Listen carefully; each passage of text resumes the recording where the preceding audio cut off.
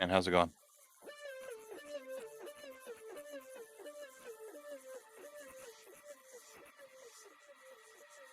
Video. Sound blaster, visible from. You are muted. Here you are. I.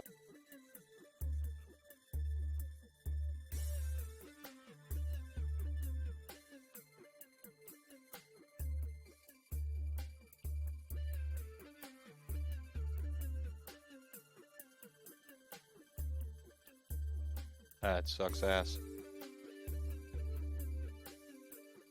See, I have a Logitech, and then it like plugs into the USB port, and then that's it.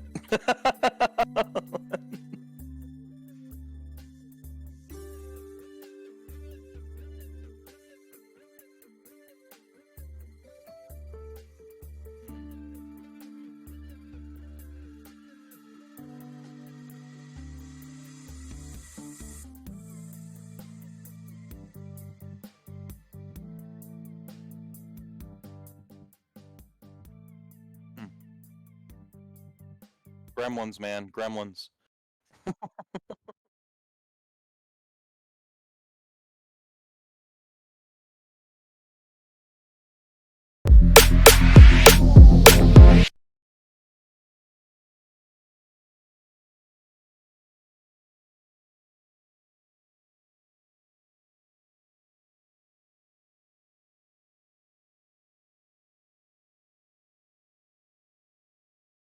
Something. I mean, testing.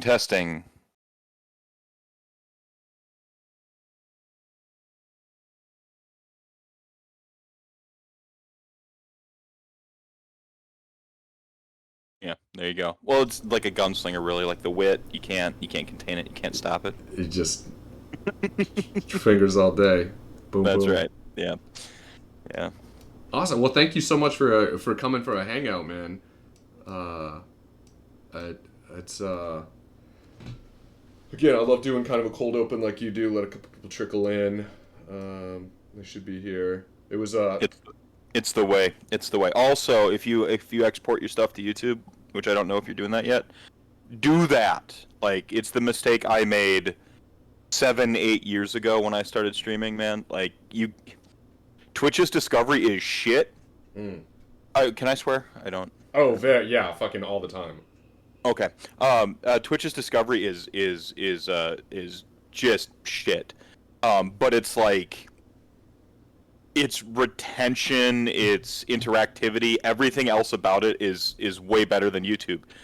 But YouTube, you get that like sort of that 48-hour boost, and it'll drive people back to your Twitch, which is handy. So if you're not doing it yet, man, you don't have to go full Halo and like edit your exports, but get something that like drives them back to your Twitch so they find you quicker. I wish if I'd been doing it 7 years ago, I'd be like 3-4 times the size I am, easy. Yeah, I will definitely do that. I am very new to like content creation. From this side, I've done quite a bit of like just like marketing campaigns and stuff for kind of working in the fashion world and stuff like that. So being Fashion on world. being on like that side of things, yeah, done a lot of that. But like, Oh, sorry. Go ahead. no, go ahead. Is that how you met Van, or like just through the fashion connection, or is that just like unrelated? Yeah, unrelated, just like scouring Etsy for cool Warhammer shit. Fair Um, enough. Fair enough. and just ran into her and snagged the man. She makes such cool stuff. And again, normally my camera is like up this way, and it has like all my shirts on the wall. Like it's this bad little cheapo cam, but at least I have one. At least it didn't die on me. Yeah. And the paint cam's pretty good as well too. So what's so you switch Rantcast to tomorrow night because you guys are doing Decanter too. Yeah. Decant Cast. He's SJ has like a real job and like a real sleep schedule and also kids, and so it's like as an insomniac. Like right now, I assume you're East Coast just because of the time kerfuffle. Yes. Um, Yeah, New York City. right on. I knew that. I know this. Like I know this. I've shipped you stuff, and anyway. Dude, no sweat. Um, but yeah, so you're East Coast, and like, it never occurs to me what time is normal for people to stay up. Like, is it midnight normal? Is 10? Like, I have no clue. And like if I go to bed at midnight, it's early. It's early, and I will be up at like 4 a.m. and just like wired. Mm. But then I'll like crash at like 7 like immediately. So like that's why I kind of like delay the inevitable and stay up till about 2 a.m. most nights. So that like when I have to get up for work, I get up and I have that like recently rested. I'll get kind of like tired around 10, but that's when the coffee I kicks was in and gonna it'll say carry it's me through the rest of the coffee day. o'clock. Yeah. Yeah, and then rinse and repeat. Um, what was it? Was it Dickens said the way to cure insomnia is to just sleep a bunch? And what an entitled, prickish thing to say. Totally. Like, who the hell's got time to sleep? Dude, I love that. That's so good. Is to just sleep a bunch. Yeah. That's like, reminds me of when I used to swim a whole bunch, and I was sort of like getting better than my coach could really, coach me at. And Mm-hmm. man, after like every race, I'd be like, "Yo, any pointers?" And she'd be like, "Swim faster." It's like, yeah, the one that I missed every time. Oh man. Yeah, so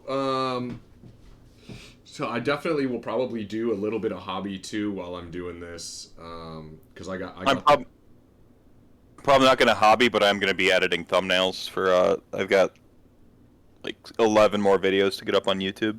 But uh, if that's cool with you. oh my god, absolutely, absolutely. This is a do work and And I noticed you had a beer. Is it all right? I think I'm gonna go grab one and join you. If please that's all right. do. Highly encouraged. Okay, because this is for Giannis Antetokounmpo. I'm cutting back my drinking, and I've been really good. I drank one Sunday, like for like a family gathering. Yeah. I had a couple beers with Molly the other like to celebrate Rantathon, and like that's really good for me. I'm the kind of guy who can Dude. like drink every night if I'm not paying attention, and Yeah, I uh, mean, I just got off of. I was up at Leelanau, Lake Leelanau in Michigan, man. Literally, like the beginning of. I was getting on a plane as mhm. Rantcast started to go from Michigan back to New York. But I spent a month up there at a lake, and it was again every day at like 11 o'clock. It was like some type of docktail beer, Bloody Mary, something. It's that Rust Belt thing, it's the blue collar like cold weather like you work and you drink. What else are you gonna do, right? Like Oh yeah, go get your beer, and we can keep I'll grab going. my beer. Yeah.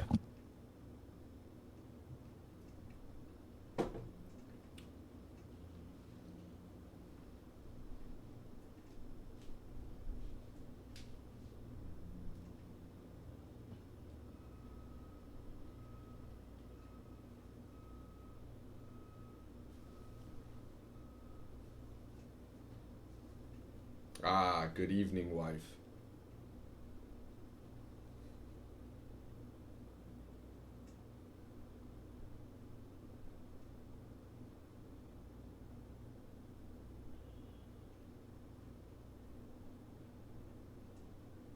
Just hanging out. I think I might get on some of these plague bearers too. They are in moss need of love. I'm not. I think plague bearers. I think that's funny. I started saying it as you were like typing it. And try and figure out the right exact angle for this one too. Um, I think I've been painting a lot of 40K, but being that you are AOS, I think I'm gonna get on some plague bearers that need some love. You I have really in the last 6 or 7 months lightened my stance on 40K. Not that I've ever been like I'm a firm believer of don't yuck people's yum, right? Like, if it's you know whatever it is, nerd shit especially. Like, there's that comic where, like, someone's like about to like tee off on making fun of the thing, and he just like pinches the lips and he's like, shh, let people like stuff, you know. Mm-hmm. And as somebody who runs the gamut of like nerdery, I basically like name it. I've got a hand in it a little bit. Oh, same. And then like one of the things that's the most frustrating is when you're like, man, I love this thing, and then someone just walks up and they're like, that thing sucks. And you're just like, what the, and then they just like walk past it, like they just keep going. You're like, what the fuck was that? It's just a drive-by shitting. Just like, yeah, and like fuck that, man. Like, pass out the window. It got to the point where like, yeah, I've shared before, like I hide my, I used to hide my nerdery in like high school because I thought I was a cool kid or whatever. And like girlfriend for 2 years had no idea I owned owned a PlayStation or a PlayStation 2, let alone like a trunk filled with NES games and SNES games. Like, had no idea I played RPG. Like, no idea. Hid it from my, that's how like hidden I kept that shit. But like, I remember like I started to embrace my nerdery, kind of come out my shell in college, and you'd go to like conventions or whatever, and like right around the time X-Men was getting popular, right? Like, and I have always been a Wolverine fan, and this isn't one of those I liked it before it was cool thing. That's not the take. There's this thing that happens when something gets popular where it must be shit on by people. Totally. Like, it just has to be shit on. And so like I went my whole life loving Wolverine, kind of like hiding that I like comic books from my girlfriends and stuff like that. Like, I've got my old man Logan sitting behind me over here. Like, and like, and right when I'm coming out of my shell and becoming comfortable, that is when that X-Men's getting popular. And like, I'm sorry, huge Act Man is fantastic Wolverine. I don't care that he's too tall. He's perfect. Dude, I was gonna say, only thing, too tall. That's it. Period. That's it. Whatever. That's it. But you just film him. Totally. Like, I mean, he's always filmed Perspective. pretty much. Yeah, perspective shot. Like, it's almost always like, Yeah. unless he's like directly next to That's why Rogue, Tom which Cruise is looks like a fine. normal-sized person. Right, exactly. So they're always basically filming him at a slight angle, and he's next to like just huge Russians and stuff. Like, it's fine. It's fine. But like, right when it's getting popular, and so like I'm getting comfortable, and then people are like, Wolverine sucks. He's the worst, and I'm just like, so you kind of have to like shrink back in on yourself. And I decided around that time I would never let anyone shit on the things I like, and I would like them more passionately. Mm-hmm. Like, if you dislike what I like, I get louder about liking it, and this is why like, people harsh on Nagash with me, and I'm like, oh, nothing you say can ruin it. Like, literally, you can't. It only makes fire. it only empowers me. It's bad because it started to go into other parts of my life where I'm like not attached to it at all though. So like with Christmas Story, I am ambivalent, utterly ambivalent. Watching A Christmas Story, like I worked at a Barnes and Noble I was a floor manager, and or merch manager as this is called in their organization, but you'd know it as a floor manager other places. Yeah. And we'd play Christmas Story or whatever, and you'd have people come in like, oh, I hate this, and then they'd like hate it, and then be like, yes, like, and so like the spite, man, the spite is powerful, but the point is like the closest I get to disliking something is being so ambivalent about it as to not care. Like, I visibly roll my eyes when something is like I don't hate it, I couldn't possibly care less. Like, right, which is worse than hate, right? When it's just like, cannot be bothered. Yeah. And that's where 40K was for me. It was in that like category of like someone, if, I'm starting streaming like a year ago or whatever, or no, it's been more than a year. Yeah, we lost. Well, yeah, because 2020, whatever. Yeah, I started streaming, for Rantcast. I've been streaming like a long ass time, but I started streaming specifically for Rantcast and doing Warhammer content. 100 episodes ago or whatever that is, and right and people would come into, what was that? I was saying, right as OC Bone Reapers hit is literally, yeah, that was the spark. That was the like catalyst. I had to talk about him. I had to every week. I had to turn my camera on and talk about it. It got so pervasive. I stopped streaming video games. Like, everything else I was doing in my life stopped so that I could love us Eric Bone Reapers. And they say one thing about Twitch is your audience kind of finds you, and that's just what happened. Like, people started showing up to watch me talk about OBR, and then I'm talking about everything, and here you go. but yeah, like people would show up because Warhammer is the category. I'm streaming Warhammer. People would show up and they're like, "Hey, what about 40K?" I'm like, "I don't have an opinion on 40K." And so just one calendar year of just people showing up and asking me about 40K, and I'm just like, I don't have an opinion. Like I simply, because it was easier to say I don't have an opinion on that, or I don't play 40K than it was to like engage. Because once you engage and show something, then people. And now I've gotten a little bit more charitable with it. So I feel like I've turned the page because, like I said, ambivalence was my most powerful, negative emotion on people's yum or whatever. I don't like yucking. Yeah, But yeah, absolutely. I completely understand that. That's very much so. My wife actually just threw in comment. She was like, "Yeah, sounds like Snipback." That's exactly. Uh, and I have like a very deep contrarian like streak in me yes, where, oh man, if it's like, oh, that's what everybody loves, I love the opposite. Like, fuck you think, fuck you think. and I love it. I love it forever. Uh, Yeah. No, like the contrarian it's there. It's a real thing. Like it's in me. It doesn't go away. Like I talk about like not yucking people's yum. It is a conscious effort to be not the contrarian. I was actually just listening to as I pulled up in my car. This is hilarious. I was listening to a Perfect Circle, on Spotify, and the song "The Contrarian" off of "Eat the Elephant." mhm. Um, the last like I 1 minute 6 seconds, "Beware the Contrarian," and like I turned off my car and like it stopped. It's just I love idiosyncrasies like that. That's fucking Oh, hilarious. that's the beauty of the human existence, just like making those things. And yeah, the contrarian, hardcore in so many of the things. I don't everything from like StarCraft, like oh they suck. They got nerf now. Great, I'm Zerg. Oh, we just got the nerf. I'm playing Zerg. Yeah.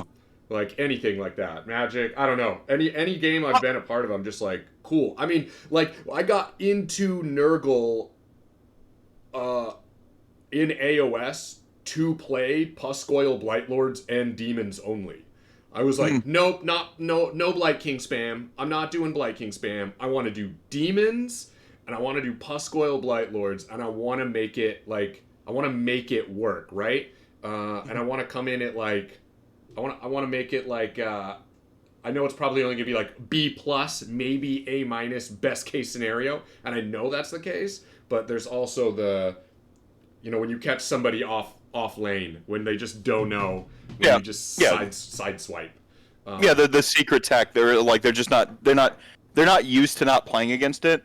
Sort of the in Magic you call it jank, right? Like mm-hmm. the jank factor, where like you just someone's like the meta decks are so tuned in Magic the Gathering that like they're used to beating each other. Like what's the top eight? I'm making a deck to beat the top eight, and so you got to make it out those first two rounds. But jank will just beat you, like Daze, and you just like So, Daze doesn't is meaningless to some jank decks. It's like whatever. Like I'm playing with like fatties and like dude, yeah, like like just the stuff that you don't expect from downtown. Like sideboard yeah, I mean meta. that it's fun because in AOS since the game is so it's not linear like it Mm. is in other stuff. So you've got a little bit more of a chance than you do in other things. That's not to say that like you can take Beasts of Chaos and go play like Gary Percival or something like that and even if you're equal skill with him and he's equal skill with you and he's bringing his like top tier stuff and then you bring Beast of Chaos, you still have a shot. You're probably gonna get waffle stomped even at Dude, equal skill, right? waffle Like stomped, and even if he rolls bad and you roll good, you're still gonna get waffle stomped. yeah, potentially, yeah, and that's the thing is like you have, but assuming similar skill and everyone's kind of like playing it the dad game that to use Mm-hmm. Haywood's vernacular, Yeah. you've got a decent shot. And even against like some of the skew or the hypertune stuff, they're not they're not 5-0 players you're playing all the time. So you rely on being a little bit better, covering for your, covering up, some of the weaknesses of the army. Get really familiar with it. I mean, that's the beauty of AOS. Yeah. If you sit on, you're talking about pus coils, or like if you're on plague bearers have like ebbed and flowed. If you stick with something, and that's not to say everything gets good again. Like there's just some stuff that's never been good. So sometimes it Um, just gets nerfed and banned and legacied, so that yeah. happens. Right, but like you tend to stick with something. You see people who just like know their armies inside and out, and they're just waiting for that one buff where they're at that 3-2, they're comfortable at the fat middle, they're having fun. One buff and they're suddenly 4-1 contesting a 5-0 because they know Totally. they're that army inside and out. I mean, that's cool too. Like Icarid was I don't know how much you played Magic. Did you play Magic? Oh yeah. Like familiar enough? Oh yeah. I played Icarid, Dredge. There's just nothing to stop you from like 4 main deck hate cards, 8 grave hate cards in the sideboard. Once people are like woke to you in their meta, Totally. you know, you're on Dredge. They'll just hate your like if you show up to enough tournaments, people start to know you're the Dredge guy. Right. They'll just hate you out of a tournament. And you can do it a little bit with AOS, but again, the breadth of it, like, what's your hate pieces are like a couple of these, and like, I've got a shot on. I learned the battle plans really well. I know which battle plans I've got my windstroke on. I've got a shot. Like, I like that snowball's chance in hell. Like, I love that about AOS. And you look at someone who just plays the same army through thick and thin. They're just consistently a 3-2 player. Then the army gets buffed and they shoot up to like top tables. That's fun. That doesn't happen in Magic. No, You know, it's like- impossible. Yeah, and it totally happens. And then even there's even the sweet things in the AOS, right? Because I have some really good friends here that are Magic players that are like slowly coming to the miniature side of things. Come to the dark side. Yeah, Join us. they've played some. It's- And, It's cheaper. oh, it really is. It really is. I mean, One other play than set like, of duels is like 3 armies right now. yeah, dude. Other than like ripping some poppers or just like, well, right now all we'll do is sit down and like run some limited just for fun, like bust some packs and okay, cool, drank beers, we're done. Yeah. See what we can turn those around for on Planet Fireball to just do the dumb shit over again. But I keep 4 EDH decks updated with the EDH rules, or sorry, Commander. It was EDH when I started playing it, so vernacular gets stuck in my head, and I'll call it by the old thing. I'm still calling ward saves death saves. Like, Oh, and what's funny is they used to be ward saves before like FNP. So I got into the hobby in like 1998. I was like way into Warhammer for a really long time, and then classic story, right? Again, like left for like 8 years or so before circling back around. But some of these things coming back where it's like it's a ward save. It's like, wasn't it a ward save in like 5th edition fantasy? Like, isn't that when they started using ward save for this? well, it's the more things change, the more they stay the same, right? Like, I'm getting a mad sense of that with 3.0 right now, because the armies that are creeping up and like looking to be really good are armies that were good like a full cycle ago. You know, Skaven is suddenly like, remember Skaven? It's like Millhouse. Remember Alf? He's back in fog form. Like, they're back in Stormfiend form. Like, just Yeah. Yeah, it's and that as these Magic buddies are like getting into the game too, there is this thing as like a veteran games workshop enthusiast that I always try and like salt on them is just like, again, find your juice, man. Find your squeeze, because it's gonna go through cycles. I mean, there are absolutely things that if you try and make it work, it'll probably never have its day. If you're like, I'm gonna do an all Minotaur army, it's like, I don't like it. It might, but it also might not. Whereas if you're just like Beastmen and you like get 35 to like 4K of Beastmen, like it'll happen. broadly. Right? Yeah, well, right. Yeah, broadly, like right now, I mean, the problem with BOC is I think they actually do have game, like low key. It's just it's all on the Zangor side of that book. Totally. And no Beast of Chaos player really wants to play a bunch of Zangors again. If they play Zangors, they want to play, like, you're probably jumping to Zinch, or you're going to want to play Zinch. And if you're jumping to Zinch, you're going to want to bring, like, you know, not Zangors. Like, it's such a weird, Totally.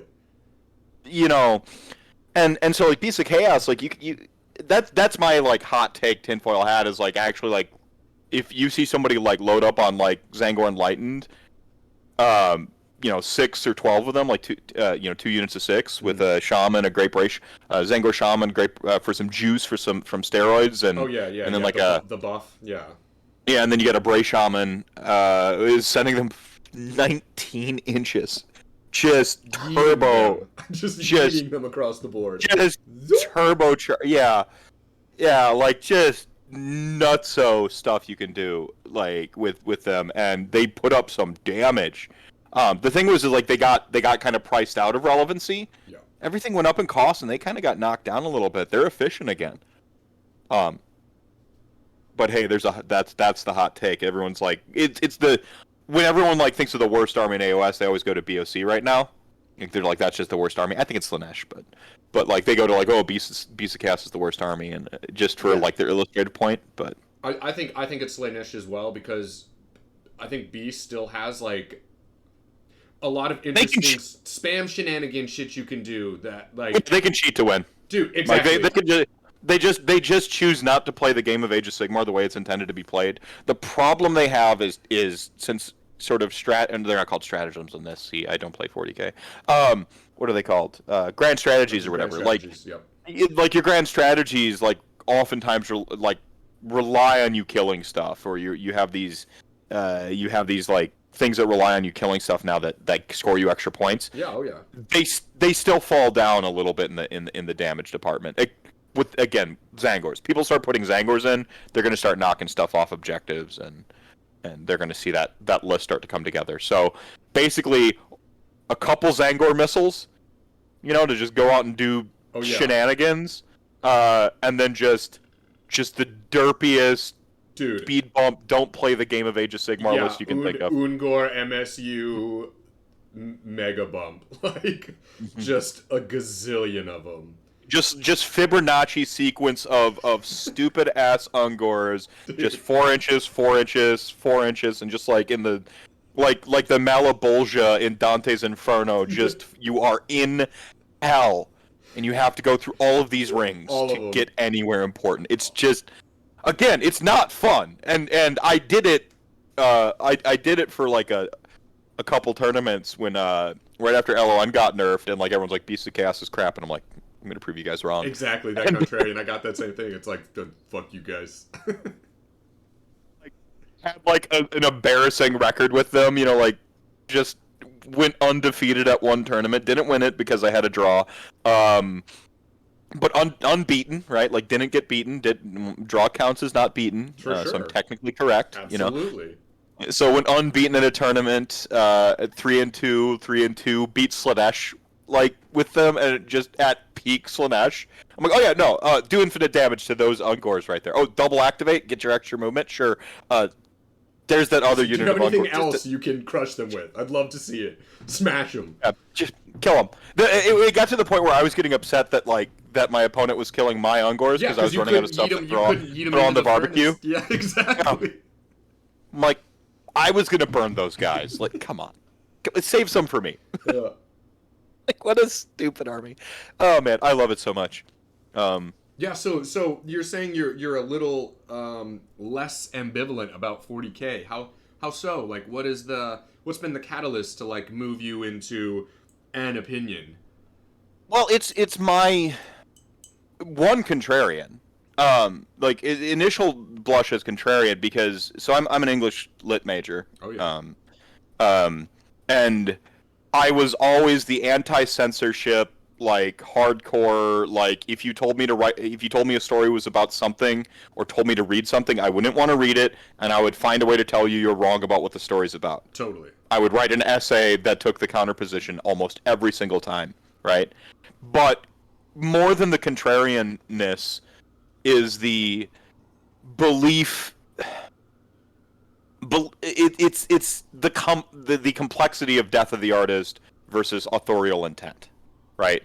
Like, this is a very complicated subject. Essays have been written for basically thousands of years when you consider, like, philosophy has weighed in on these concepts as well, right? Like, thousands of years. And, the art of storytelling is basically our oldest art form. It's just, as long, it's jokes, turns out. Like, comedy goes, like, way, way, way back. Oh, yeah. And storytelling. So, and then drawing and, and then other things. But in terms of, like, art, a lot of art was functional. Art from the artisan is, they share the same source. Artisan meant craft, basically. Like, art meant craft. most art throughout human existence, you had to have a utilitarian purpose for it.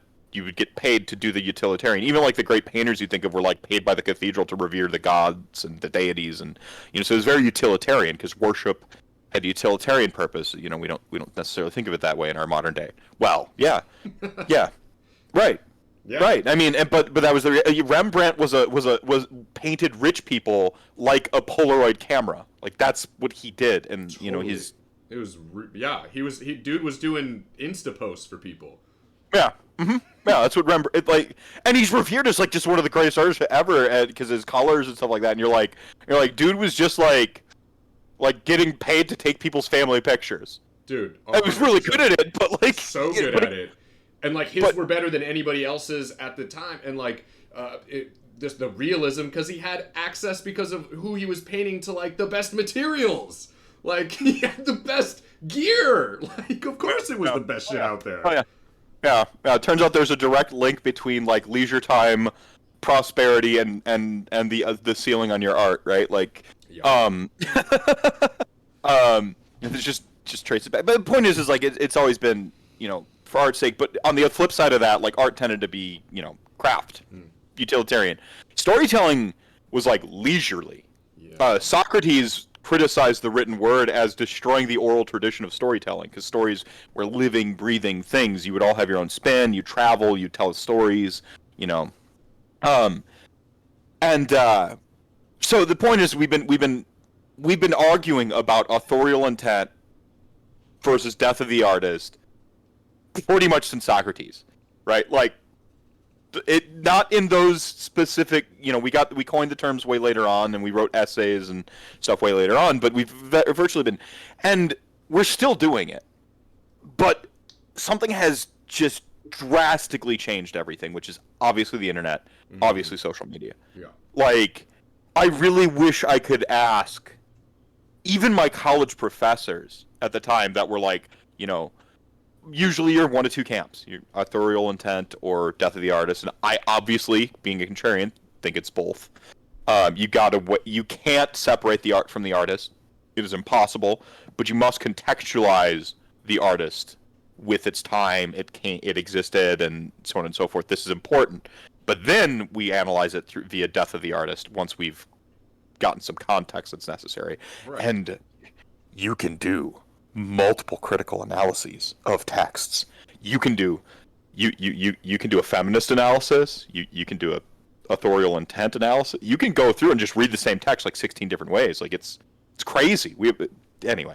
As a writer, we're rarely as clever as any one of these analyses ever say.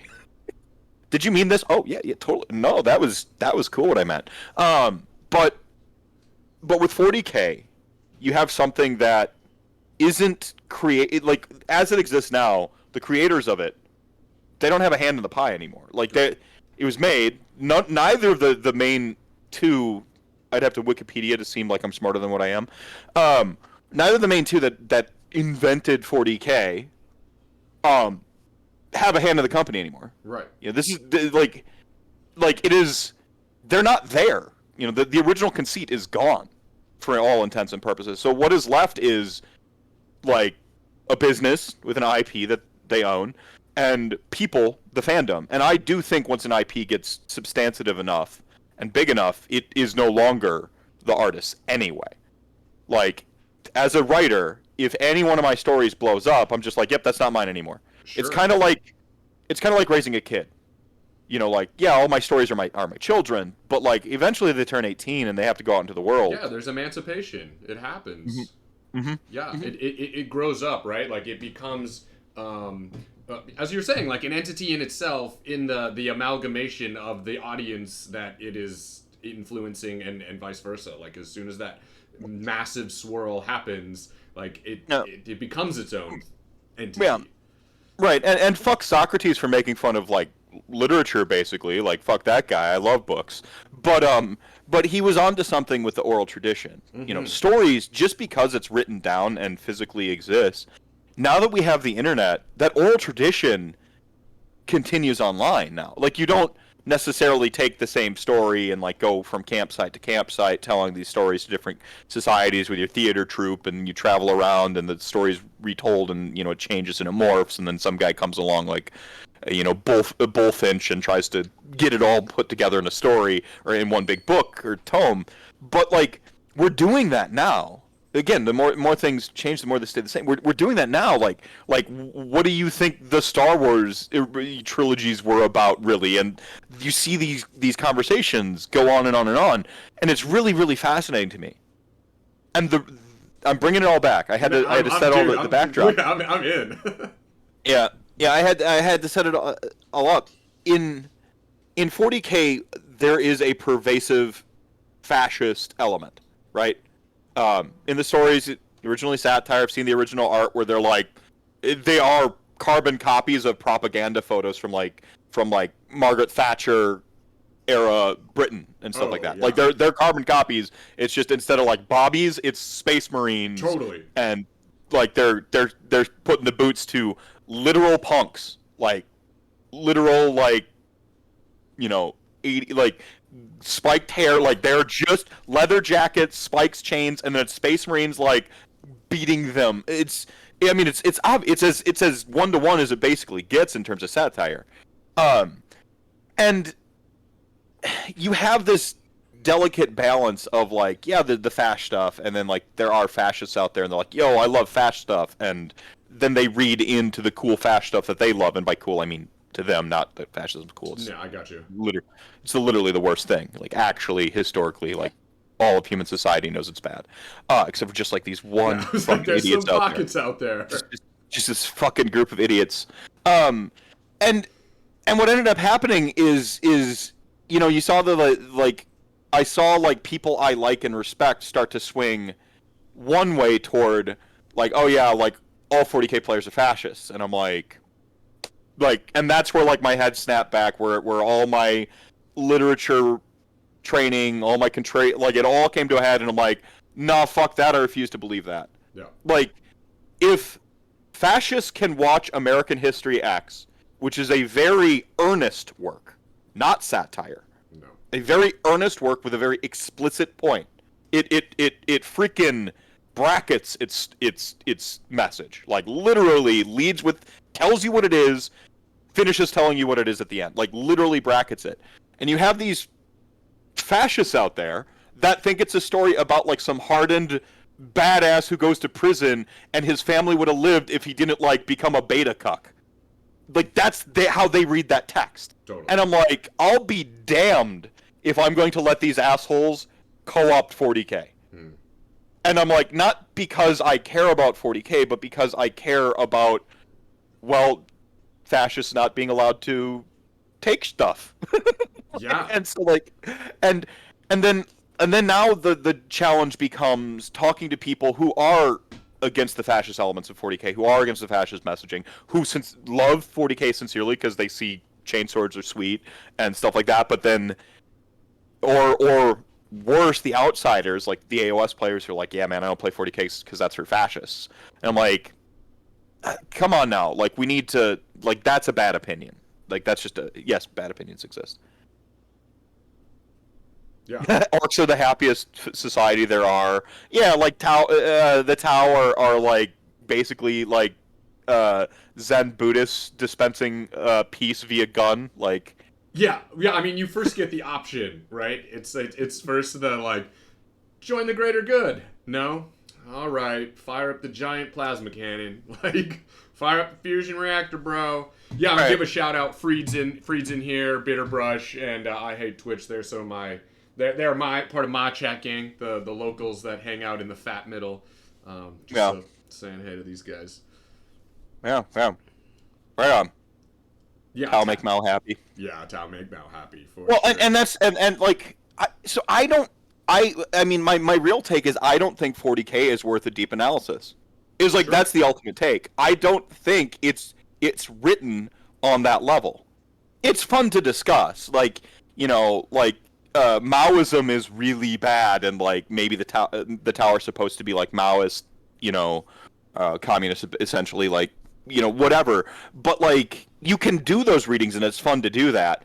but I don't think that the game makes any prescriptive judgments whatsoever. Like Totally. we're just, it's not meant to be read on that level. No, we're doing the cycle of what humans are always doing, of like giving meaning to something that doesn't necessarily have that much meaning, but now it has meaning because we gave it the meaning, and then we do it again, and then we do it again, and it compounds. And like I said, without authorial intent to even check it with anymore, because again, the authors, the ones that created it, had the idea, based it as satire, are gone. Yeah, dude, I hate Twitch. I don't see an issue with space Nazis being the good guys in a world with no good guys. A juxtaposition is half the fun.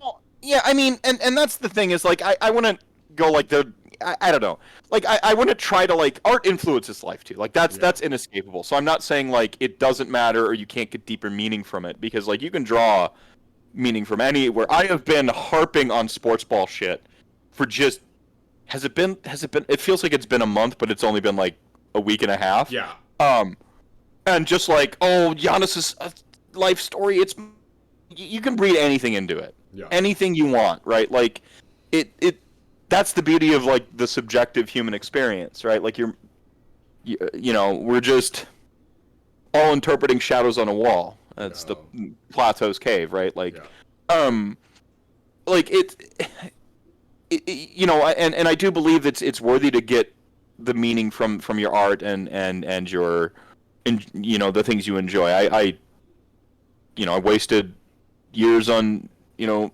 pursuing an English lit degree. Of course I have to believe that like it's worth believing things mean stuff that you read and analyze. But I don't know, like on some level, when you start to, like, again, yuck on people's yum, when you start to harsh people's mellow because your reading of the text, and again, like, you could spiral in all directions around 40K, but I'm like as a person who's trained in this, I have spent 20 years reading the text of 40K, and I have made the final judgment. You can the magical Mr. Mephisto, you can take this. I have solved it. It's not meant to be read that deep. It's just not. Yeah, it's not. It's definitely not. The chat's blowing up. It's really good though.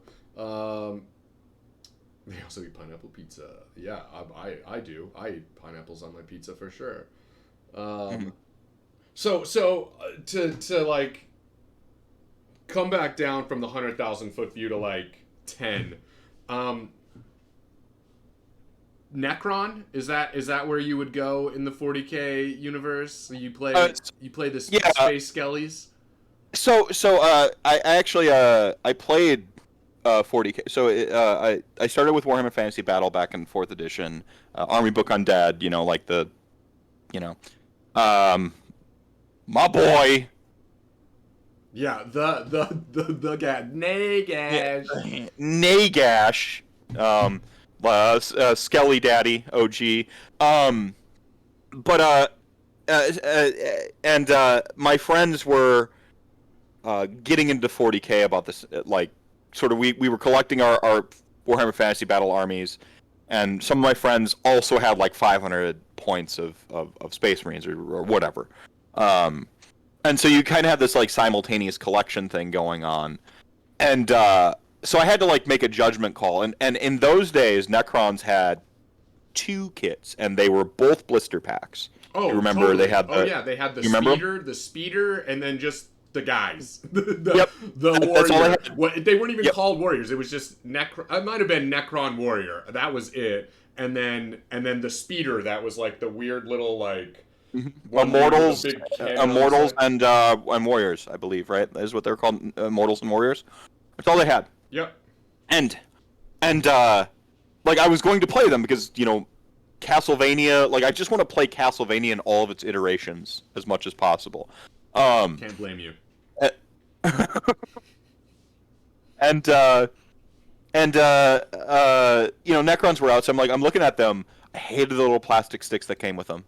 They were metal, and then you'd have the little plastic sticks for their gauze rifles, and I'm like, this is dumb. I hate this. I'm like, these skeletons, I can't play these space skeletons. These suck. These are sucky skeletons. And so I went with the next best thing, which is space vampires. So I was a Blood Angels player.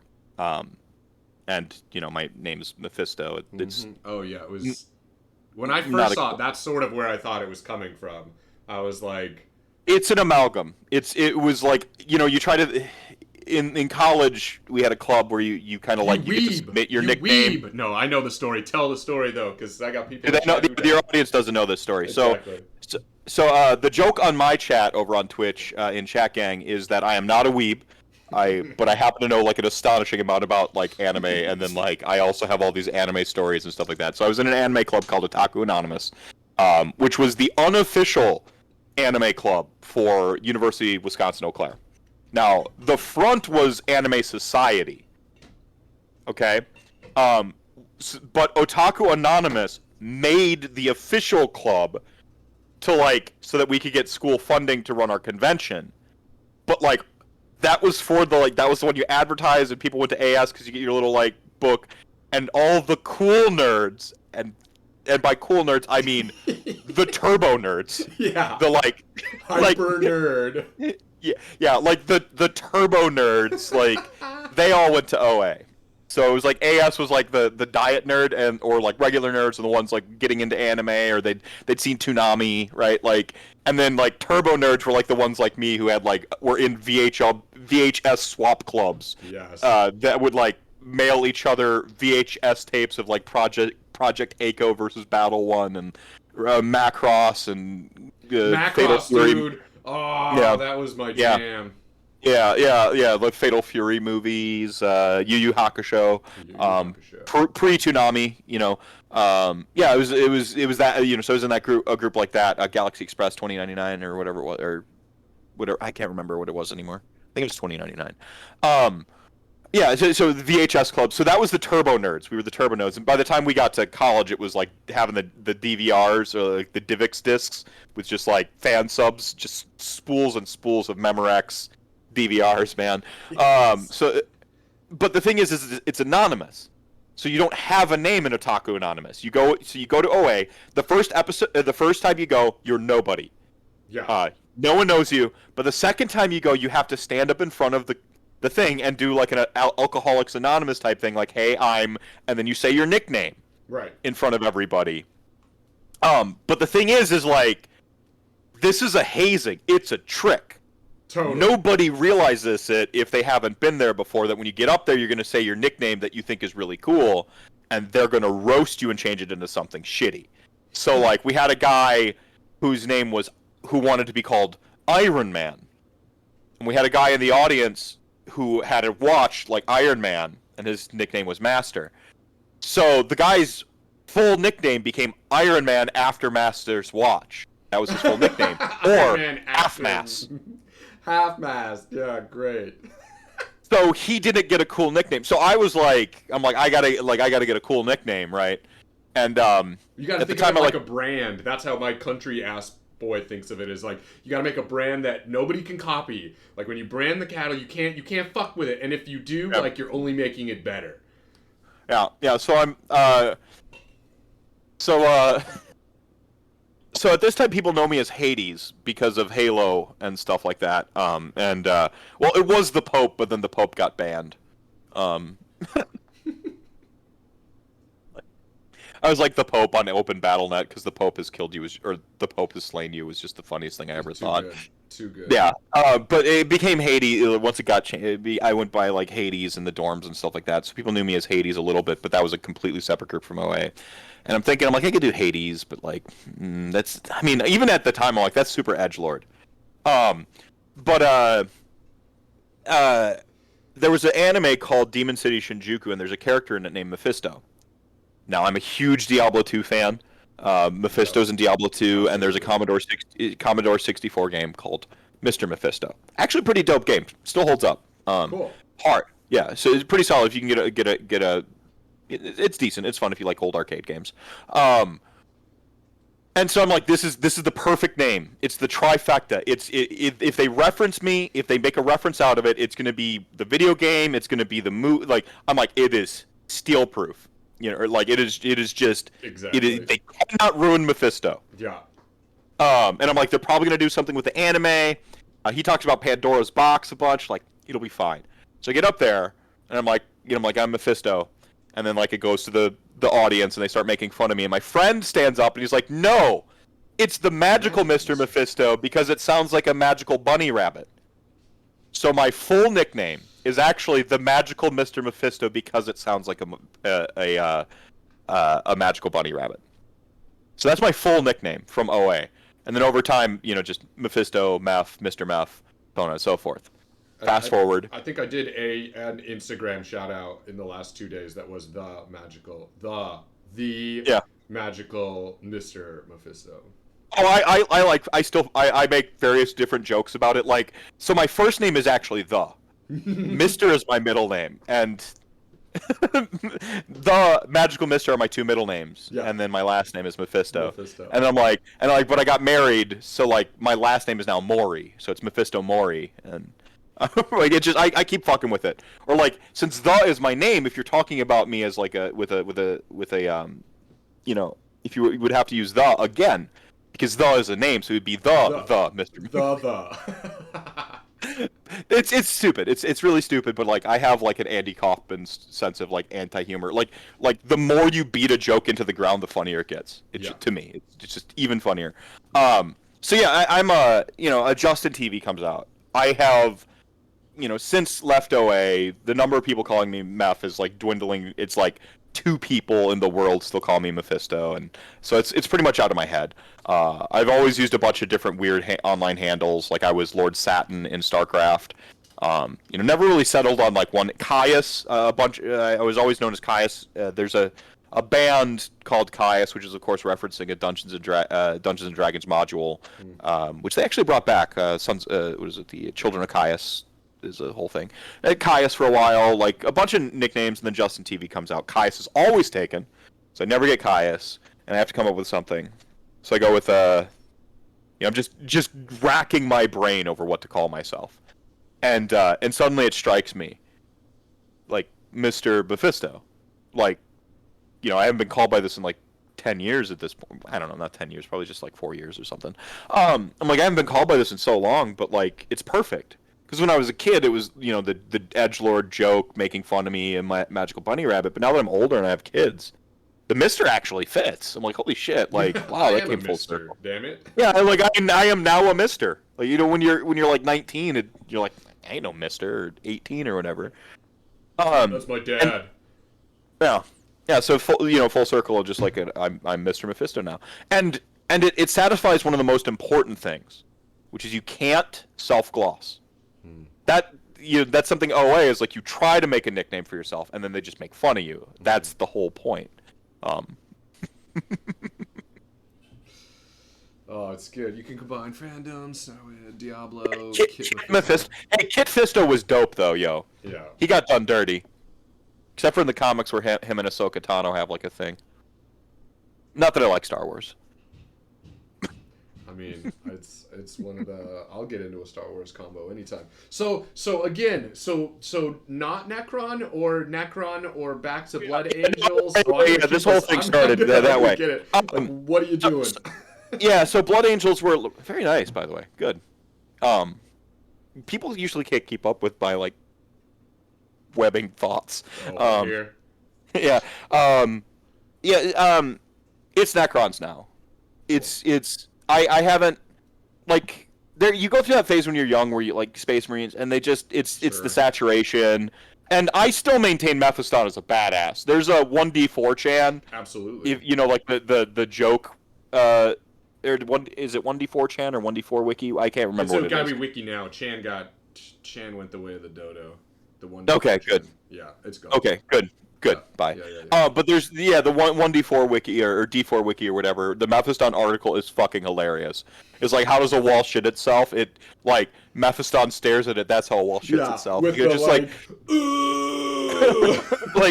it's really funny. Like, yeah, some of the humor's like cringe and hasn't aged well, but it's just like he is the baddest. Like, he is the baddest psyker on the fucking in the fucking universe. Like, so badass he overcame the Black Rage and just ascended to another plane of existence. It's like full on Gandalf shit. Like, totally. Just like it's the coolest thing ever. So like I have a sweet spot in my heart for like Mephiston.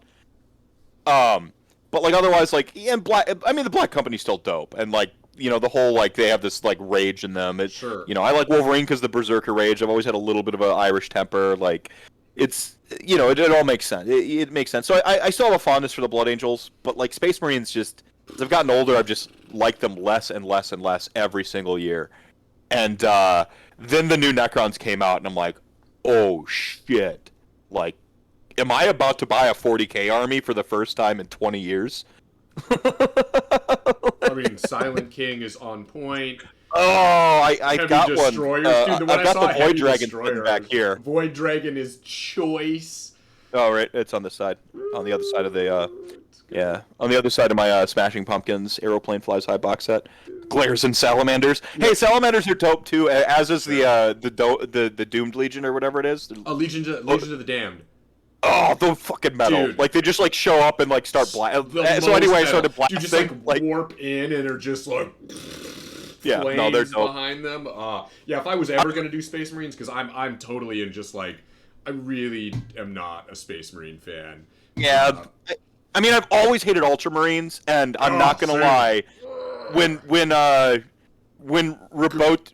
man robot pants. Yeah, when he saved the Blood Angels, I'm just like, not like this. I'd rather they be dead. Yeah, totally. And then, like, I would rather they died. Wipe them out. I would rather they died, because then at least they go out like bros. Totally. Like, you remember Space Hulk and them versus the Tyranids? Like, it's fine. Like, like it's the Batman's. It's the Batman Joker speech at the end of like Dark Knight Rises or whatever, where he's like, I think we two are destined to do this dance forever. Like it's that with Tyranids and Blood. Fine. Mm-hmm. And you have a Mary Sue Deus Ex Machina. No, so mad. I don't care about 40K. Yeah, no shame in being the second best. Mephiston, yeah, Mephiston is dope. Though. So also, I mean, if you're going to Twitch. pick Space Marines, the only choice is Blood Angels. That's pretty much a given. So you have reference. I Hate Twitch is Keen's husband. Van Keen's Okay, husband. right on. Yeah. Hey, yeah. y'all won something. Was it the Gargant? They won the What was Mega it? Gargant. Yeah, you want a Mega Gargant, so enjoy that $200. Yeah. Dude, he's going to New Orleans with some lizard boys. Right on. Yeah, he's gonna do some. We cooked up a list, and then they were like 3.0, and it was like, all right, all of that. Eat that over my shoulder. Yep. No, I see. I still like Blood Angels. Like you never. The way I see it is like it's actually very similar with my love between like Soulblight Gravelords and Ossiarch Bone Reapers. Like I'm like Ossiarch Bone Reapers. The hot take one night was like they're my main love in AOS right now. Like I love Soulblight Gravelords. I love Vampire. I've got my Vampire Dark Ages 20th anniversary sitting here. Nice. Got my Dracula. Like I love vampires too. But like for me, like Vampire Counts and Soulblight, which are the spiritual successors, right? Yeah. That's like your high school sweetheart. Like always fond. I grew as a person, so on and so forth. Like that's my high school sweetheart. But my mature love, the one I married, was Ossiarch Bone Reapers, and I feel that way about Necrons and Blood Angels. Like Blood Angels are my high school sweetheart. I always have like a certain fondness and be appreciative for the time we spent together. Always have fond memories, be able to talk about the cool things that we did. But it's Necrons. They're so cool. Like they just weren't complete when I was looking at 40K. No. They just weren't a real faction yet. No. They weren't a real. They had a White Dwarf, I think. They didn't even have a Codex yet. They didn't have a Codex. It was a White Dwarf, and I mean, honestly, right before that, it was literally they were a Chaos Warrior. They were like part of Necron was a part of Chaos. Yeah, it was like such a. It's so much cooler now because it's basically just like socialist. Like it's basically like the socialism like Half-Life. Like the whole thing is like they're basically like it's the proletariat are enslaved and they're trying to fight back against these like overlordian like authoritarians like from deep space or whatever. Like it's so metal. It's so cool. It's so cool. Yeah. It's so cool. Like. Yeah, it's like they're like the all these like the Catan, right? Like are just like trying to stop the proletariat from like rising up by enslaving them to like little stones and throwing them in robots. It's like, oh, it's so cool. Yeah. Oh man, Necrons are sweet. Necrons are so. I mean, again, you turned your gods into Pokemon. It's so. every time I see Oh that yeah, meme, it's awesome. It's just like that's one of those things where people say it to try to make fun of. Like people that's make like fucking the most metal shit ever. Turn your gods into makes it cooler. Pokemon. Yes. Like that just makes it cooler. Like how, So cool.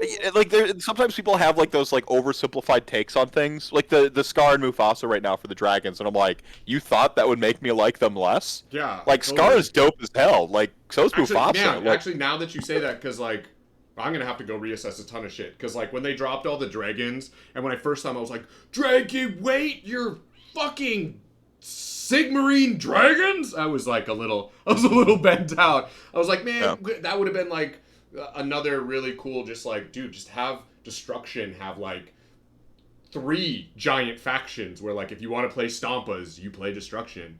But I get lore wise why they're not. I understand it. I understand the whole like they actually fight destruction. So like, cool.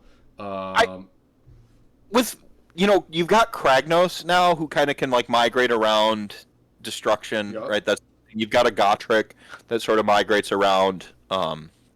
Order. Yeah. Death and Chaos. Well, no, Chaos have Archeon. Yeah, Archeon they can beat any absolutely army. have Archeon. Death doesn't have that right now. And Bellacore now. You could do Bellacore, or you can pick your pudding with Chaos. Like Death doesn't have that, and I'm like, No, like, and which is weird because you think Nagash would just like fit that bill, totally. but he only has the 2 armies. Exactly. It's really weird. And he's Yeah. not like he's not a fat stick beat stick right now. Like he's just He's not bad. He's not bad. Like his decline has been like grossly exaggerated. He's not. It's fun to call him the Shelfomancer, but he is not. Oh, he does work. Like I mean, the Shelfomancer, like he just sits on the shelf. Yeah.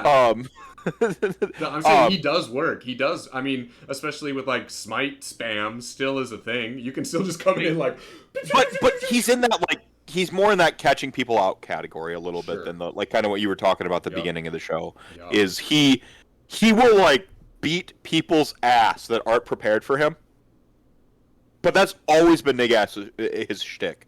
Even when everyone was mad at like the Grimghast Reapers and the Nagash build, like he just like was like he just said like, do you have the tools to deal with this? Which was Ren 2. Like, do you have Ren 2? Or yes, no. And if you didn't, you couldn't deal with Nagash. Like, and he's still kind of doing that to people, where it's like instead of like Ren 2, it's death by 1,000 paper cut styles. How you kind of beat Nagash? Yeah. Well, I mean, mortal wounds are decent. He's only going to bounce half of them. Like Kicker. the ways Ren 2 is decent. They nerfed his ability to Ren buffer, but only his, not Archon's. Like, I don't know. Like, he's in a weird place, but he's not unplayable, which is fine. Yeah, how's it going, Kicker?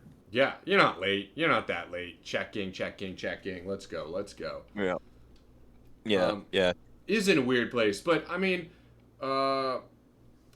if it's I'm such a big fan too of like your pet piece, like I'm also a fan of the two list army. You have like the list that you fuck around with and play at your local hobby on a Saturday, and then you have your filth, right? And then you have the nasty like go blow it out, but like. I love being able to play choice pieces. I love being. I mean, that's why it's the fat middle. Like, I love being able to like exercise that like part of the hobby where like, motherfucker, you want to be Nagash. Like, you want to be. Yeah. Whatever that section is that you find yourself in. Like, dude, you gotta be able to. Well, like I mean, part of the reason I have the persona I do is because I have difficulty being as cutthroat as I need to be on the table to win games in a game like Age of Sigmar, because there's really nothing on the line. It's just pride, for the most part. Like, yeah, you could win a box of stuff or a trophy, but like I have trophies. I don't, I don't have any insecurity that like makes me feel like I need to like keep proving myself over and over again. Like my goals they're just different now. The dad game thing, like I play Age of Sigmar to like have an excuse to like take a couple vacation days, go on a road trip, go play, see friends I haven't seen in a while. I just have different priorities now than I did when I was a grinder, and I don't see there's anything wrong with that. But like, I do like what you're saying with the 2 lists. I think you got to have that like the spice. You got to be able to throw the spice, the sauce when you need it. Sauce. But the beauty of AOS is like for the most part, you can just make like a decent list and then always have a pet unit. And I think that that's just fun. It's just nice. You know, I got to the point like we talked about Magic, and I think it's just a decent parallel. My favorite deck in Magic the Gathering of all time just doesn't exist anymore. It's just gone. Like I can no longer play survival band. It was and Dredge is around, which is also fun, but like I could never play my favorite deck ever again. I can still play Nagash. And honestly, even if they're like Nagash is banned, I'm like, yeah, fuck you. I wrote my own rules. I'll go to a store and see who will let me play them. You know, Totally. And you know, that's, dude, 9 times out of 10, 99 times out of 100. yeah, like yeah, I can't take him to a tournament, but I can play him with my friends. Like it, the thing that makes tabletop RPGs great has like a similar thing, right? Like 3.0 and 3.5 for D&D like had that like muddled period where I'm like, man, they didn't like print my favorite class yet. You know, like Red Wizard of Thay or whatever for 3.5. Like, can I still play one? And like your GM looks at it and goes, okay, yeah, but we're gonna change this bonus and this, and like, yeah, sure, play it now. Like, you know, that sort of like change it if you want to. That grassroots like contrarian fuck you Games Workshop. You're not gonna tell me how to play my models. Like, Totally. like the end. Like our transaction is purely a business one. I hand you money, you give me sweet models. Now shut the fuck up and leave. Yeah. You give me my plastic crack, and now get the fuck Yeah. off my back. Nope. Let me go. Nope, get off my lawn now. Snort this. Like, You gave me what I wanted. Like, oh, write rules, make them decent, but like, if I don't like, what they wrote they said like, like Fists of Hammerhall or whatever like that have a paint scheme, and they started like saying paint was a proxy. Did you see in the FAQ that it was like one of the first? I fucking lost my shit. I was like, what? I've the never thing is, painted anything as the thing that they tell me to paint it as. Ever. Never, ever have I ever. I have a fucking giant pink Great Unclean one called the Great Ungreen one. Like, get the fuck off, dude. No. I'm like, I would love to see them. Of course, it's what they're gonna say, right? They're the business. They want to sell more models. They want you to buy twice the amount of Stormcast so that you can paint it one way and paint it another and blah blah. But I'm like, I would love to see them enforce that. In 40K, they can maybe get away with it. Like, I know they did that thing now with their, is the army painted at all, you get 2 points or something like that. That's how they've, like... But, like, I would love to see them try to enforce that in the AOS community. Like, we just... Dude, a painted WYSIWYG is insane to me. Like... Now, what, are they painted like Ultramarines, though? It's like, what, so do I have to use a very specific... Does it have to be Ultramarines blue? Like, can it be a different blue and have it be? Like, where are we drawing the line? Like, show me where the line is.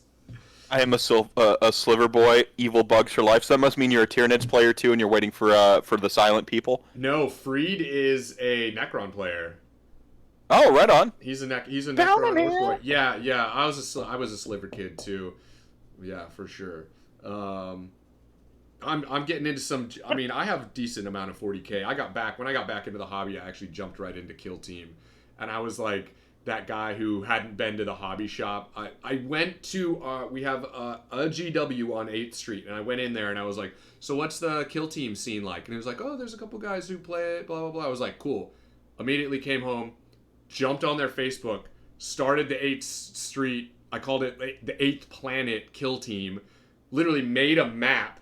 Took it down to the shop and was like, every Thursday we're meeting. I set up a campaign. I hadn't even like played an actual game of Kill Team at all, and I was just like, yeah, we're running a whole, we're running a league Thursdays. Be there, and dude, so that's how I got back into like 40K, and then that morphed into a Imperial Guard army, which now has Gene Stealer cult attached to it.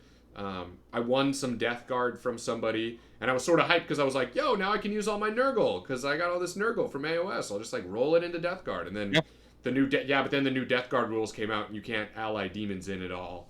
So I was like, so now I'm probably just gonna make these guys and sell them and just keep playing fucking demons in space. Man, see, I like the one thing I will say for 40K is they had the Slanesh like stuff cooler than AOS did for a long, or Warhammer Fantasy and AOS did for a long time. Sure. Like just Crab Ladies wasn't super cool to me. Like they were missing the like mortal element, but you had fucking Noise Marines and Doom Rider in 40K, which are basically two of the most heavy metal things on the planet. Oh, Like, like, yeah, like, I like you played the shred shit a out of guitar Noise to Marines. murder people. Like, oh, and Doom Rider does While cocaine. Like, simultaneously getting yourself off because of like how awesome your shred is. Like, it's so good. dude, it's Well, so like metal. it's. I mean, part of it was like Slanesh was like only like the sort of weird like pervy jokes, but like, but but but 40K had the two other necessary parts, which were because it's sex, drugs, and rock and roll, and like the and rock and roll was what was missing for me in Warhammer Fantasy Battle, and 40K had it in spades. Yeah. Oh yeah, Um, big time.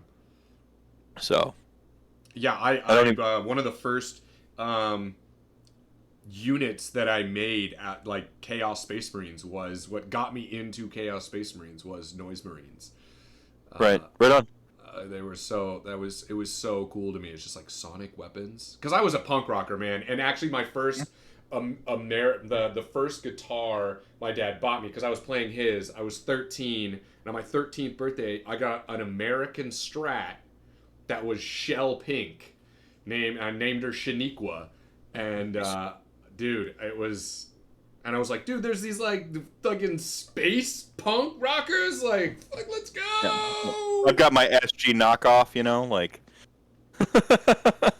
um Noise Marines are the best unit ever conceived. They're so metal. Dude. Like they're just it's the coolest. No, the WYSIWYG so one thing that I don't know in 40K if they've got it printed in their core rules.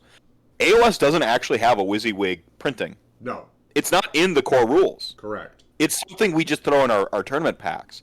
And so like I'm a little bit of a rules guy. Like I like rules as a guideline. I tend to be pretty strictly what are the rules, what do the rules say sort of person.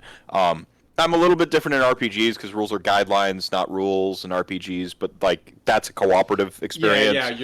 Telling a story, right? Yeah, in tournaments and when it's a competition, like you need to be balanced on the same fulcrum, right? Yep. And so like very hard line, like I was the guy who prior to the base chart was like really adamant about like had to be on the right base sizes, right, like that.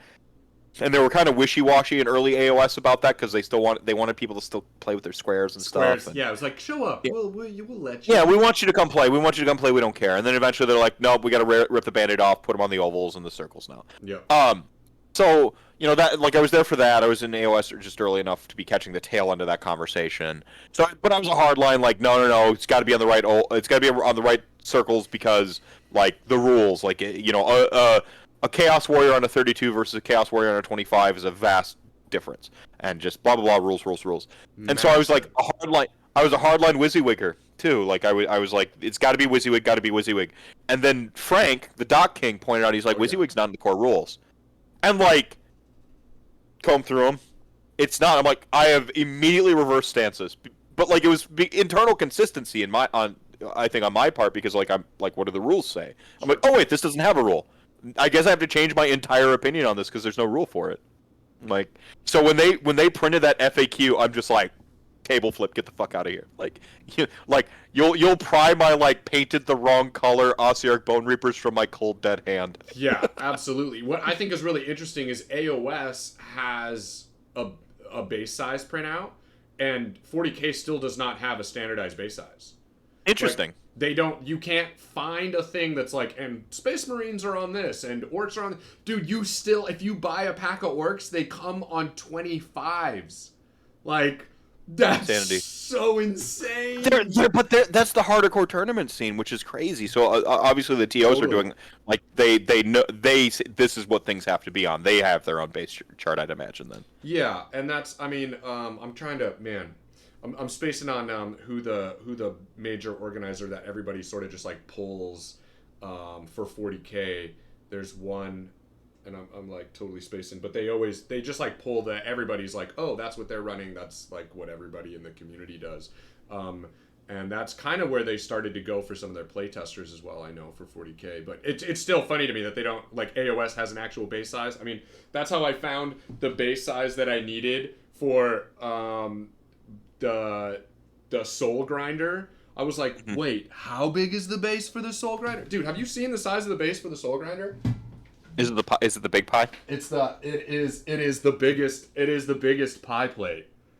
It is the Yeah. like 120 or whatever. It's my whole face. It's Well, so yeah, big. right on.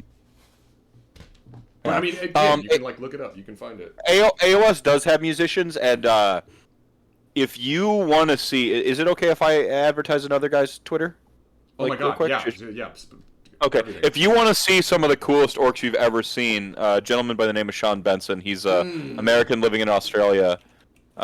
He's got his like orcs, and he did they're AOS orcs. His stuff's all buried by Soulblight Gravelords because I converted him to death. You all serve death in the end. Um, but he's got some. Here we go. He's got some really metal orcs, where like he's got like Slash as an orc. Like they're really cool. If you either Yeah, and message did him, he didn't he start a whole bunch of that because of World of Warcraft? I remember listening to. Didn't he sort of get into some of that orc stuff from World of Warcraft, and then just like went off the rails with like, I'm gonna make it all metal. They're all playing everything. well, he was just gonna do one initially, and then he just kept going.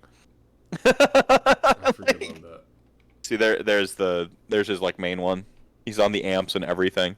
Yeah, dude, that's so. Sick. Oh, it's so cool. Oh man, yeah, we need more of this in AOS. Like, I don't know. There's a beauty to being tongue in cheek with the stuff still. You know, like again, it goes back to I don't think 40K is meant to be read that deep. They have people who like have like it's just the Master Exploder scene from Tenacious D in the Pick of Destiny. Like, I did not mean to blow his Your mind. Yeah, but that shit happens to me all the time. All the time. And he's got that falsetto, like. Yeah, there's some crazy rules in the 40K scene as to like a model. It can be seen, if it can be seen, or like it can be shot, or it can shoot if it can see. And so people were like, for a while, I think it was in 7th, they were like super tall banners on like tanks and shit, right? But Yeah. it's like if you can see, then you can also be seen. And so, I mean, I've been given shit a couple of times for I have just like a regular Imperial Guardsman who has like literally a tank because I used Goliath from Necromunda as like all those guys. I put a tank comms box on his back because it was the only thing big enough for this protein shake, bro. And it's like it's like too tall. Like it's too tall. It's not like WYSIWYG. It's like, dude, I'll break it off right now if you want me to. You want me to just break it off? Well, no, you can play with it. It's like, yeah. Like in AOS, we just do this thing where like, say, my Vargeist here, this is like the terrain that I built it on, like I've got a skyscraper here or something. Yeah. We just do this thing where we go like this, and we just like, and we just like reduce it down. Dude. Like we just like, oh yeah, the base is this, and we just go, and then it's He's that this much shorter. big. He's this big. He's as big as him. Like the superfluous bullshit is literally superfluous. Like it's not him. But I don't like and then we get some of those overspill arguments from 40K coming into our community. I'm like, that shit doesn't fly with AOS players. Like it's just like because we're adults. I'm not. I said I wasn't gonna shit on 40K, and here I go. Like it's just like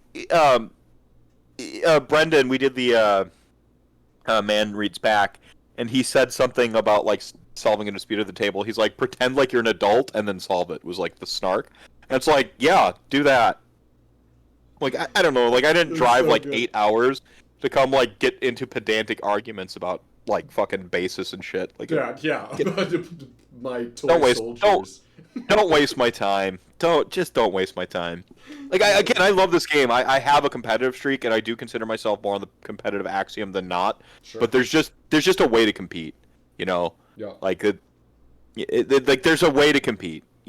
If you're cheating or angle shooting to win, then you didn't really win. Yeah, And- always.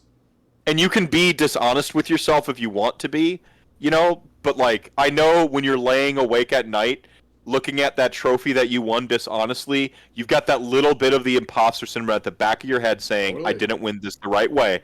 And by the way, that's probably why you keep chasing trophies. Because you have that insecurity at the back of your head that says, I didn't earn this the right way, I gotta prove something. And I'm like, I've already ascended beyond proving something. So you can have this game, bro, if you really want to like argue base sizes. Or if you really want to argue about the base nickel dimey crap, like I'm gonna go home to my kids. I'm going to turn on my fucking podcast, talk to chat gang, and then run a goddamn charity marathon and kick ass. So like, get wrecked. That's my Get trophy. wrecked. Get wrecked. Yeah, man, which was great. I'm super excited for those the Silver Tower, man. That's it's like I a think right constant. over the. I'm shipping out all that stuff tomorrow. It was gonna be today, but then I ended up. I just got hammered at work. I was working all the way up until I like basically hopped in here. So, um, Yeah, like I hugged Molly, gave her a kiss. My kids were in bed already. Said goodnight to both of them. Like tore off my like clothes like I was in the NBA. You know, just threw my work clothes, switched into like comfy pants. Yeah, yeah, and then just like ran downstairs and here we are. I would rather lose with self-respect than win by cheating. It's true, and like again, like maybe there are people out there who like cheat and they're just like they're so internally inconsistent that they're like I earned this via cheating and like they really sincerely believe that. Mm. But It's not wrong if you don't again, get caught. Like that kind of a mentality. yeah, that kind of a person like Yeah. everybody cheats. It's just good people don't get caught or something Yeah, like yeah, that. yeah. Like I'm like, but if you're that person, I can't help you anyway. No. Like I can't. I can't. There's nothing I can do at the There's table not that's a really there, gonna. yeah, there's not a mental ascension we can go on that's gonna pull Yeah, you out there's of there's whatever. no. I can't really. So you know what? You're good. Take it. Again, I've got other stuff in my life I care about more. Way more. Way more. I Right. mean, what I was going to say about the Silver Tower, though, is I didn't get a copy of box of the Cursed City because I was going to be on vacation up at the lake, and my whole plan was to get the Cursed City to be up at the lake, and I was going to like paint and play that whole month of Cursed City. And so I was like, you know what? They said it's going to be I not. thought they had a whole freaking website. They had Dude, everything to tell everything! me this was going to be a game. It was Forever. going to be a lost leader, right? Forever. It was going to be a lost leader, and then they were going to sell me a bunch of X packs that made. And by the way, lost leader doesn't mean they actually lose money printing. It's just like they say they normally want to make 30%, No, and this time they're only going to Again, make yeah. 10%, right? Like I've retailed way too hard. they make up their numbers. They sell shit at anyway. Come on, like Totally. so like it was going to be a loss leader. They were going to sell X packs to get their money back or to really make a killing with it. I thought this was going to be a sustained thing, and I'm with Vince on this one. Like something happened, right? Like that, just a mold broke. Like I think I heard some stuff about the cardboard. With Chinese cardboard, with import amount of product to the UK must be so much and so on, and because of the cardboard, it swung it out of the like acceptable amounts or just something along those lines. Like something happened, and they're just like, we can't keep producing this. I hope that they bring those sculpts in. Actually, no, I don't, because if they don't reprint the sculpts, Gorslav's points will stay stupid cheap. If he's easy to get, then his points will Just skyrocket. go through the ceiling. Absolutely. Um, But then you're going to have, I guess, like a globe thrower situation or a Skaven acolyte where just everyone converts their like one random zombie into a Gorslav. I don't know. I don't know. I don't know. But yeah, no, it's cool. I'm glad I bought mine. Like I'm just at the time I'm like because I've got a pretty strict budget. We, Yeah. we we have to like we've got a family budget, and then my stream is what pays for my hobby and stuff. Hmm. And now it's just like all shifted completely, but onto just charity stuff now because out of spite, I'm a dirty leftist and uh, like I had to go really hard in the paint on the charity thing because somebody was saying they were a leftist and not left sufficiently left to my liking, and I wanted to show them up. Like, no, you're a capitalist who likes the aesthetics of leftism. Hmm. Uh, Hmm. but Sir, I what we, digress. Sorry, we call what I you're don't get doing like yard sticking. I don't want to get political up Yeah, in here. yeah, for but- sure. Anyway, what I was saying is I'm super stoked that I get this because how my wife got into the fucking game was through playing Warhammer Quest on an iPad. That's how I Wow. first Wow. introduced her to that was through Wow. that, and she was like, "This is amazing. This is awesome." Cursed. If you need a box at Cursed City, I I will have an extra one here. So it's either gonna go to charity or um,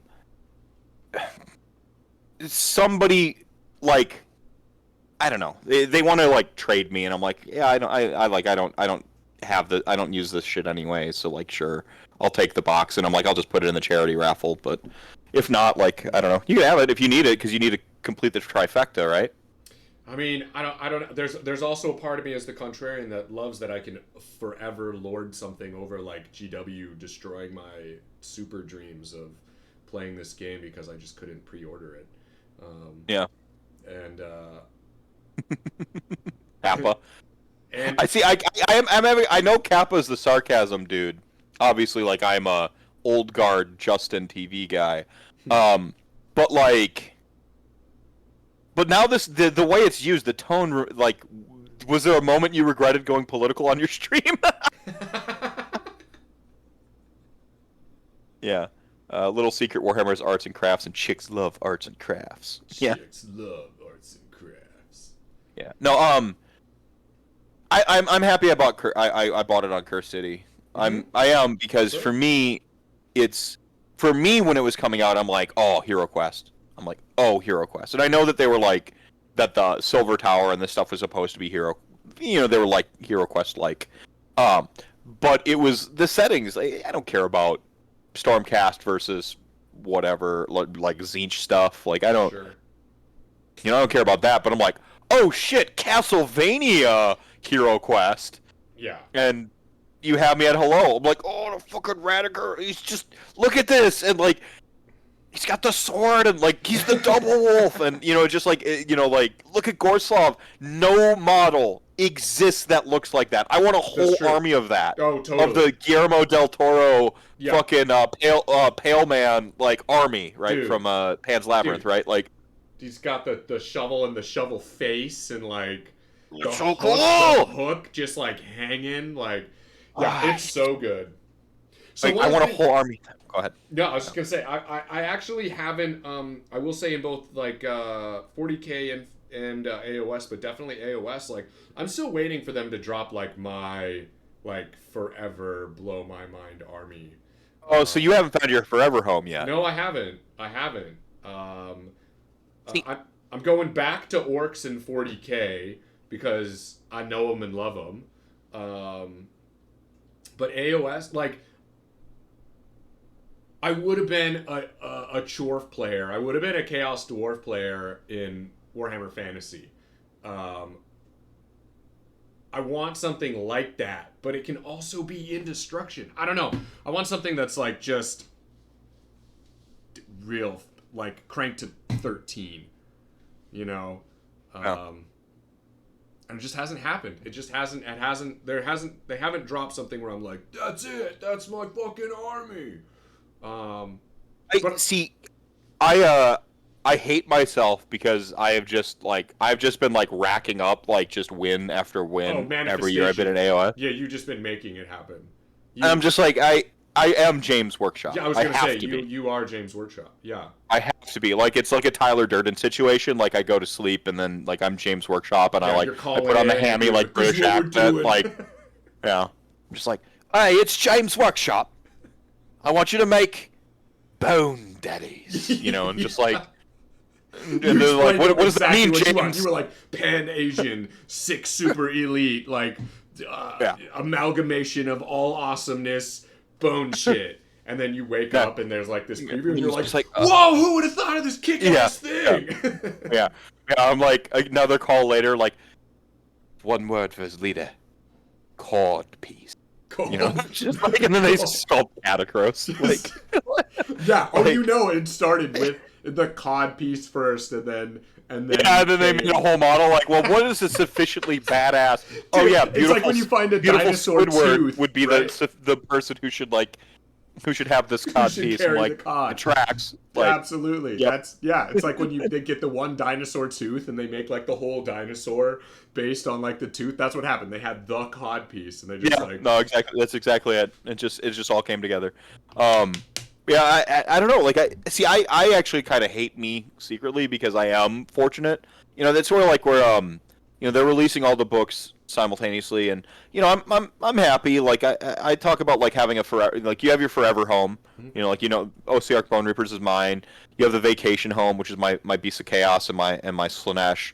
Uh, but like as far as Soulblight Gravelords go, I just built an extra wing onto my forever home. Like Sure. it's all death. It's just like the death mansion. It's just that's my forever home. I'm so all about the Grand Alliance that it's the two main are certainly Ossiarch Bone Reapers and Soulblight Gravelords. I already have my LON army. I don't need to buy a single Soulblight Gravelords model, but I'm gonna buy them all, Yeah, like just sure. every one of them.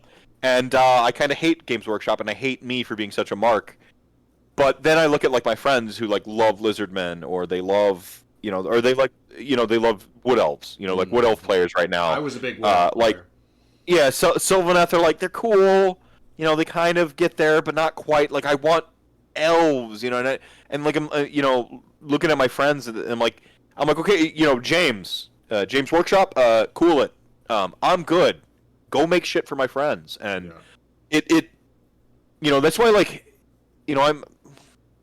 I'm not like a positive guy by default. I am a negative person. I'm trying real hard to not be. I like to talk about like the Pulp Fiction speech at the end with Samuel L. Jackson when the diner's getting robbed, and he quotes Ezekiel, and he's like, I used to think that that was just some cold shit to say somebody before I killed him, like, and then he goes into it and he's like. And now sometimes I like to think that like I'm the shepherd, Mr. 9mm here is like guiding me through the valley or whatever, and he's like, but none of that's true. I am the tyranny of evil men, but I'm trying, Ringo. I'm trying damn hard to be the shepherd, and like, I feel like that's me. Like like you stare at darkness long enough, you kind of become darkness, right? Like you just like I went through some shit. Everyone's gone through their shit, and like I didn't cope well, and I just became not a good person. I was never like a monster, but negative, kind of violent. Like it just wasn't happy with who I was, and it's just not a good guy. Like I was the guy who shit on people's thing that they liked. I was a games journalist, and I was falling into the negativity, the outrage merchant circle of that stuff with the zero punctuation style, and not Jim Sterling, Jim Stephanie Sterling. Jim Stephanie Sterling is a fucking treasure.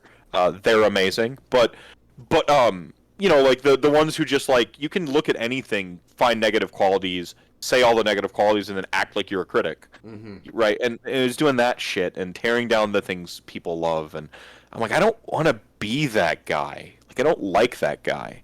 So I'm trying not to be, but like I Mass Effect 3, people donated to make me play Mass Effect 3. I'm like, that guy's coming out now. I'm going to just shit on that game for like totally, the fucking but 20 we all hours asked for that. That's why we donated. We were like, shit, the Mass Effect 3, like, go, man, go. I'm like, and I'm just like if people like show up in and they like Mass Effect 3, and I'm like, okay, and Cantabon's gonna have to have a macro that is like, Mephisto truly believes you should love your game, but he's gonna say some stuff, and so maybe leave, unless you're somebody who's like, see you, kicker. Unless you're somebody who like loves something unapologetically and it can't be stopped, like me, like you can shit on a game I love, go fuck yourself. Alan Wake is low hanging fruit, make fun of it all you want. I'm like, not gonna ruin my day, sorry, I love it too much. But like, yeah, some people, part of being a nerd means we link our identity to the things we love a little bit too much. That's what it means to be a nerd, right? And I, too, link my identity to my nerd shit. Like, I have, like, a whole fucking brand around loving the death stuff, right? But, yeah, like, I'm like, you guys want me to be, like, Mephisto from, like, 16 years ago. Like, oh, man, that's gonna be brutal. Well, and here's a crazy question. I mean, I know that we all, like, sort of, donated to have that thing happen, but is that problematic for you? Like, is that actually... will that be tough on your psyche to like do the thing? And like I'm just I care when, as much as you say you're like that dark side of person, I'm just like painfully usually bubbly and just like ready to fucking rock and roll. Well, like See, I mean, I haven't thought about it. You know, like I haven't gone to that headspace in such a long time. Mm-hmm. You know, like you know, I'll get drunk and I'll say some shit I shouldn't, or you know, like a drunk mouth speaks what a sober mind thinks. Like, you know, I'll do some of that shit, or you know, I'll lose my temper on somebody and I'll browbeat the hell out of them, you know, in a conversation, or um, you know, if I see bad stuff happening in the world, I will spiral negatively and I'll just, you know, go on a rant. You know, if I don't like something, I don't fucking curtail it. I don't hide it. Like, I don't like it. Like, Sure. right now, the You Games should. Workshop thing, like, I think IP law is trash, and Yeah. specifically the DMCA from what fucking 1998 is a garbage iteration of IP enforcement that didn't consider digital existence whatsoever, and it's Dude. currently None. just wreaking havoc on YouTube and Twitch, who are being cowards about defending their content creators. I'm not going to like curtail that or hide what I think on that. Mm-hmm. You know, I hold my opinions. That's not what I'm saying when I'm like talking about how I'm trying not to be the bad guy, but going into No, a place totally. where I just solely rip on something, right? Mm-hmm. Like that's what I'm doing. Yeah. I haven't been there in a while. Mm-hmm. I don't know what that feels like. And yes, I was. Did you see my Palladium books behind me? Um, um, got my one of my prized possessions. Uh, my Machinations of Doom with a handwritten Riffs. letter from Kevin Simbedia, and Riffs. signed by Raymond Perez and stuff. So, um, no, yeah, I'm a huge Riffs honk. I love Riffs. I think it is beyond contestation the best RPG setting. Um, yeah. No, yeah. But no, I don't. I haven't lived in that headspace in quite a while. I haven't. You know, I got out of games journalism. Gamergate was. I was. I am a person who has the privileges and does not catch the ire of the Gamergate crowd, right? And it was unbearable just to be in there and you know and not even the victim and just like you're catching the residual heat trying to like you know write about games and you're like you're right, it is shit that like IGN gets bought to like write their reviews, but what the fuck does that have to do with hating women? Like, and you know, and that whole thing was just it was a nightmare. And like, yeah, I'm making money to write articles sometimes, but I'm still working, you know, Barnes and Noble. I'm still, you know, I've still got a real job, and I'm like, you know what? You know, this is maybe it happens if I stick with this. Maybe I get the gig on Game Informer or Escapist or whatever the big ones were at the time. Maybe I go crawling back to Kotaku, which I'd quit. Like, um, like, but it was just it was living that negative. Man, living there was like I quit liking video games. Mm. I didn't like them anymore. Every game I played, I hated it. You know, and it wasn't. Yeah, Mass Effect 3. I maintain it's a bad game. The multiplayer is great, but like I wish they would have taken the money from the multiplayer that they spent developing the multiplayer and the people they hired to do the multiplayer on the fucking story, on the single player game that I'd spent 300 hours playing because it was a single player game that I bought twice and played for 300 hours by myself. I didn't want people showing up in my universe and like fuck you. I want the story. Like leave me alone. And I don't know. Like, but that yeah. So I maintain my opinions on Mass Effect 3. But like you know the idea of like a popcorn flick. You know like you watch this happen to like movie critics being able to like go and just watch I don't know like Aquaman or something Mm-hmm. or like Suicide Squad right just came out. Being able to just go watch it and turn your brain off and enjoy it for what it is, you lose that ability when you live in that headspace. Mm-hmm. Like with whatever the media is. Yeah. If it's video games, you stop. You know, you need a game to be perfect to love it. For the most part, you know, like yeah, we all were at the time like singing Braid's praise, and a bunch of the indie game was emerging, and we were talking, oh, you know, look at all these indie games; these are all great. And any game that came out with something that smelled of a budget, you're just like, I don't know. But yeah, so I haven't been there. Um, I think I'm pretty sincere when I talk about like how chat gangs the show within the show. That was a suggested milestone that people wanted to Mm-hmm. see. Like For sure.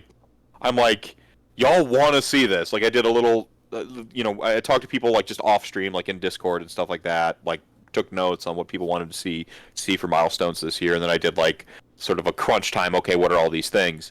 And like the Mass Effect 3 stayed on the list. We brought it like someone suggested this. Everyone was like, "Oh yeah, that's a great one. That's a great one." And I'm like, okay. And I didn't really think about it. I didn't really think about what it would mean to go there.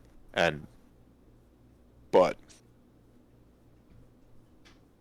do I have any thoughts on a game called Dungeon Defenders? The sort of like Street Fighter throwback. What was it? The old like Camelot style Arthur's Court arcade game, like throwback game. Dungeon Defenders, right? I'm thinking of the right one. Oh no, that's Castle something or other. Let me look it up real quick. Yeah, I don't know. Make sure I have the right. Yeah, let me Google. Google to the Google.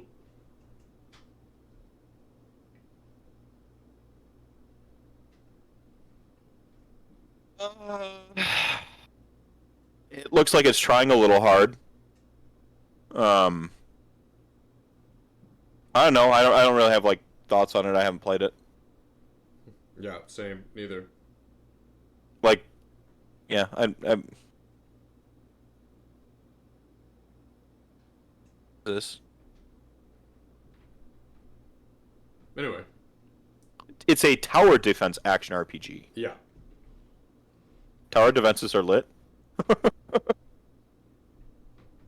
Yeah, Castle Crash is what I was thinking of. Yeah, Castle you worked on it. I was curious. That was good. Castle No, Crashers was. I mean, if you want me to play it and be brutally honest with you, I can do that. The thing that I don't know, like I still have strong opinions about everything, like I said, but like staying in the headspace is the bad thing. That's the problem. It's not that like I think this thing sucks. It's Right. that I think this thing sucks, and now I have to write. Now I have to like spend like 4 hours writing an article about how it sucks. Here's why. Yeah, exactly.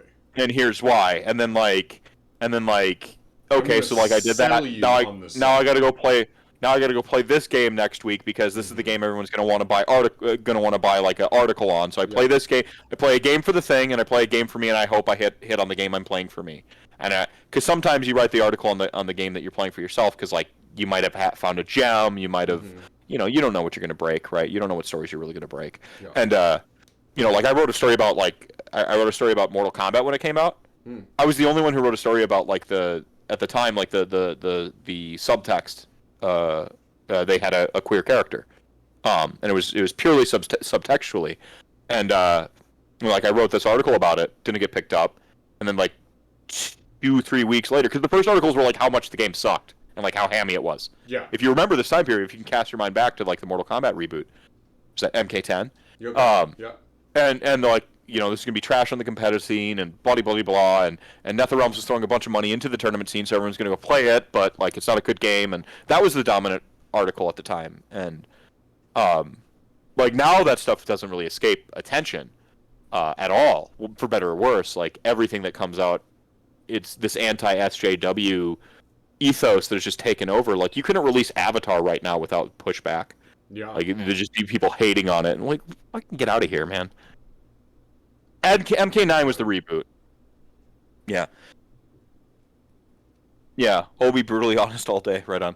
No, it's like you start to forget that like the people who like design, code, draw, they do the bit art like or the sprites or whatever they're doing, like they got into games because they loved them, and they got a job because they needed to pay their bills. So they went and they go work on the game. And you take this thing that like 50 people like poured their heart and soul into, and like they were just like following some like directives from some freaking faceless douchebag who's never played a video game in their life, and they're just like gritting their teeth trying to make it as good as they can the whole time. And then I don't know, man.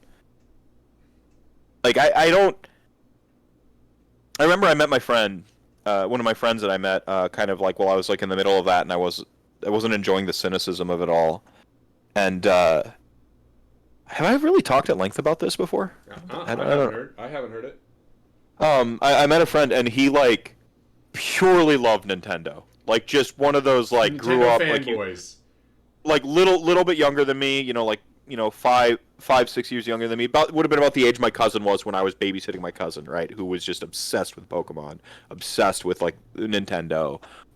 Basically a kid when the N64 came out, indoctrinated an entirely different mindset of Nintendo fans. Sure. If you were older, you were there when like the console wars were actually a thing, so you didn't really have like a proper affiliation, like you might have went Sega, you might have, but then when PlayStation came out, it ruined it all anyway. It was just Totally. whatever. Yeah, it was MK10 was I wrote, and the story I wrote was called Coming Out, and Coming Out was spelled with a K, and then it was Coming Out, and then Mortal Kombat, like a queer subtext in a fight in an unlikely place or something like that. I think was the full title. And it was one disposable cutscene, and I was like, wait, did that? And like I had to like quick turn off the power on the console because autosave. I'm like, go back and watch it because I didn't know if I was gonna be able to loop back through the cutscene. Like fucking ran up, turned off the console power. I'm like, oh shit, like go beat the dude again, like to get the cutscene again. I'm like, oh shit, doesn't care like who you are, or who you love, and I'm like, oh dude, this character like, and it just like lost my mind. Like quit playing immediately. Wrote the story. Like but no, I met my friend. He was like purely a Nintendo fanboy.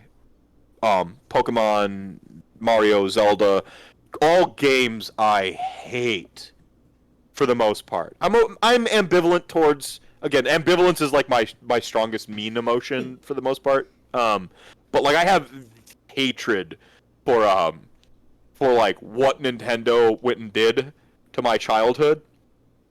And I met this guy and he loved that stuff. And I said to him, I'm like they keep releasing the same game and selling your childhood back to you, $60 at a time, and like, and one of my big like kibosh like mic drop things is like I guarantee without even talking to you, and you can trap people in this question, but I'm gonna put the premise straightforward because you usually trap them. You ask them their favorite Zelda game, but without setting up logic traps or rhetorical devices. Basically, the argument was everyone's favorite Zelda game is always the Zelda game from their youth, always. Right. It is they for me it's Link to the Past. Yeah. Like it's whatever game was your formative game in your youth. So you're gonna have a lot of Majora's Mask, Ocarina of Time, yeah. Wind Waker. Now is the new generation. Like they love Wind. It will always be whatever was their formative game. They were a little too young to have it. It wasn't their favorite game, but right in that sweet spot, that formative, 10 to like 14, 16, whatever, wherever they realize they're a gamer. It is always like that. And there's a couple exceptions, but for the most part, that's it. And I'm like, so even to your mind, they've never released a better Zelda game than then. And yet you still love the series. And I'm like, why? I'm like, I don't get this. I'm like, to me, I just see them just mining you over and over and over again, and with low effort sequels. And he's like, yeah, but I mean, I just want more of the stuff I love. And it just like, it blew my mind. Because, I mean, something I talk about all the time on my show is like seeing stuff through the lens of other people's passion. Like, maybe you're not passionate about something, but if you have like a friend who's passionate about it, and it's kind of important that it's a friend or somebody like a friend of someone close. Yeah, it has to be a couple of degrees away. Yeah, they can't be like a stranger telling, because a stranger tells me what something I should like, I'm just fuck you, contrarian kicks in, leave me alone. But like somebody you respect or somebody you like, or a couple degrees removed, right? But seeing something through the lens of their passion really helps you appreciate it, even if you don't like. You're not going to indoctrinate me to like something I don't like. But if I can see it through your eyes, I kind of get it. In that moment, that might have been the beginning of my journey in realizing I can see stuff through other people's passion. That might have. I've always had this ability to be curious about stuff, but like that was the moment where like I was like, I get it. Like I get it. You're right. If I could just like I think there's a danger in nostalgia. Oh, same. I don't want to like. I don't want to like be like, no, it's cool. Buy everything back from your youth. Keep going. Dosh. Like I don't want to be like that. Like but there is in some. Why do I have Logan and Dracula statues? Because why do I have Nagash sitting next to in between these two monitors every single day? Because every now and then I come home and I look at Nagash and I go, I just like giggle, right? Like that little bit of of happiness that I get, and it's from a sincere place, because nostalgia, and the danger of nostalgia is it comes from a sincere place. Yes. That's the danger of it. Like there's nothing more wholesome than that chord that goes from cynical adult who's seen some shit and been beat around a little bit and goes all the way straight to your heart. Oh yeah. Like the problem is the cynical company, the cynical person preying on that wholesome, sincere thing that you have. Right? The dime a dozen Facebook ads that just slap whatever reprint legally semi-distinct from the thing from your youth, and they yeah. They, is this close enough? like, is it close enough now? Is it close Yeah. enough now? Did I get the cord? Did I hit the umbilical? Like, are you into it? yeah, and the same, like the person who made Wind Waker, the teams that make Wind Waker, I don't think any single individual working for that company got in I fucking hate video games, I'm gonna destroy them from within. Like nostalgia is the best drug. Wind Waker, like I said, every now and then you get a weirdo. Working in the industry killed a lot of my dreams, especially after my company got caught in the whole Me Too thing. I worked remotely, so I saw none of it. So I flipped the table and don't think I could work in the industry again. I mean, it's bad, right? I mean, it's just, and well, like I've been boycotting Activision Blizzard since 2010, but all my boycotts are just they're for me. I don't "Hey, you should boycott this," and I go on some grandstand. It's usually not how I work.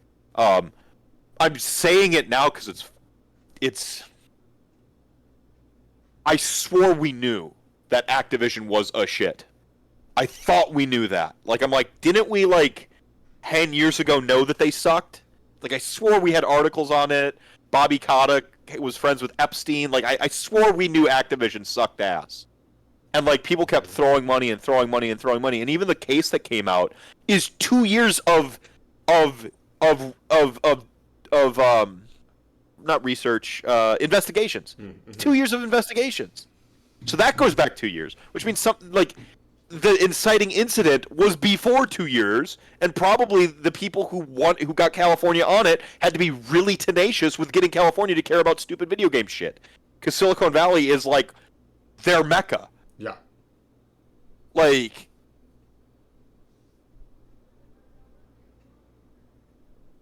And that, I don't know. And it has been odd for him. And I mean, you gotta have sympathy and empathy for the people in it, and people whose jobs are on the line, who just they just took their dream job and they went and worked for the company, and they worked remotely. They weren't exposed to any of it, but man, I thought we knew. And as what the inciting incidents that made me boycott Activision Blizzard, even though my namesake was fucking Mephisto, I'd since taken up the namesake Mephisto, and I'm everything I read recently was worse than all the reasons I fucking boycotted them in the first place. And I'm and I don't know. I'm I got out of the industry because of a lot of that shit. And it was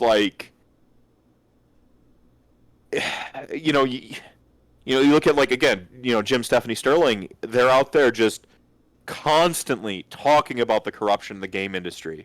Mm-hmm. And nobody's listening, and it takes these horrible it takes these horrible things to listen. I don't know. It's hard for me. I have a ton of Diablo stuff, novels, comics, figures, and now I am here all. I just can't bring myself to play pay out money to 4. Yeah. I don't know. I mean, and I'm not making any prescriptive judgments on people who buy Blizzard stuff, or they streamers who are still streaming WoW and stuff like that. I get it. you want to stand in solidarity with the victims and stuff like that, but then you're also caught between a rock and a hard place with what might be your income, and I don't know, man. I don't know all this shit. I don't pretend to. Um, Sorry, this is a weird. You should have reined me in a while ago. No, no. I was actually about to loop it back and be like, so you really think you're ready to go fucking rage on Mass Effect 3? I think it's going to take me 60 hours to get through it because I'm going to keep pausing it to talk about why I just hated the thing I hated. Uh-huh. Um, changing gears back to Games Workshop. So we have a lot of conversations about Games Workshop. And it was talking about IP earlier. Oh, yeah. And like, yeah, IP, DMCA, I hate these things. Sure. Like, at a core of my being, I think owning owning an idea is just fucking intrinsically silly. Dude. Like, yeah, so one of the first startups I was in, we were actually making 3D printed solar charges, and we were doing everything. Everything was open source, because it's like, what? Fuck that. Yeah. Like, is it better? Then we all get to do it. Like, yeah. So, yeah, carry on. I'm just in full support of that shit. Yeah, and then you have the people who, like, again, the people who created Warhammer aren't there. Like, this notion that, like, the company owns the idea that other people came up with, that was itself based on current events. So how do you own the current event origin story? Like, Totally. Plus fucking Starship Troopers. It already existing work. Dude, Like, so many things. If you go back into the annals, you could just the annals, it's Dune, it's Starship Trooper. It's like you can go through any. If you look at any of the sci-fi fantasy things, the original stuff was all Tolkien. Like, get the fuck, step the fuck out, dude. Well, like I think I hate Twitch here is I think this is the most sensible aspect of it. Copyright's originally intended that you come up with a good idea, you get to make your nut off your good idea, Sure. and then when you're dead, it fucking goes out into the world, right? That was the whole premise. So copyright originally 40, then extended to like 80 years or whatever, and now they basically like now it's forever. Thank you, Disney. They had to destroy fair use and Creative Commons, and the third one, the more important one, is public domain. So they neutered public domain back in the 90s, ironically, because Mickey was about to enter the public domain, and like the whole backbone of all of Disney was recycling shit in the public domain. Every one of their fucking stories was public domain.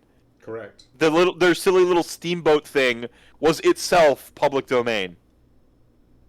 I mean, all the things that Mickey was doing was literally just stories that were filmed, pulled from films, and then they just animated it with a stupid mouse. Exactly. So it's just, I don't know. So yeah, again, problem, copyright, blah. Like I've made my stance known. And then I look over at Games Workshop, and I'm like, what have they done by just updating their policy to be in line with literally everybody else in existence? Mm-hmm. Like, people keep getting surprised to find out that Games Workshop is a capitalist organization. I'm like, what did you think they were? Yeah. Like, and meanwhile, we're talking about that to the absolute, like, ignoring of the sort of salary bomb that came out. Mm-hmm. And I'm not saying that Games Workshop did this on purpose with some Machiavellian scheme. They don't have to. Their audience will do it for them to protect. It's like a white blood cell. It tries to protect the body, right? 100%. Like the fandoms are like white blood cells. They just they surge in and they try to protect whatever their thing is that they love from any criticism. And so right now you have what would be a substantive debate about paying the writers with £20,000, $30,000 a year. That's sub-poverty line. Oh yeah. For somebody's dream job that they conceivably went to school for, had to have a portfolio for, plus an in, because nepotism being what it is, just everywhere. It's everywhere in the world. Totally. Like and like so on and so forth. Like, plus they have, they talk about you have to drink the Kool-Aid. Whatever. I don't care. If I'm gonna go get hired for Nike, I'm not gonna be like, yeah, I love Adidas. For sure. The fuck do you, like? What the fuck do you think? Like, come on. So yeah, I mean, and we're not talking about that. We're not talking about that at all because it's just this IP stuff. I don't know. It's weird. Mm-hmm. Mm-hmm. Okay. Okay. So, when are you gonna get your Blood Bowl team painted? Never. No. Cool. So I want to finish some. So I've got like my Ossiarch Bone Reaper army that I play, right? Mm-hmm. But I want to finish painting the whole pile of shame. So like all the extra stuff, all the things that I don't play with, I just want to get it all finished, and then I will move on to Soulblight. Once I finish Soulblight, I've said the whole time, you know what? Once I move on to Soulblight, I will have my necromantic minis next to me, and I'll go intravenously. Okay. And by the time I get through all of that, I'll start painting my Slanesh, because by then they'll be good. Yeah. By then they there's a probability they might have something up their sleeve at that point. Well, I'd posit that the problem with IP laws that exist isn't even necessarily the owning the idea thing, which again I think is silly. But so like I have a bunch of like weird ideologies that I have and I hold and things I believe. But there's like I know that there's a gulf between what I believe, what others believe, and the compromises I'm willing to make. And furthermore, I know that there's a difference between all of that stuff and the reality we exist in. Totally. So like I'm okay with like balancing all of that as a person. Like I know that what I believe is somewhat unreasonable in terms of like yeah, it's hyperbole of an idea for sure. It's an extreme. Yeah, believe like I know that it's like it's what it is, but I'm like I don't think the world should operate on exactly what I believe. Are you kidding me? I'm like, I'm terrible at so many things. Yeah, I don't want to be the emperor of the world. That's why it always astonishes me, like when other people are like, "Oh yeah, like I have it locked down." I'm like, you've had 16 divorces. Like clearly, there's something in you that I'm not saying like, "Hey man, if you have divorces, you're bad," but like there's some shit you need to reconcile with your interpersonal relationships, and you're trying to tell me how to like live my life, dude, or whatever it is, like you've wrecked 16 cars, like they weren't all lemons, like, and you're trying to write road rules, like what's going, like that shit just blows my mind, like, what's my thought on recasting as a revenue drain on the industry? I find it to be similar to Napster in the 90s. GW has to evolve. Wow, I love this. Your chat's you got a thinking chat here. Yeah, my squad between Freed and I Hate and Kicker Man. It's a solid squad. So like Games Workshop is really bad about the third market, I think, in general. Mm-hmm. Like they're just like Wizards of the Coast is pretty bad with the secondhand market. Like they don't realize how much lifeblood the secondhand market drives into their property. Oh. And I think GW manages to be worse still. Yes. Like here's the thing is like piracy, secondhand markets, stuff like that. Yes, they're pretty much always going to exist, right? 100%. Like, you'll never get rid of that. That's why you'll never get rid of that. And so you might as well have a cordial relationship with it and worry about the community bonds. I think now, obviously, you're going to have certain policies like, yeah, only GW sculpts on our TV show. That's fine. I don't care about that. Yeah, totally. Like I don't care about that. No, but it's like, channel. Go ahead. Yeah, right. Like I don't care about that. But like some of their other stuff is just simply antiquated by already antiquated standards. But we live in the digital age. The free advertising is a multi-billion-dollar industry for a reason. The psyops that advertising does for you is insanity. Why wouldn't you want that free advertising? Why wouldn't you want to build essentially garner a cooperative relationship with what could just basically print you money? It's a very short. This stuff is always very short-sighted. These companies are always very short-sighted. They look at losing like a little bit of money here and there, and because they want all of the money at all the time, they don't think about like the sort of residuals. Yeah, right? absolutely, absolutely. Yeah, as a business developer myself, the when if you don't have a hard ROI, if you don't have a hard or rock fucking raging hard ROI, then it's like it's considered a soft number, right? And as soon as it's soft, it's like, well, I'm not going to make that. That is secondary or tertiary to any of the actual decisions I'm going to make. I was on somebody else's stream and dude, I went off on like the recent business decisions by GW are all because of only looking at hard numbers. Like they don't. There's been zero tertiary soft number play, and that is 2/3 of the fucking shit that swirls around your business right now. Well, and it's unimaginative. Is quite frankly, it's Completely. unimaginative in a business sense. You know, like hard numbers are nice, but you tend to want to use the hard numbers to like sort of have guaranteed assets, and then you also want to use hard numbers to essentially like speculate on being creative with numbers, right? Like that's the game. That's business. Yeah. Well, I mean, and that's exactly what they should do. I've been saying for years, Forge World should just be their 3D printing thing. Totally, STL files all day, and they should just call them the what is the thing in 40K, the STDs or whatever, the fucking all the lost tech fucking files. They literally already have a name for the shit. Like It's gold. It's fucking solid gold. Make it a subscription service. Totally. So that you have guaranteed revenue. Yep. Sell little bonus packs of exclusive shit. 100%. If you make it affordable, which Steam has proven time and time again, if you make it cheap and convenient enough, people won't steal it. And if you have a good relationship with your customer base, which Games Workshop does actually have for the most part, Painfully good. people will throw money at you Throw it. while you giggle and playfully tell them to stop while you're also like vacuuming it up. Yeah, like, yeah. Well, no, Scrooge stop, get the vacuum. McDucking No, stop. No. shit. Like there is no reason Forge World shouldn't just be selling STLs.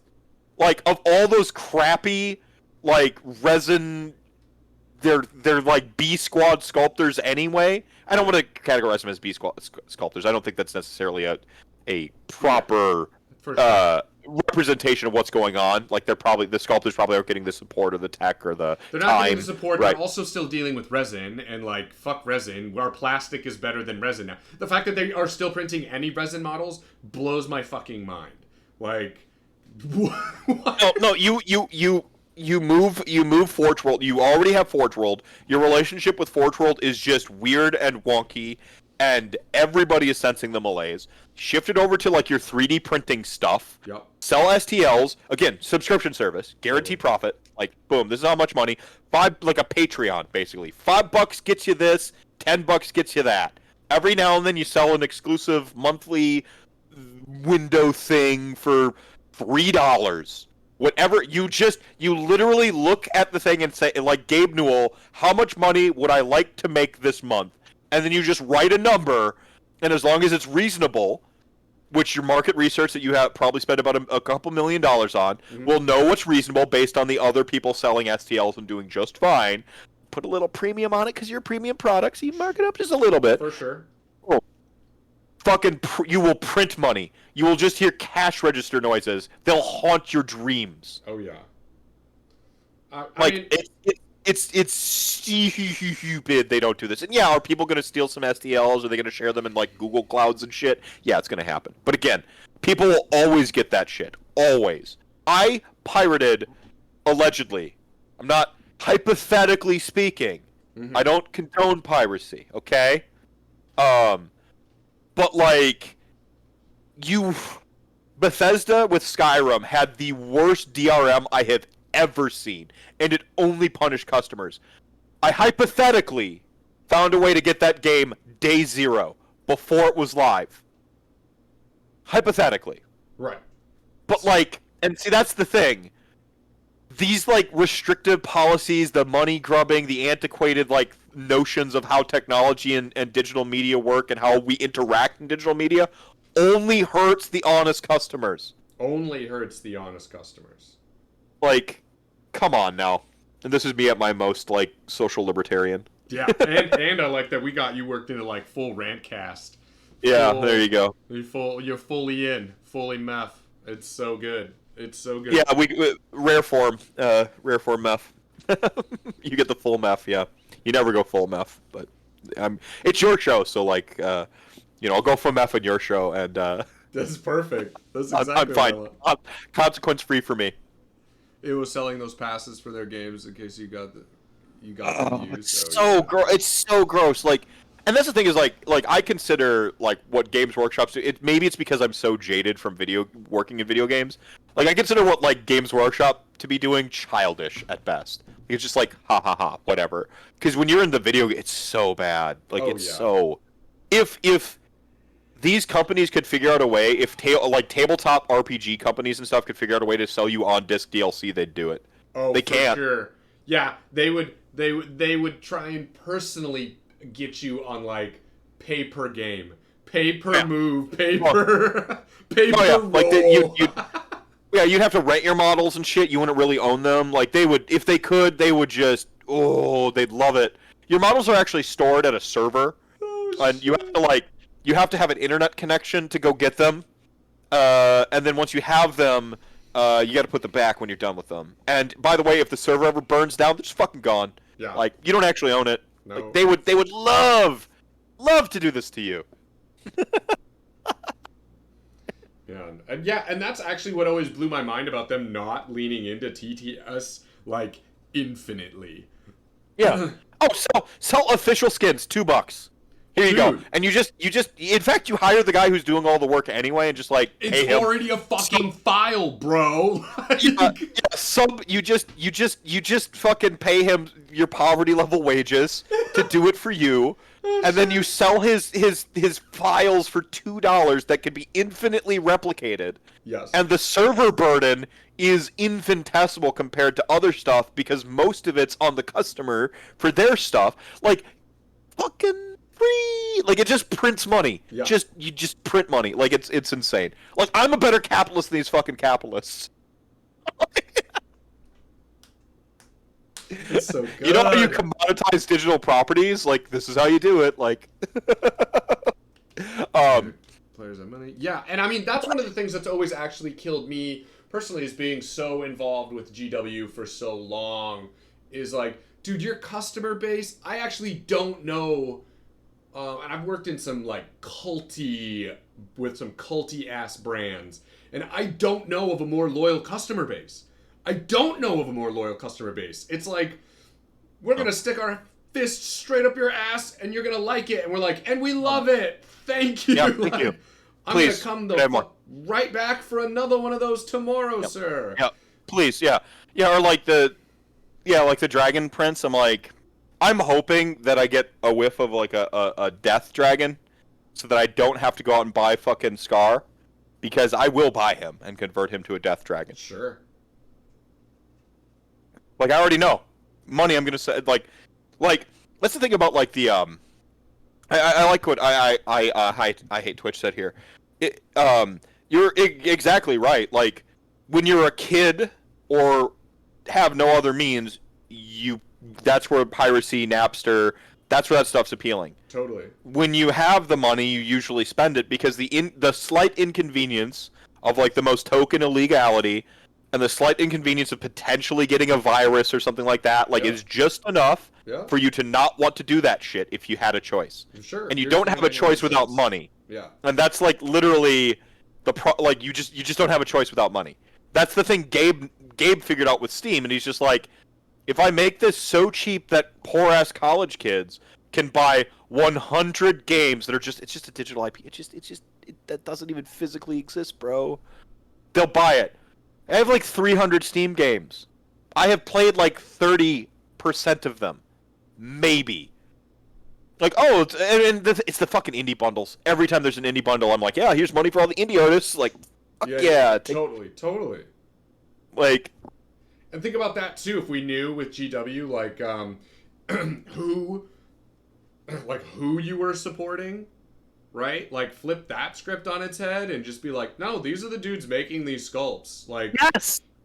I don't understand their elusive. Like, I know that one guy got death threats or whatever, Ward, and so he broke it. And that's all on us as a community too, being like, Matt Ward, you broke the fucking game. No, it's not. It wasn't, and that's the thing is like the dude got death threats. The community could have done other stuff to insulate that. For sure. That That's why I said it's not just us. like It's on us. well, partially it's on the it's certainly it's on the community, but like you can have the back of your writers and let people know who it is too. Like you can actually be like, like you can actually shut down. Like usually the channels that are talking to you are your official channels, so you just shut them down when people are being shit. Don't give them a platform. That happens. Like I mean, I'm not saying you're gonna like get rid of the hate. The hate will exist with the with like writers like I get like every now and then like once a month I'll get a couple DMs or I'll get like a comment on YouTube that's like goes beyond criticism, like which is personal attack, where like if I go on fucking Vince's show, I will have like just the comments will just line up on people who hate me. It's actually really I made sure when you were on Vince's, I made sure to go through the YouTube on there, and whenever somebody was like, "Dude, this is bullshit," I was always like, "Oh man, I love meth." I was just like right under the it was delicious. All right, so good. Well, the first time I was broken up about it, right? Because like I was on the first time I was on for something I loved, right? Like the first time I was on for like Oscar Bone Reapers, I think was. No, first time he had me on for meta analysis because I'm really good at meta. Yep. And then the second time was OBR, and then the third time was Slaanesh. Yeah. Yeah. So the first time I was on for meta analysis, nobody knew who I was, and the comments were nice to me, right? Like they were just like, "Oh, this guest," like they're gonna make fun of like I have a bit of a stammer. It has to do with my sleep deprivation and the way my brain just jumbles up words. Like we all have our imperfections, and comments will like gravitate on the obvious things. And so I have a bit of a stammer. I'm obviously long-winded. Like so yeah, whatever. But like that stuff's like I know that shit. But like the second one, the OBR one, they're like, man, I didn't even know I had that problem, and like that hurt. Like I got hurt by that. I got e-bullied. Like I admit I got hurt. But when I went on for Slaanesh, I was trolling them on purpose at that point. Totally. Like I'm like, you're gonna hate me anyway, so I'm just gonna be like, I'm gonna crank it up. Like I showed up with the wine glass, I was like swirling it, like I'm like the people who hate me, like give me your hate. Contrarian superpowers, right? Like, give it to me, give it to me. And so the next time I go on, I'm gonna be in full cosplay, and I'm actually gonna cut a promo. I can't wait. I'd be like, and to those in the chat. You hate me because you ain't me. I've been on here 5 times.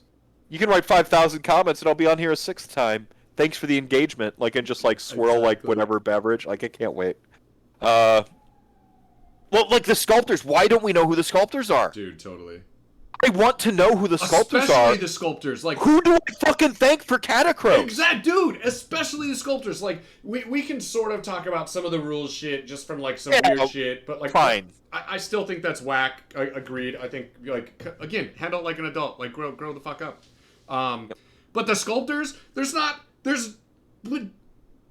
thing the most beloved across the entire community is the sculpts. It's why we're here. Exactly. Right? 100%. If the sculpts were shit, I'd go elsewhere. Absolutely. The sculpts are so good. And yeah, dude, having like an artist do like an alt sculpt of something. Prince money, yeah. Dude, Prince fucking money. Yeah, like why not? I mean, Gunpla is actually pretty wholesome too. From the outsider looking in, I don't do Gunpla, but every time I look over at like the Gunpla, like the few people who have like, because you have like like the people who are like hobbyists or like they tend to hobby a lot of stuff. Sure. So like I look over at like the ones that like they do AOS and 40K, but then they also have their Gunpla, and I'm like, look, they're having so much fun over there. Mm-hmm. Like like that. Like maybe grass is always greener, but. Yeah, but I stay in my grim dark on purpose. It's just like, oh, that's so nice.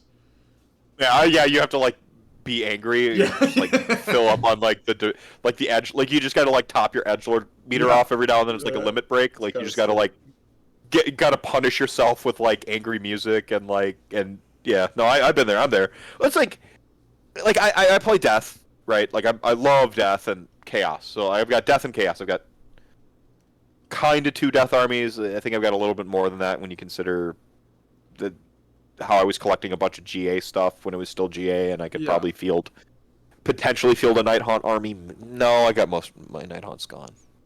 Okay, well, no. So I've got 2 Death armies and I've got 2 Chaos armies. And like LRL were coming out, right? And I'm like, man, those are really cool. If I was a Order player, I'd probably play those. But like, there's just something that stops me from like actually playing Order. It just I don't And I don't and destruction almost the vulture, yes, and overall love the aesthetic of the swamp orcs of the cruel boys. Crew boys. Big fan. Same. 10 out of 10s. Hell, 11 out of 10s. Honestly, like Sure. fully AOSE. Yep. They are perfect. A little bit of nod to like if you look at the old like orc sculpts, like the first run of orc sculpts in Warhammer. Yep. They've got a nod to that. Yep. Obviously a nod to Lord of the Rings, but then they're like kind of their own thing. Like Totally. huge fan. Yeah. Love them. They actually have some MTG like orky, Yeah. goblin-y They're 11 out of vibes. 10s. The density of shit to ride and how cool it is the highest in this army over any other armor. Other armies have like the one cool mounted cavalry, or like the one cool monster. Yes. They have like 2 S tier monsters, like monster cav, Yep. and then like their rote monster cav is like S tier, like. And then like you have like an A tier, and then you have like kind of like one derpy monster, and like, but overall it's like, wow, like I look across the ranges and I'm like, nobody is just. This is like going up there and like your batting lineup in baseball. It's just like crack, home run. Oh, he just gets to first base. Bam, like and then just like home run. Like wow, yeah, I'm upset that they only had like a couple base hits in there.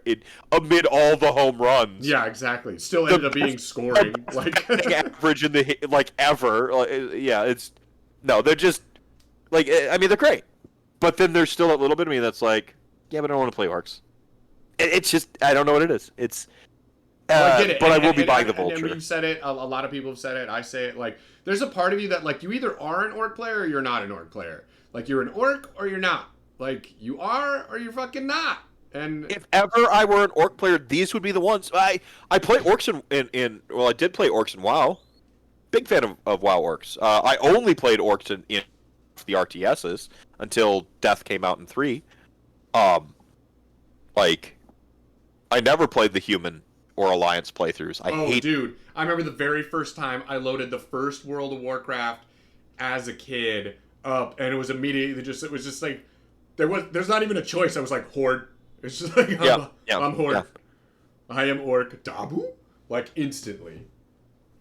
You want to start thinking about infinite customization, optimization, all the scopes. Yeah. And again, and if they don't want to like invest in the like molds to make the alternate sculpts, that's where your STL files come in.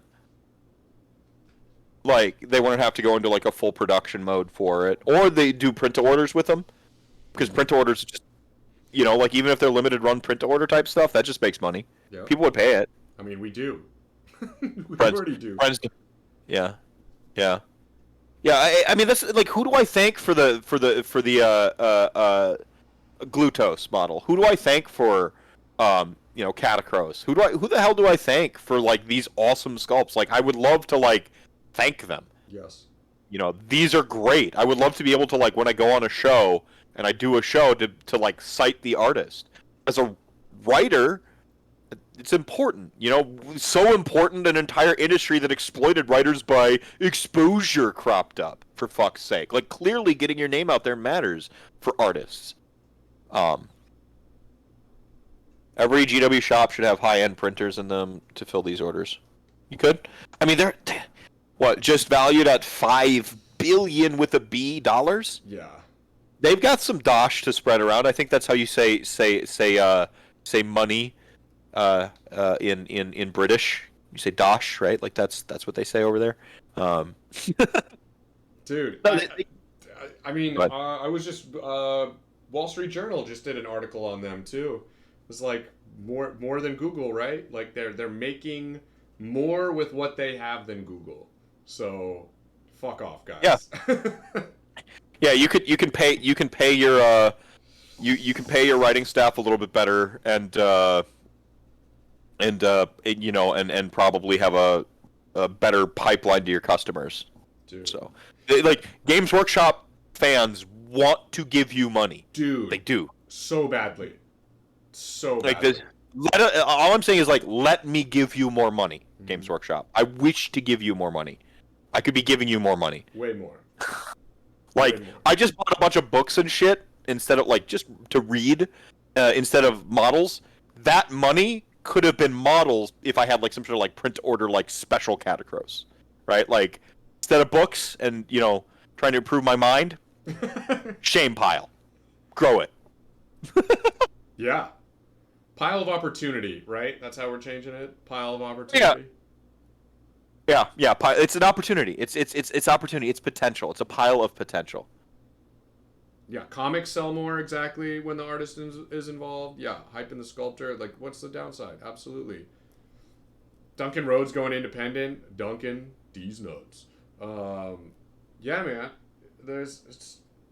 I'm about it. I'm about it. Yeah, I bought I bought the they were doing the X-Men run, right?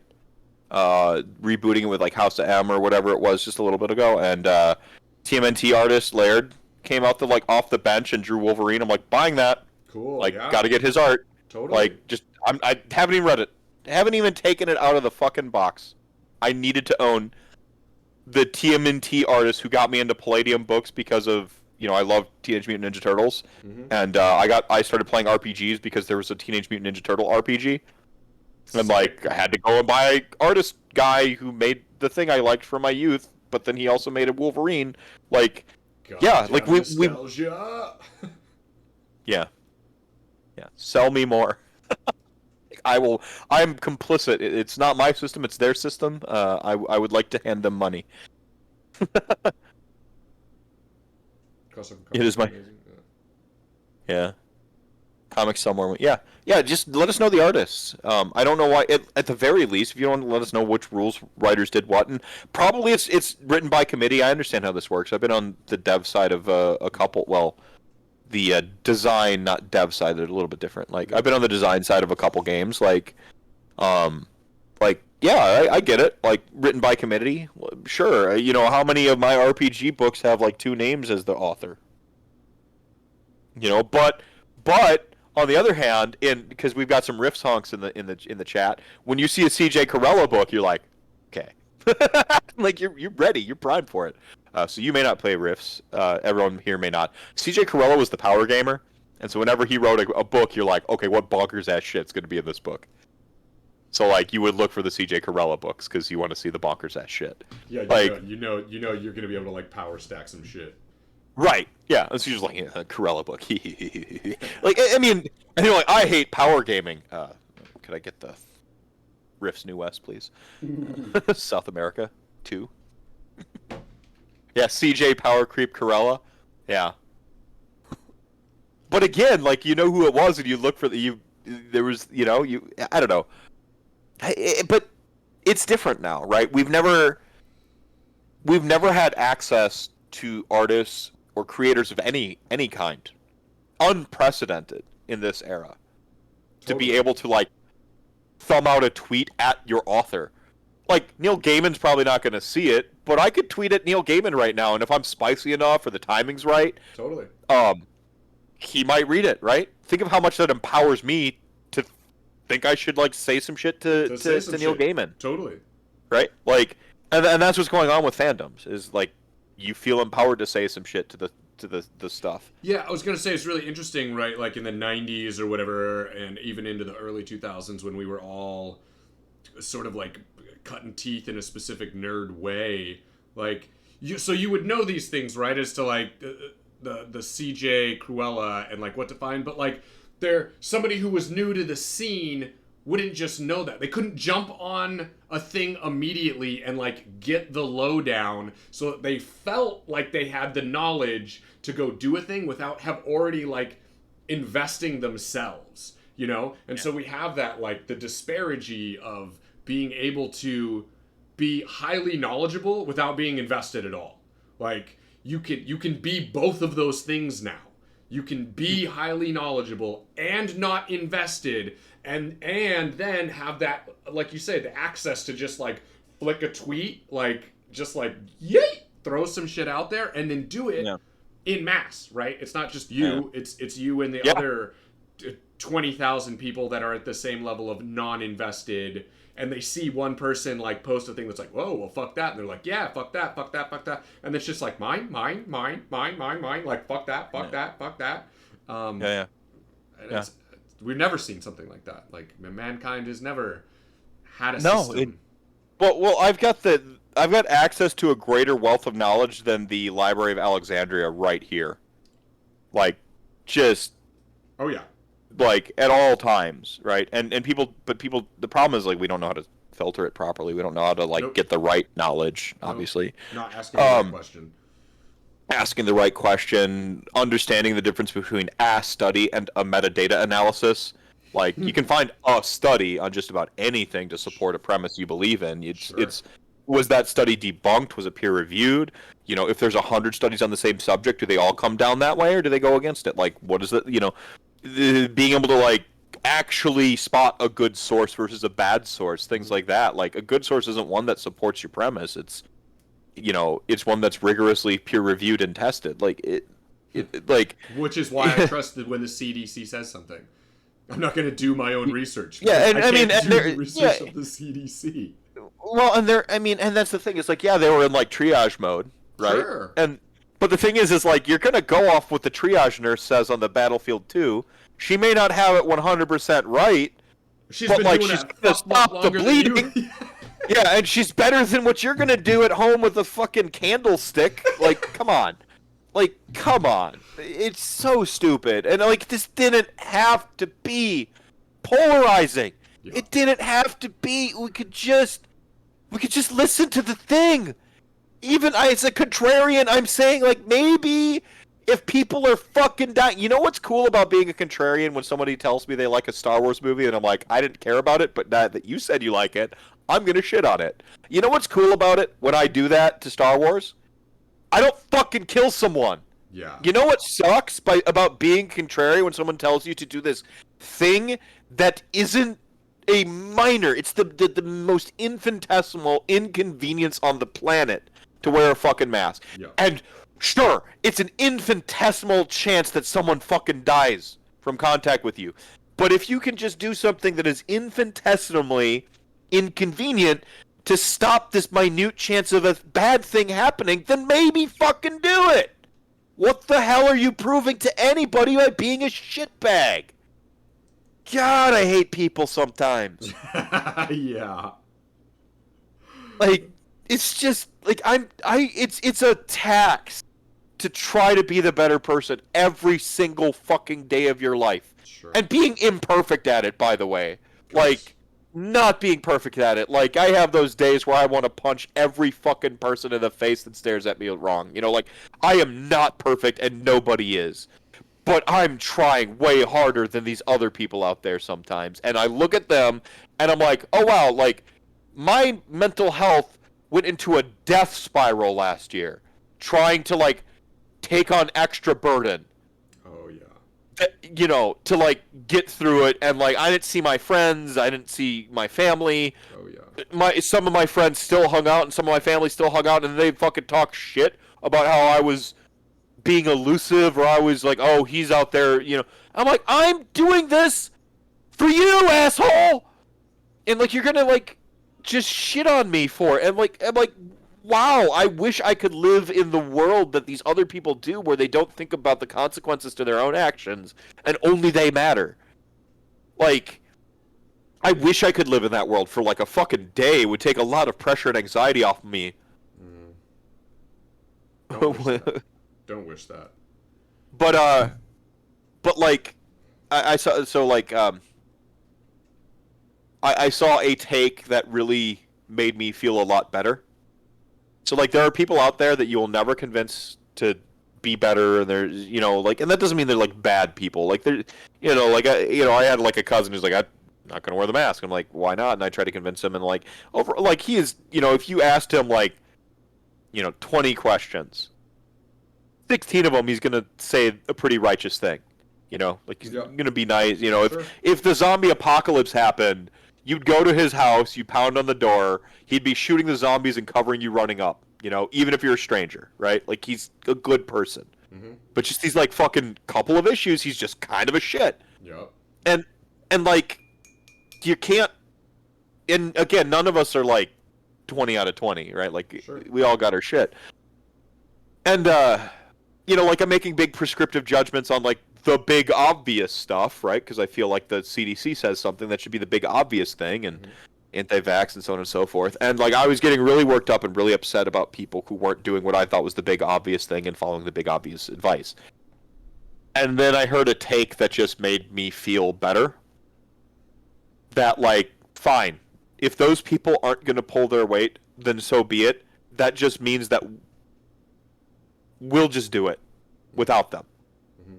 Like, if you have to like pull a boat to shore, and one person's just gonna sit in the boat for whatever reason, they're wounded, they're tired, they're not thinking about it, but like enough people get out, you can still pull the boat to shore.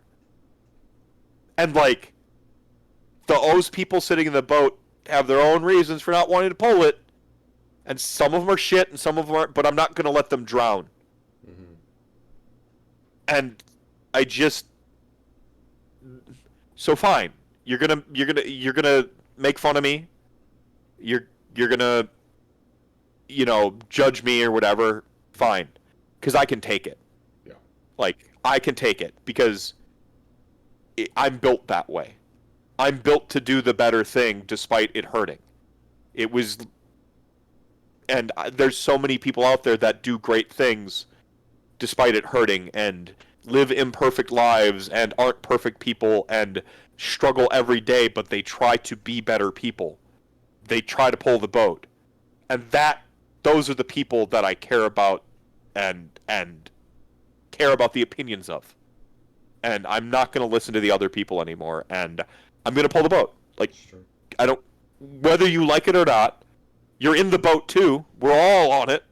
We're all on this fucking rock flying through space. There's no control panel. Yeah. We're all on it together anyway. Sure. I'm gonna do the right thing, even if you make fun of me, even if it hurts, because the alternative is not doing the right thing, and that's far shittier. So, Yeah. I don't know. The defeatist, the doomer pill. Like, I'm not taking that shit anymore, man. No. Nurgle doesn't support asks how can you bask in his blessing. Molly has asthma, like bad asthma. Like they're currently trying to get it under control. Still wears her mask, Dude. Like come on. So I don't know. Yeah, I mean, you can run a marathon with 7 masks on. It's like very fucking doable. Again, it's annoying. It really is. Oh, it sucks. terribly. I hate it. It's hot and sticky now. Like it sucks. But like again, the infinitesimal inconvenience. And I'm not going to change the opinion of anybody who's like fuck masks, man. Like you're never going to change people's opinions. You're certainly not going to change their opinions by telling them they're stupid or they've got a bad idea or they're not seeing the world right. Like you're not going to change anyone's opinions that way. Which is why I mostly just kind of shut up and pull the boat. Mm-hmm. Just shut up and pull the boat, right? Like, I don't know. It seems it's like I said, a weight came off my shoulder when I heard the take. End of the H Bomber guy video, by the way. If you go, you don't even have to watch the whole thing. It's a big prescriptive thing, and I know H Bomber guy's lefty, but like I truly encourage people who aren't leftists to watch it. It's like, again, this didn't have to be politicized. Like someone like Joe Rogan, was panicking about COVID. He had teams of people with freaking alcohol swabs wiping down everything in his private life while he goes on to lambast it and call people cowards and like not manly men because they wear a mask and they got their vaccine. You know who has their vaccine? Fucking Joe Rogan. Totally. Almost all these pundits Yep. driving making it a fucking partisan issue when it Totally. doesn't need to be, all have their fucking vaccine. Correct. Every one of them. Yep. It doesn't, like, just pick a different thing. Taxes, right? Like, just argue about taxes instead. Like, I get that. Actually, I don't know why we're not all on a very similar page with taxes. That shit doesn't. Like we can argue, like, drive a wedge with tax code, foreign policy, closed borders versus open borders. Sure. Like, I won't even call you a xenophobe if you're like, close the borders. I'm like, I think borders are imaginary. Like, I won't even call you a xenophobe. Like, you can't own ideas and land. It's just land, dude. Who owns that shit? Like, I'll go like full hippie. Like, it'll be a good time. We'll have a beer with you. It'll be a blast. Okay. Totally. Like, and again, I won't call you a xenophobe or a racist or anything. But like, fucking hell, like these things that like the the the thought leader driving the wedge actually is a hypocrite on it. Dude. Come on. When all like evidence is to the contrary, it pisses me off. And I think that's Sometimes the thing that blows my mind and makes me so incredibly frustrated is that their constituency isn't seeing the hypocrisy. Like, if it was somebody on that side being like, I don't wear a mask, I fucking lick toilets, I don't give a shit, and like they were doing that, like, yeah, do that'd it. be metal. Yeah, Dude, seriously. like, doing it. Oh, You're doing okay. it. I'd have so much more respect for you. Totally. Like, that's why I get shit from like lefties because like I'm leftist, and you know I go into the lefties and like I sound a little bit like the conservative one because like I have what I believe and I have what I'm willing to like compromise on, right? Mm-hmm. And I actually like Alex Jones. Like Sandy Hook, yes, that shit, horrible. Went in court and he's like, I'm an entertainer. You know, this is a performative show. But like since then, he's just been like super on the nose with the fact that it's a fucking show. Like he stopped child trafficking or something like that. Yeah. By like stopping it with his bare hands. I'm like, this guy is like fucking. Like if anyone watches this and thinks it's done in earnest, like if anyone like yes, he holds conservative values and he's a conservative and so on and so forth. Right. But like if anybody watches that and thinks fucking Alex Jones just stopped a van with his bare fucking hands. You're on drugs, and I want some of them. Yeah, it's got to be awesome. like those good drugs. Hey, now am I supposed to not lick? Oh, well, yeah, because the conservatives are licking toilets, so now I have to not lick toilets. I got to pick the other side, right? That's how this works. That's how the fucking team sports of fucking politics work. Dude, yeah, the team sport of worldview. Like, I mean, well, that's why truly I love Warhammer, by the way, because you get to meet people who are like, they only talk Warhammer, right? Yeah. And so like when you first meet someone playing Warhammer, you meet them only through Warhammer. Oh yeah. And like you form some bonds with them inherently just through having this shared passion. Yep. And as you go on, like you learn more and more about like some of them, and like so like you know you learn someone likes basketball, and like now you got basketball and Warhammer in common. Totally. You know, some people you like got Warhammer and video games in common, whatever it is, and Warhammer and D&D, and like you form these like sort of extra like layers in your web, and then like the political views come out like a little bit in between takes and so on, but you're like, I don't know, are they that? Are they saying it like humorously? Whatever, like I'll let it slide because I'm having so much fun playing Warhammer and talking about basketball or whatever, and then eventually you kind of like get each other's like political ideologies because you've gone to enough tournaments, you've talked to enough people, you've sent each other DMs and memes and stuff like that, and you start to like kind of get an idea of people's political ideologies, and then you're like, I still like you. Yeah. Like we voted different, but I still like you. And I'm like, man, if we could just like do that the whole world over. Totally. Just everybody, you play Warhammer, you drink beer, you find out what else you have in common, and then eventually you start talking about politics. And then you get to the other shit. Totally. Yeah, and then you get into the other shit, and like, because then you have that person that you've met that is a real human to you. They're not a caricature or a monolith or some like prescriptive judgment based on like the stereotype you have of whatever. Yep. And then you can talk to them and engage them in good faith, figure out why they believe what the fuck they believe, and be like, hey, wait a second, like they believe this thing in earnest or from a sincere place about like borders, just to use borders because you know like okay, like I get it, like I disagree, but I get it, and like I don't feel the need to like call you an idiot or make fun of you or think that you're like on wackadoo pills or whatever. Like I don't have to all the shit I say when I'm broadly, you know, talking about some stereotype. Swathing on whatever. Yeah, and it's just like, I mean, the world it's just like I think games make us better people, and I think they bring us together, and so I just want more games and more people. Like, could you just imagine if instead of like wars we had like a Space Jam type tournament? Oh, like dude. I want I actually didn't understand why that's not how we did it when I was like 7 years old. When I like figured out what like games and sports were and then war, and I was like, why is there war? Why don't we just like, okay, and then we all play this Like, game? oh, here you. Okay, nope. You get the land and the oil, and like the people who are always caught in the crossfire. Like, we don't have to murder a bunch of them to do it, and we don't have to. You were better at No, no, oil no, no. ball. Still, You were better like at we oil train our ball for militaries this and everything 4 still. years. Take your oil for this oil ball. Like you won. Yeah, no, you won the oil and oil ball, or whatever. Like, border wars. It's a proxy war.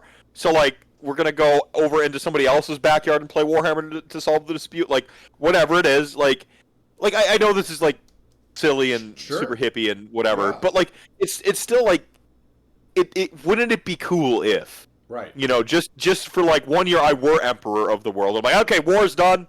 We're done with all war. And everyone's like, but military industrial complex. I'm, no. Like, you can still keep that going. Like, do all this stuff. There's jobs involved in there. Like, Sure. you keep doing that. It's just instead of physically doing war, right? We like Warhammer.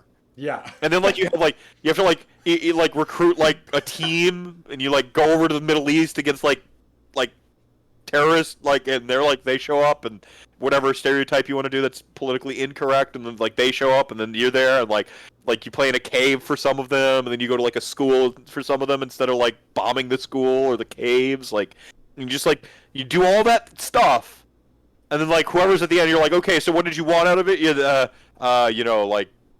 Infidels be gone. I'm like, okay, well, sorry, we lost this time, so we gotta leave.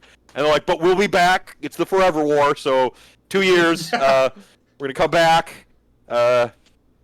Same place. No, by then we're gonna move to a different proxy location and fight over that. All right, cool. And then we do that, and we can keep all the like shit people like about war. The profiteering and Oh yeah.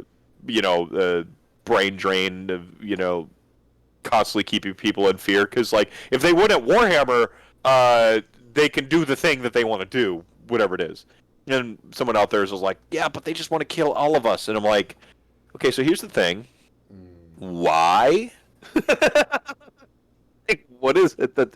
Because that's I don't know. Like, I don't know. It's again, I don't have the world's solutions. I'm just a silly man who likes toys and games and talks about warhams.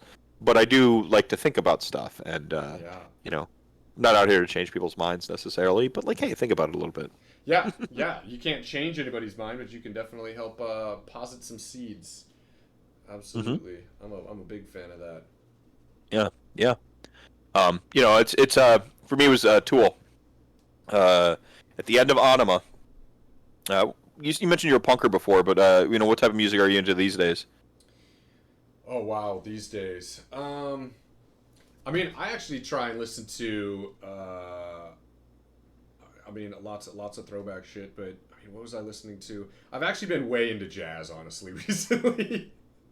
You know what? You look like somebody who's way into jazz. You got the horn rims,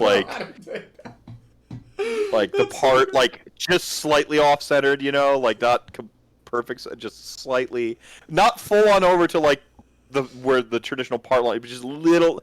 You look like someone who listens to jazz. Yeah, Shit. yeah. The chain. I think you're even wearing a chain. I am. I just got that from an uncle. Classic, right? Yeah. Nope. This makes sense. I've been in a lot of like Chet Baker. I've always been into Dave Brubeck. I literally learned, taught myself how to play the clarinet so I could play the saxophone for Dave Brubeck's Take 5, because I was like, this is the pinnacle of jazz. I was like, this is the coolest song of all time. This is peak jazz. This is turbo jazz. Yeah. No, it's Tool. At the end of Tool, there's Third Eye, and there's a part where like it comes in and just says, "Think for yourself, question authority. Think for yourself, question authority," and then it goes on and it does Bill Hicks comedy bits, and then because of that I listen to Bill Hicks and so on and so forth, which is very formative for me as a young kid who was angry but smart, and fuck the world, and Totally. here's why. But that like always stayed with me, and like think for yourself, question authority, and like the thing is, like, anybody who tells you something is authority, and so I wanted to say Dear Chat Gang, but this isn't Chat Gang, this is the fat middle. I am authority So you have to question me too. That means like I might be really funny and charming, but like I said some whack shit, and you just need to question that. Solve the quagmire in the Middle East with Warhammer and or Monstar style Space Jam basketball. What the fuck am I on?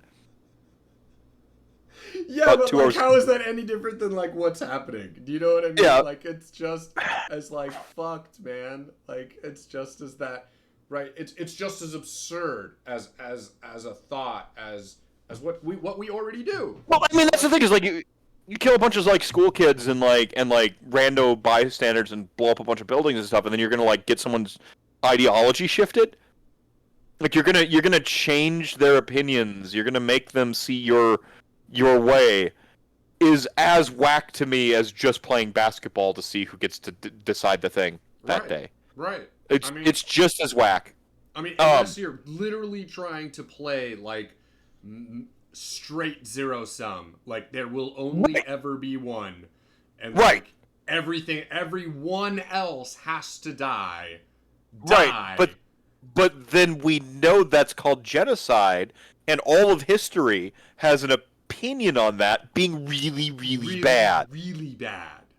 Yeah, Exactly. yeah. So it's like, So if you want to, I don't know, like if you want to change hearts and minds, at least playing basketball doesn't like blow up schools and shit. Totally.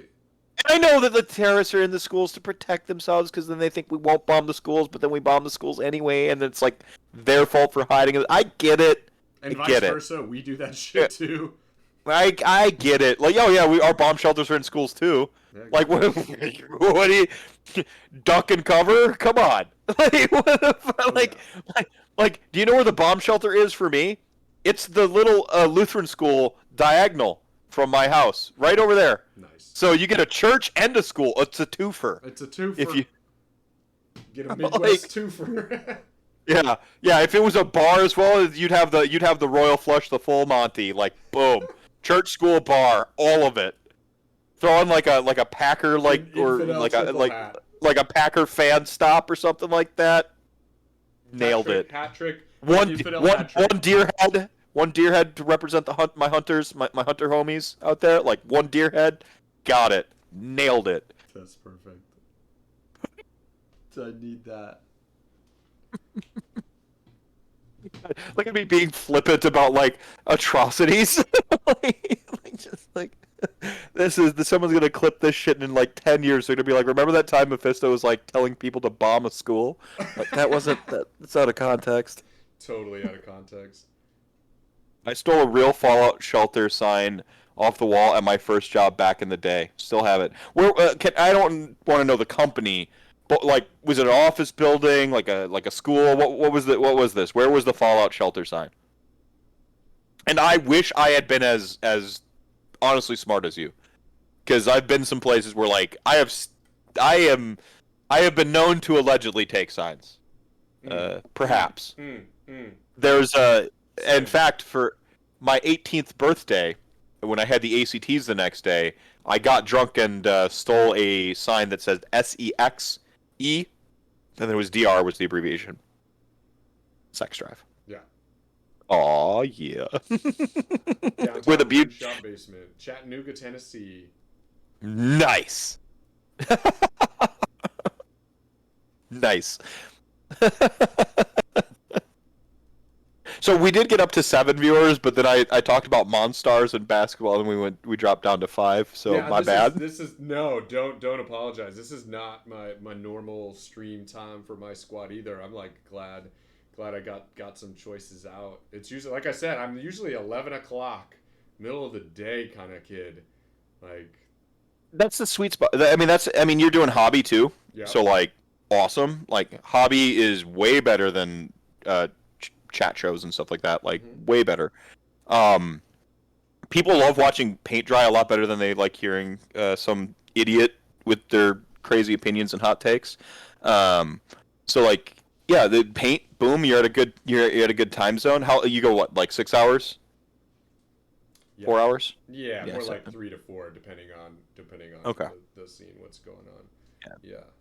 Yeah, sounds good. Yeah, no, good time. I put you on my auto host list because I need more people to auto host during the day. All the people I know that like do stuff, it's like nighttime, and I'm like, I'm Yeah, on yeah. at night. It's like, hey, whoa, and those guys, it's all like late, starts at 8. Like, don't we Yeah. stream at the same time? Um, Well, yeah. I mean, I don't, I don't mind that. Like, there was a thing that came up in Discord. Doctor Darkmatch was like, did you ask Doug? He's like, I don't want to stir the pot or anything like that, but did you ask Doug to be on the Rantathon because oh, he I did a saw the charity stir stream the the same pot. time as Yeah, you? yeah, yeah. And I'm like, I asked him, but like, it's no big deal. Like, you understand, like, we all have lives. Like, Mhm. everybody's got like stuff going on, and I did my due diligence. I'm like, is there a big 2-dayer? Is there anything going on in my like literal backyard? Anything in the Midwest I need to be aware of? Mhm. Okay, Midwest Meltdown's not this year. Okay, cool. I'm clear from that. Like, yada yada yada. And I'm like, and then I moved the balloon out. Like, I expanded it. Checked the East Coast, West Coast. Okay, what are the big UK and Australian tournaments? All right, they're not going on right now. Like, all right, cool. So I'll schedule this for this date. Like, lock it in. Start being able to talk about the because you get your date, and then you start talking to everybody. Like, this is the date. Some people can make it, some people can't. Hey, I got a wedding, whatever it is. Cool. But like, this is the date I have set because I have my life too. Like, I can't do this weekend, for instance, is Brought Days and Family Day at the Packer place. Like, got to take my kids up to see Packers practice, and then they shoot fireworks. Like, like I can't do it this weekend. Couldn't do it. Yeah. So you schedule it, and then things come up in life, and I don't worry about that. Like, I used to worry way too much even when I was starting out streaming about like what's the optimal time to stream, like when do I get the most viewers, what game should I stream right now, like because I can't stream the the top thing because then no one will ever see me. I'll be all the way at the bottom, so I got to stream something where I'm in the middle. And I overthought it. I'm like, nah, just fucking do what you love, man. Do what you It'll love. work out. It'll work out or it won't. But at least you're doing something you love. Yeah. If you're chasing the if you're just chasing that, you mean you're always chasing. Yeah, And exactly. I mean, there was a while my paint cam when it died, and I had to like send it back for them to like send me a new one. Dude, I was just playing Blood Bowl. I was just like online, like just doing pickup matches. I was just like, let's play yeah, some Blood Bowl. Like, I love Blood Bowl. I love it so much. same. It's so masochistic. Oh my god. Oh, it's both. It's both. It's like you've got to have the masochism. You got to like being hurt. Hey, it was nice talking to you. It was nice talking to you. I hate Twitch on Yeah, dude. Twitch. He made that handle to come hang out with me. He's like, oh man, he's like gonna be on Twitch. I fucking hate Twitch. Brilliant. I Yeah, like it. I like yeah, it. yeah. He's good Speaking of times. contrarians, you have a type, it seems. Yeah, a little bit, a little bit. Because that's one of the things I do. Like usually while I'm painting, man, I'm on like full rant mode. See, it looks like Freed's headed out. Oh no, Freed's saying bye to I hate Twitch. Gotcha. Yeah. I mean, I go on full rant mode. There's so many things too, right? Like I'm such a GW like fanboy at so many levels, but there are also so many things that like I got hot takes, man. Like the Shadow Stonkers, and honestly, about half of the models, because my wife plays DOK, like half of those models are too fucking good.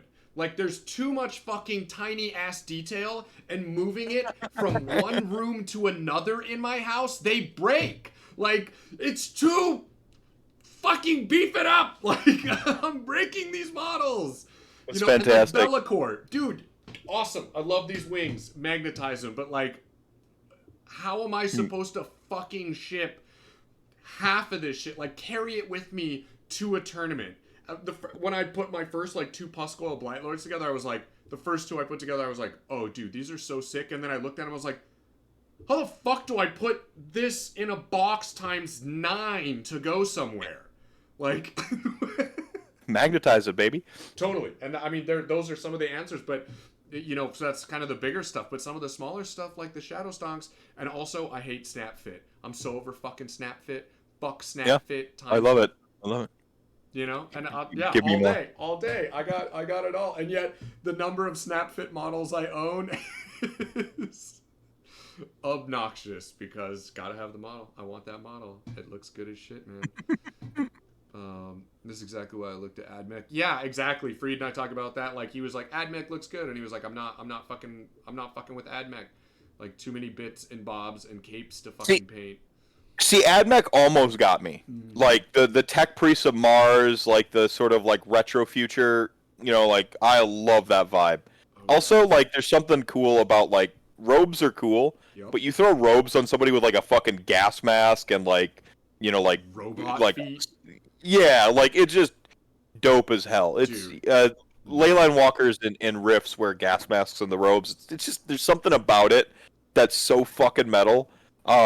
But like It's a good look. again, that I don't play good guys thing kicked in. I know that the Imperium's not good. Like I understand that. Like the whole point is that they're all bad guys, but like they're the good guy of the setting or the protagonist anyway of the setting, if that makes Sure, sense, right? sure. And actually, if I were to try and put some type of even over the regular Imperium, right? Like the beautiful thing about AdMech is they are like outside of the Imperium. They are Like their own. from Mars. Oh, that'd be so dope. Sorry, they are outside the Imperium. Go on. Yeah, my spikers from Mars. Yeah. Oh my god, that's a nostalgic mind fuck right there. Mm-hmm. Um, yeah, they're outside of the Imperium, man. Like they really are like 1001, like Omnissiah. Like they do have a level of purity because they don't think the Emperor is God. He's like part of the Omnissiah. He is not a deity. Yeah, Like it's like yeah. these really interesting things as to like, and then at the end of the day, my favorite thing is that they literally grind their legs off. And That's brutal. dude, so that's how they get the like Skitarii, the like metal feet. Mm-hmm. When you first go and you're like, I want to join, and it's like, okay, passage number 1 is you have to be Skitarii, and they're like, okay, how do I be Skitarii? Well, we have to take your legs off. Oh, so you'll chop them off? Nope, we actually grind them down like a yeah, just put you on a big So belt brutal. sander and grind off your legs. Well, I mean, you'll go into shock after a little bit, so like there is that. Totally. And Um, once you've done that, then you're like initiated. Then it's like, all right, got you. no, I mean, they're AdMech almost got me. They're really cool. I love the aesthetic.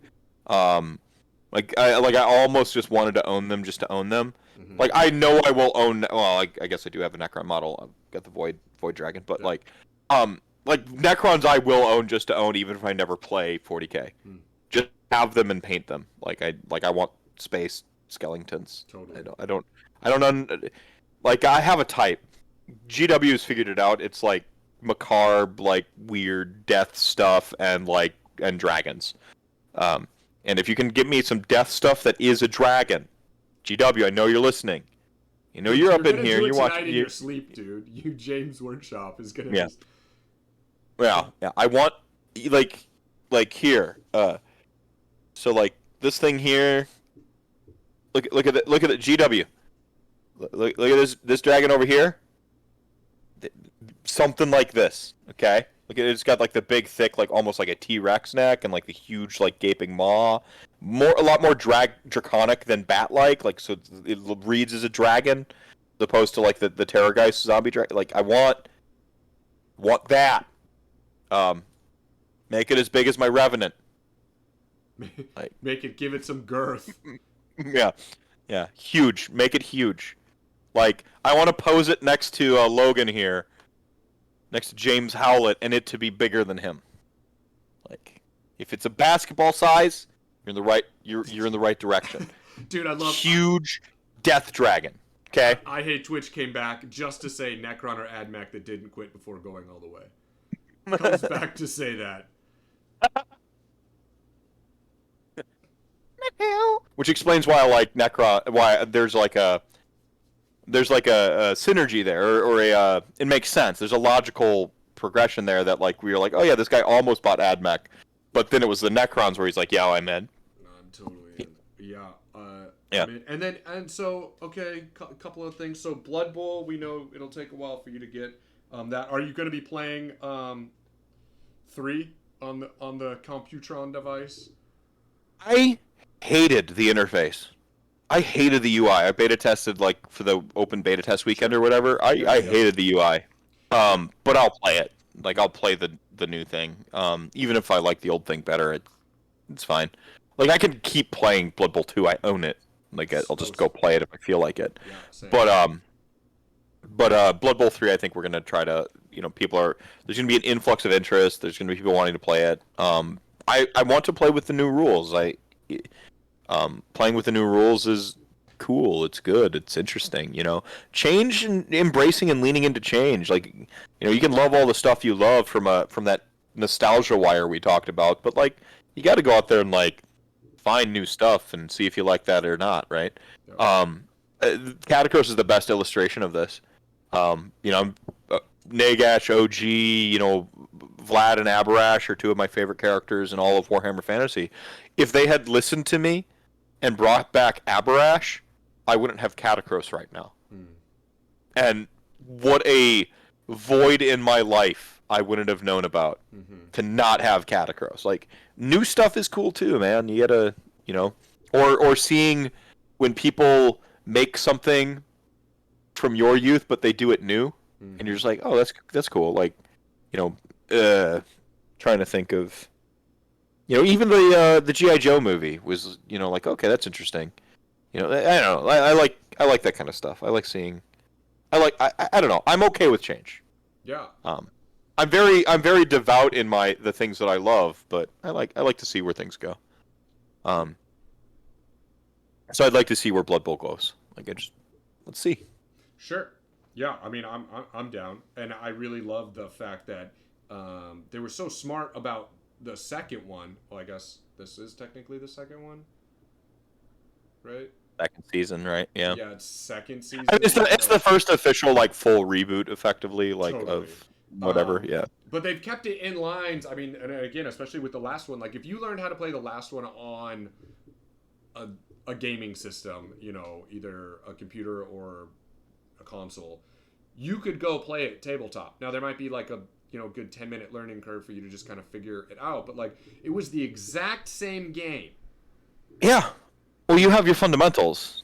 Like Totally. what you're. Yeah, like the math and some of the hidden stuff it's doing for you. You don't maybe know how the operations work, but like Sure. you know that you're gonna build a cage. Your Yeah, and even what some of the risk stuff assessment a does. little bit. Yeah, even Yeah. with some of the like a tackle, if somebody's got tackle, if somebody's got sure hands, if somebody's got right, like you've got some of those down. Yeah, Yep. as to the exact like, okay, if this guy's standing in this square and this square, like, what is the adjacent for like my minus on a tackle, right? Like, Right. sure, you'd have to start to do that math, but like. It really taught you how to play the game, and I like that they're sort of sticking on that same like curve. I'd like to kind of see them hit a couple other games like that. Um, I like it.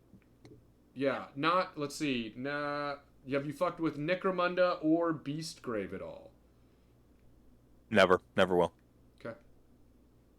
I can only, like, categorically speaking, Yeah. I can only do one full size game Yeah. and one skirmish game for the most part. Cool. Like, I just don't. I can't commit to more than that. I have a hard enough time as it is keeping on top of like my main game armies, Sure. and I've got a lot of interests. I do other stuff. If I were like a pure painter guy, Yeah. like if all I do, I would play all of the stuff, but I Totally. do other things too. Yeah. So, Yeah. Yeah. I've really started to try and really fuck with a concept that I've been like calling total hobby, and right now my Imperial Guard army kind of baby going to one bed. second, Yeah. Lulu, you want to get us each a glass of wine? Yeah, thank you.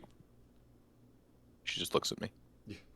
I've All been right. really doing this thing, total hobby, and I'm like slowly moving into it. But I did it with I used only Necromunda models, the Goliath,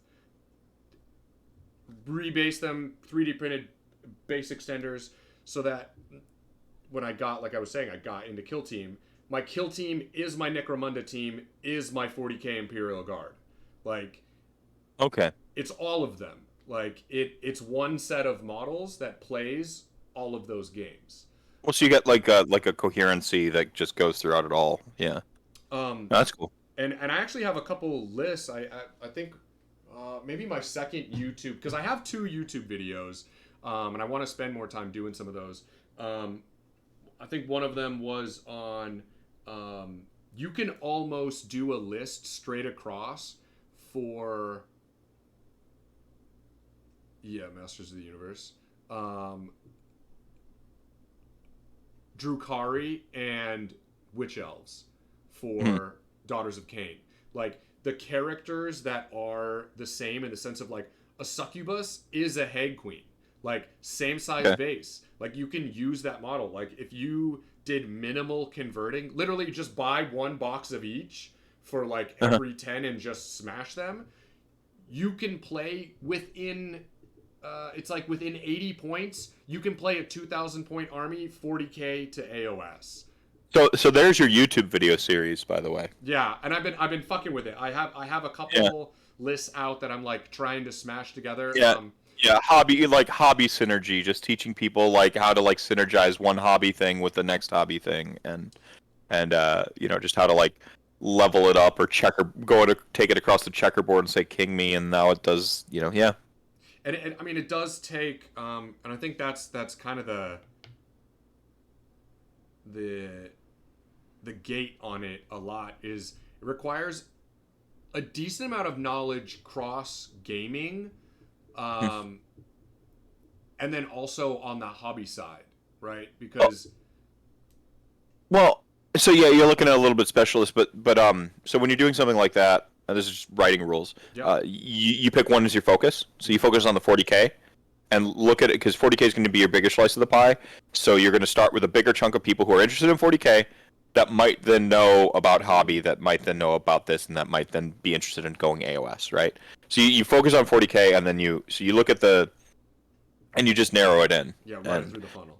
and be specific is always the advice. Be specific when you have an idea. Be specific with it. So you want to be like get it down all the way down to like the most specific distilled idea you have. And so like yeah, like how to have your hobby synergy. How do you make your you just said Mm-hmm. the elves thing, right? I don't know the 40k terminology, Yeah, but like boom, you can do that, and you do that with hey, you want to play Kill Team and Necromunda, hobby synergy, boom, and you like teach people whatever that looks like. Yeah, yeah, you yeah. just Because that last one I was saying too, with the elves, you can actually run them as an Escher gang too. So you literally have a Necromunda gang, you have your AOS and your 40k, and really, if you wanted to get fucking tricksy, you could turn it into a Blood Bowl team too. I love it. I love it. Um, no, I no, I dig it, man. There's your. I mean, you could just do it on Twitch one day. Just be like, see, this is a blah, blah, blah, I've done just it twice. I've gone through Toll, and I brought up two screens and did a full side by side list build with. There you go. Yeah, I was like, you can like, it's Brilliant. straight across. You build it out, man. It's right Yeah, there. brilliant, brilliant. Export it to YouTube. I'll signal boost the shit out of it. Yeah, I need to get that bitch on YouTube. I absolutely Yeah, need to do that. yeah. Well, it's been awesome hanging out with you. I love that you tried to get me to hobby. You were really close. I mean, I was You know, close. people had to donate like $6,000 to Oh, mental I health know, to get me I to know, do, I to know. do Well, to paint this much. yeah, dude. Honestly, I didn't get to hobbying tonight with you. Normally, I'm on the hobby game, but I was just having too much fucking fun. I can't see. I can't talk like this and paint. I can't do it. Vince was like on my stream and he was painting and kind of talking and like I can't do that. Yeah. Fuck man, I couldn't like take notes in my journal and like maintain the conversation. I do not remember talking to Luke Stone the morning of the morning after I took like my little 3 hour nap and I got on. I don't remember talking to him. He was sitting there the whole time. I don't remember that before we went into. I was clipping up the videos. I'm like, oh shit, I look like an asshole here. I'm like but I was like, next year it's better. I'm gonna have like a whole prize human that just does the prizes, and then that'll make it. I think that'll make it easier, so I can just be the host. Yeah, Um, I'm curious as to what obviously COVID permitting and everything like that. If it's gonna, are you gonna try and do a little more in person? Because what I really want to do with the Rantathon is I do want to set up a venue, and I don't mean a venue as in like a like it's a Adepticon. No, I want it to be like a Warhammer retreat where like I go there and like we've got the people to help me do it so that like it's a little bit better. It's just better. It'll just be better, cleaner. If we have someone doing the prizes and we have someone doing the hosting, like you could have like a co-host sit there with me and like their only job is to like actually like watch the donations as they come and read donations, right? Like a absolutely. GDQ style thing, right? Yeah, And yeah, then like the prize draw is somebody else off camera is just looking at the things. They've got the cutoff. Like I mean the Tiltify tracker is like really clean with what it like the Excel spreadsheet it gives you basically. So I mean it's just a matter of like clicking a couple buttons to reorganize it and make sure you can screen the duplicates and then you RNG and because and then it'll just roll out and you go okay boom here's the number. I love that you were like, dude, I saw your fucking I'm like, wake up at 2:30 and you're like, dude, I saw your duplicates. You're not getting duplicates. Yeah, no, I saw. Oh, like some people get tricky with it because they'll switch their screen name, but like their email address is the same, or their address is the same. So like like I don't think it's on purpose, like because like one time you might write your name as like Alex, and one time you might write Alexander, it's stuff like that. But I'm like, I see you, I see you. I was just I was like trying to hit the like 50 as like quick as possible. I was just like, yeah, whatever. I'll just throw like $20 at this. Like I want this. No. It's one entry, $20 entry. Go. I'm Stealthy Boy. When you say you will get me to join you, do you mean in 40K or like becoming a proper hobbyist? Because like I paint to get stuff to the table, and then I play with it because they're toys and I want to play. Game. It's I would like to game. I would like to play. Like no, I mean I actually envy hobby because like hobby for hobby's sake is the most wholesome, like clean. Like you don't need other humans to hobby. You just get to do it. Like I mean that's why I do think in a sense that hobby is the purest form of Warhammer. When they say they're a models first company or like a hobby first company, I actually believe them. Same. I do think that that's what they are. I think their business model is in fact set up to sell models and 100%. So on and so forth. Like I think that really is the truth. Yes. Some people say that thing and then they say it negatively, but they're the hobby first company, and I'm like, so have you seen their fucking models, dude? Yeah, like they're great. Like they're doing the model thing good, the thing that they say that they are. I'm like, yeah, I'm the competitive player. I want the rules to be better and so on and so forth. But that's a dragon, man. You're always chasing that dragon. You never get perfect rules. No. And any game that does get perfect rules blows up the system anyway and resets it eventually. Dude, if it gets perfect, it's solved. Like chess solved. And then when they've solved it, you know what they're going to do? Blow it up. Like the perfect D&D rule system hypothetically existed in 4th edition. They blew that fucker up. Like they're just it's what games do. Mm-hmm. You either die or you reinvent yourself. Like it's how it goes. You either saw off and grind your legs to become a sweet robot human, or you're lame and you're not a sweet robot human. Just a regular ass human.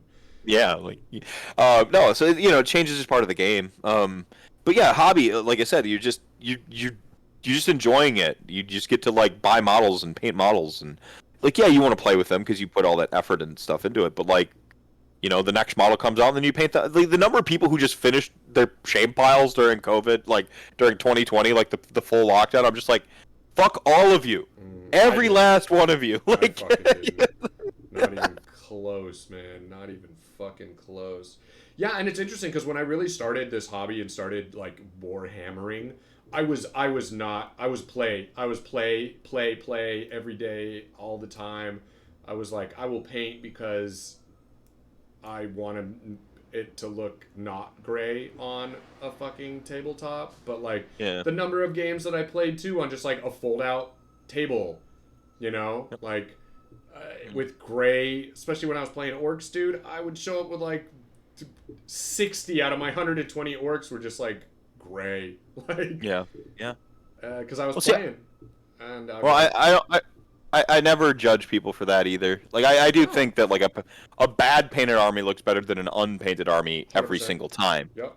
But I'm gonna urge you to paint your army, paint your models, and get an army. That's the thing is I become complicit because I are complacent, not complicit. I become complacent because I have finished armies and like balls to the bandsaw. I know that I can just grab one of my painted armies and go play it. Mm-hmm. And so my motivation to finish the hobby stuff is a lot lower than if I'm preparing for a tournament or I have some new hot tech that I need to get painted so I can debut and show off my new hot tech, right? And so no tournaments for now 2 years. I'm just off them, and I'm like, I'll see what's good when I decide to start going to tournaments and then rush paint all that stuff, and this is the cycle of life for me. Mm-hmm. I mean, that was actually one of the things that I at first was really annoyed with, and then it was sort of like a blessing in disguise. Was that my main store that's close to me here in New York is the GW on 8th Street, and shit's got to be painted. Like you can't play on the table if it's not painted. Really? Mm-hmm. Interesting.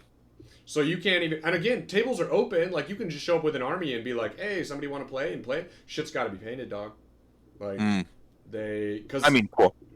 yeah, and so it was like a big catalyst for me to like get shit painted. I was like, "Fuck, dude, I like gotta get it." I painted a Warcry warband in 48 hours. Damn. And ended up winning a painting award for it. Not bad. Not bad. Smashed it. It blew ass, and I got my ass kicked because I was like, "What can I paint in 48 hours?" I was like, "I'm doing gits," and I didn't power get it. I didn't do 20 gits on the board. I was like, "Nope, I'm doing squigs and boings, boings." And, yeah. That's not power. That's fucking pleasure. I will say the thing that's hilarious about Warcry is like you draw like missions. Mm-hmm. And there's like a quarter of the missions are movement based, and your movement isn't random in Warcry for a git. You just get to go max speed, like blaze it and fly. And so there is 1/4 of the missions that you draw, you're invincible. Like you cannot be beaten. But amazing. The rest of it, activation wars, you will get dick stomped. Oh, that's amazing. My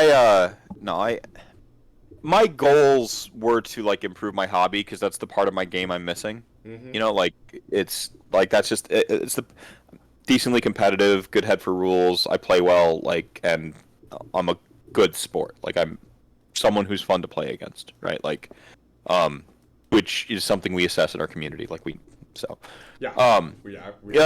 It's the only reason I would say something like that because like otherwise I'm great to play against. Yeah. What a shitlord thing. But like the hobby for me is like that's the part where I'm like I can get good tournament. I can get good like general I get good sports scores. I just don't get good hobby scores. So like I want to get better at hobby, and I was going to spend all year just #getting good at hobby.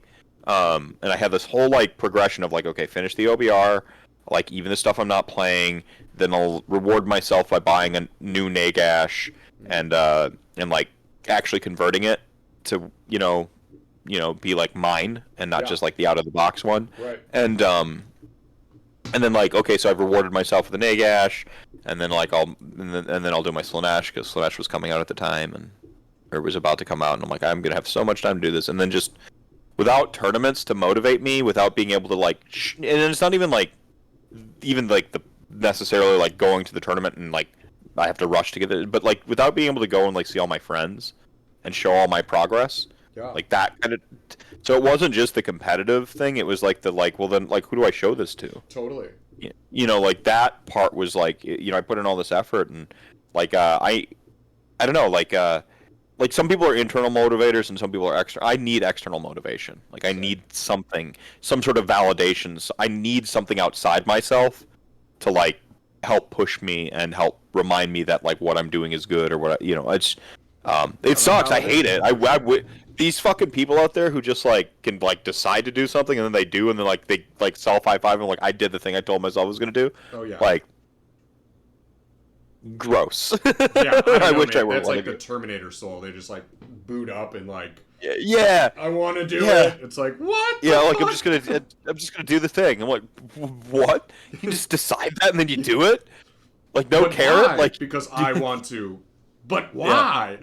Yeah, how? Like what's the point of doing it if someone's not like patting you on the back, man? Like if like it was that stupid like the horrible like Nivea for men commercial. How will this increase my chances to mate? Like has to sell them on the hygiene like this whole. I don't think that ad was like funny in the way that they thought it was funny. No. Like they're making fun of the nerd and the misogyny and yada yada. Yeah. For me, it was like the motivation thing is like, totally. how does this how is my motivation reward? You know, like I thought that was the funnier take, but anyway. It is. It's a way better take. Yeah. The, Like, yeah. how will this increase my like? How will painting this model increase my like ability to like receive validation? Like, what do you, like I just like I'm just happy I painted it. What? What? You just I need someone to be like, yo, that looks cool. I'm like, yeah. Yeah, it does.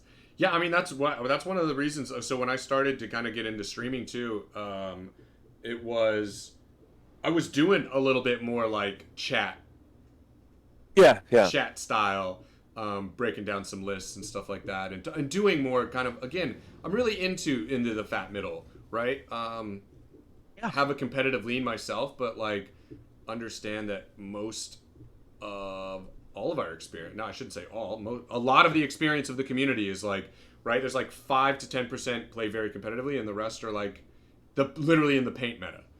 Um, Yeah, paint meta or like literally like the basement meta. Like they just yeah, play games with their friends or totally. like at the LGS. And like the vast majority of people do not they're not tournament grinders and even the Nope, ones that go to tournaments are not grinders. totally. They go to the tournament to see their friends, have fun, Hmm. show off the painting they've been doing that summer or whatever. Like um like yeah, maybe they want to win a door prize. Like Sure, yeah, they're hoping for getting a paint trophy or sports trophy. Like I don't know, like it's just there's nothing wrong with that. Like I like me, the competitive guy, gets annoyed when I hear like I don't. It's not a dominant percentage. I think most competitive players care about the fat middle and the health of the game overall, hmm, even more than like casuals who only ever read shit on the internet and never actually play the game. totally. Like but um, you get that like the competitive take out there that like harshes on like soft scores and stuff like that. And I'm like, Hmm. no, like yeah, okay, if you don't want the soft scores to count towards your like your overall, I understand that. Cool, like I can go to bat for that premise. But like people who are just like there shouldn't be soft scores in our game at all. I'm like, get the fuck out of here. Like it's part of what keeps this game holistic and interesting. It's part of what gives people who just aren't wired for competition something to be kind of competitive about. The Yeah, painting meta is probably more competitive than the fight tan meta. Like, have you seen dude.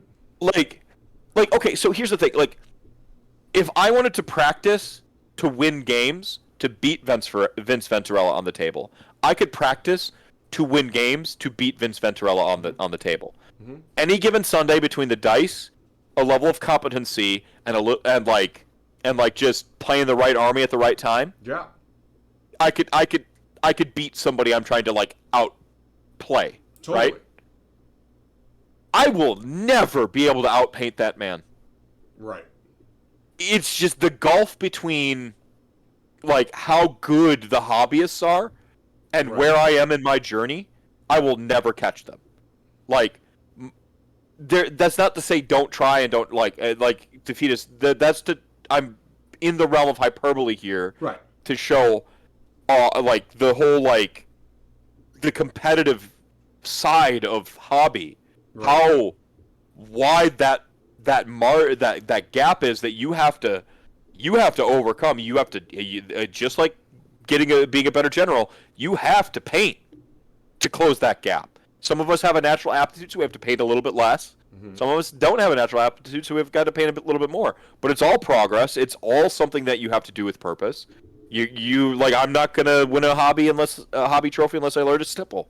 I'm gonna watch a bunch of stippling videos, and I'm gonna fuck up 20 models, and then I'm gonna Totally. kind of get the hang of it, and then I'm gonna boom, and I got it. Boom, now I'm stippling. Like you just like anything else. I don't want to forget this command ability every turn. So every game I play it, I'm gonna make up a rhyme in my head. I'm gonna make up a order of operations sheet. Whatever your technique is, and you're Yep. gonna commit to, and you're gonna. Same thing happens in painting. Like this whole like soft scores, and I don't like that take. I love it. In fact, I love the soft scores. Um, you know, I would love to see what Magic the Gathering would look like with a sports score. Do, I would just for like a couple weekends, just a couple, because you got to have enough to have like a good sample size. So I'd yeah. like to go to like just like a season of Oh my. tournaments where they suddenly have a sports score, Oh my God. I would love that shit. like just to see, just as a social experiment, you know? Like, it just, what would that look like? I have no And idea. have Like, this is a something of like philosophical. Like, you what have would to that say look a like? minimum of 100 words during the match. Like, Oh, yeah. Like, what would that look like? I mean, sure. it'd be interesting. Like, it could be factored into like whether you top 8 or not. It could be a like entirely separate trophy that you can chase, and well, and they get packs and money. Yeah. So it could be an entire separate, because you're motivated for you're entirely different set of packs and money. So now you have people out there trying to game sports and like be bros to you, and you're like, are you being really a bro, or you just kind of try to get the trophy, and then you're like all like thinking, what would that look like? That would be. I want to see that. Yeah, I want to see that community go for the brophy, for sure. Yeah, the brophy. I've never heard it called that before. That's brilliant. I love that. Oh That's yeah, fantastic. the brophy. Oh man, yeah, and that's kind of why I got into doing streaming, getting the paint cam was like I wanna like push myself in the hobby. Mm-hmm. And that was a really good way to, again, like we're talking about that sort of like exterior like validation. One, I'm like scheduling it. Two, there's like people watching, comments thrown out, being able to help people like paint some of their shit, like just be actively involved in that, beyond even what I love about, because I'm a list builder all day, like really, like that's my hobby. Like, really, the thing that I love about Warhammer is part of the contrarian is like, I scour for fucking suits. Yeah, finding tech. Yeah, finding tech. Yeah, yeah. No, you're a Johnny like me. Like Yep. um. No, I'm similar. Like I know there's a Vengorian list, or an Avengorai list. Obviously, like I was already like Vengorian lords are good in Soulblight Grave Lords. Like you take one, blah blah blah. Like I knew that wasn't a question, but like in Virkos, but I'm like I already know Virkos is good, so like, how do I make this good in Avengorai? Like what does that look like? And just like some like, it was work was bad, rantathon, and now I'm like finally took that deep breath. Like I'm good. Like I'm a human again. Like I get to like have fun now. And like now I'm like the first thing I've got books hanging out because I'm reading and like reading again. I'm like ordered a bunch of books. I'm like now is my time. I get to Johnny again. I get to read and conceptualize and how do I break this now? Because this has been like a project I've wanted to get to, but I just haven't had time to sink in and look at, okay, does this combo do what I think it does? If I play it this way, well, what else could this combo with? Like, is there anything I'm missing? What about this like war scroll? Like, and you just start tinkering, you tinker and you tinker, and then you see if you can make it work. I love that. Is there a combo that I'm gonna bring that I think is higher that I know is like just has hard counters all over the place? That like or like what is everyone playing right now? How do I beat that with like this piece? What does that look like? And then you just start going through that. I love doing that. It's something I haven't done in a little bit because I've been off the tournament scene. I haven't. And I've just been like again overworked and I haven't had time for me. But then also on the flip side, I'm also making a list of all the horror movies that I want everyone to watch starting in September, so you have enough time to make it through all 30 of them because we've all got lives. But I'm gonna release it in like September 1st and like sick 30 horror movies, like just what is the relatively modern. I'm not going in. I don't think I'd go into the 80s. I'm like 95 and forward is like kind of the cutoff. Okay. No, and just like got you. Yeah, well, I mean, there's also an assumed list. So like on the list, so I've got the list, and then over on the side I have like an explainer. I'm like, I already assume anyone who's like watched horror or has a cursory interest in horror is familiar with these movies: Original Halloween, Nightmare on Elm Street, Texas Chainsaw Massacre, like The Thing, like all those, like just these are clearly great horror movies. You've either seen them or you know enough about them to where like they don't need to be on a list. By the way, if you haven't seen them all, that's a different list. Go, like, you should do that if you're looking for another list. Like, here you go. Here's the movies that you got to see. And then like, but here's like the percolations from there. Like, here's all the like, what are like quintessentially horror movies that I just thoroughly enjoy. What are some modern ones that are hidden gems? Like, what does that look like? And 30 of them. And so I've got a list that's like longer than 30, and now it's like, and I'm still adding to it, and then I got to like narrow it all down. Perfect. And and then like a music DJ or like jazz, you got to have like a flow to it. It's gotta, Yeah. you know, like you gotta like you don't want to throw someone in like the hardcore like Yeah, foreign. just like wine. There's a progressive list here. It's a progressive list. Yeah, and then you want to have like a good break in between, where like they're going through it and they're watching some like wow, that was tense. They're just like whoa, and then you like the next one's like like a zombie. Zombieland's not on the list because it's over here, but it's like a Monster Squad where you're like this is just like a campy fun. Yeah, it's a feel good movie, right? Horror. Yeah. Like well, there's a way to write horror from a place of compassion. And I think that like compassionate horror, where like you're teaching a lesson, there's some hidden message there. The way that like the original Dawn of the Dead was essentially, about like biracial relationships and like and stuff like that and small town life and, the later one about consumerism and like there's always like when you have horror that's coming from a place of something sincere to say, but then like they just dress it up and make it fucking metal. Like yeah. Turn the knob off, turn it up, break it off, right? Yeah. I mean, and then some horror can just be like dumb fun, like Knife Party, or not Knife Party, Murder Party. It's like one of the greatest horror movies of all time. Made on like is it made on a budget of like $20,000, and it shows, but he spent all $20,000 on the gore. Just the one dude with the bucket off scene to just like oh yeah, wow. It's so like, but like the thing is like it's like a great exercise in script writing, so in drama specifically like theater like play acting, there's a lot of like audience expectation and subversion. Now this is in film too, but the audience is participating in the subversion and expectation, and like it's like he knew that. And then he did it with film, and then he made it gory, and I'm like, it's a masterpiece. Like it's so good. If you like horror or you like gore or you like, it's funny too. It's got some humor to it, but it's like a step above. It's a proper feature. It's a step above like a student film. Sure. But like it's got that like rawness of like this was clearly some guy who's just like loved films and he's been making films a long time and he finally got a budget and he's like I am making this fucking movie and like the fucking like it's a movie that exists. Like if you look at it you try to like wonder what time it's set in, you might be like, is this set in the fucking 80s or 90s or something like that, or and but like you're watching, I'm like, no, I think this is modern, and like it's just like it's just the setting is like sort of like it's like time agnostic. Yes. Like the character like puts in VHS tapes, but then you also see like a modern SUV over here. Like it doesn't matter.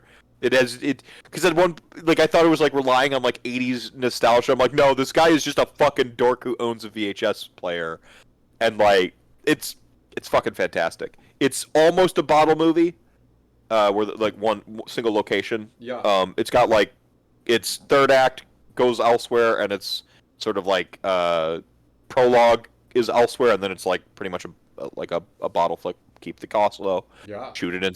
It so good. The gore is excellent. Like I don't know who did the cosmetics. I should learn this. Maybe it was a fluke, but like whoever did it, practical effects like perfect. Oh, Perfect scores. so good. Yeah, 11 out of 10. But inventive kills in a couple of them, like a couple where you're like, I need this kill, and you're like, Yeah. I love it when there's like just enough of a telegraph to get you to be like, it's gotta fucking happen.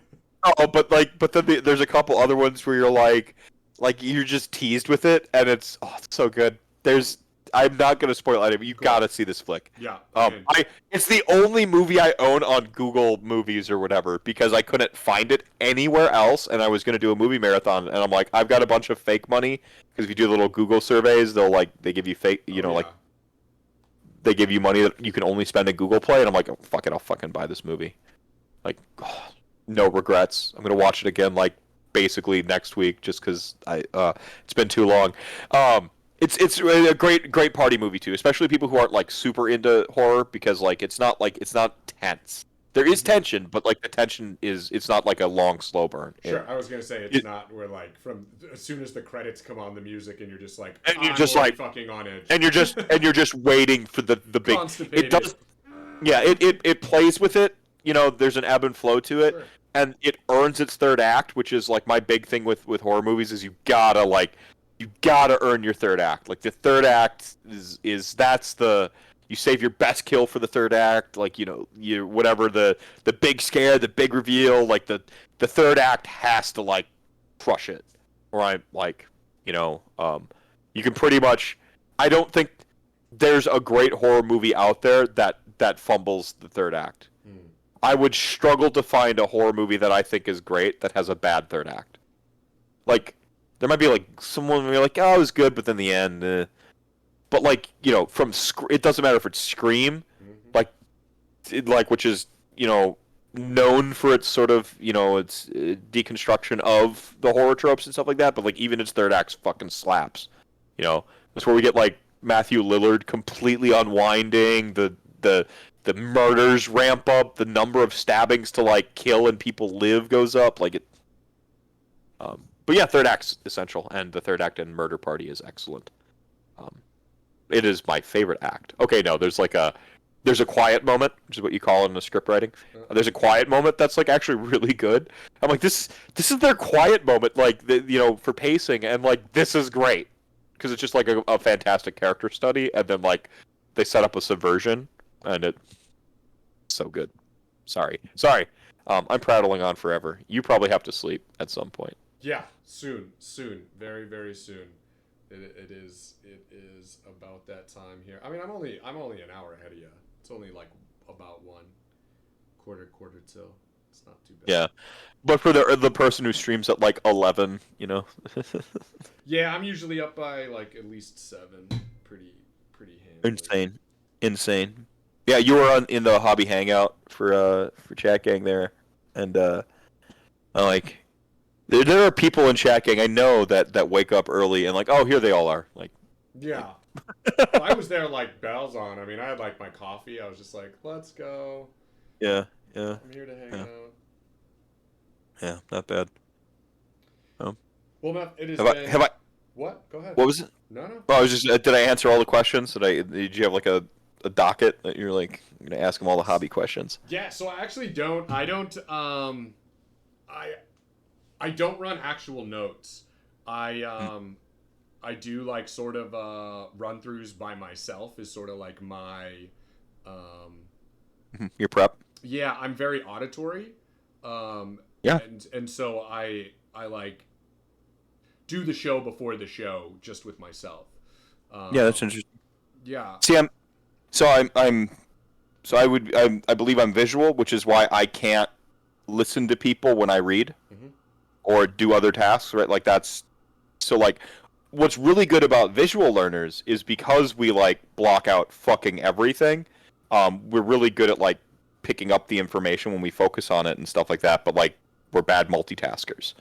Hmm. Um, so like I can like I'm the person who reads and like I'm gone. If I'm reading a book especially, like I'm fucking gone. You can't catch me. It's why rant cam exists the way it does. Like I have to like pause the game, turn on the rant cam and talk to people because if I'm it's any behavior you can like learn. So I learn a couple ways to talk to people and I taught myself to always look over at chat, but otherwise it's yeah, again, you saw it on full display during the rantathon. Anytime Hmm. I was like having to, like, whatever conversation was happening over here was gone, and then I was over here and doing that, and take a couple notes over here, and make sure that, I'm double checking myself, and I've got a hard copy once I lose the CSVs in a year, and forget which one goes to what. I've got my journals or my notebooks.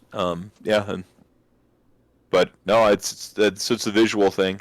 Um, on the I can get distracted where I get sensory overload Sure. sometimes.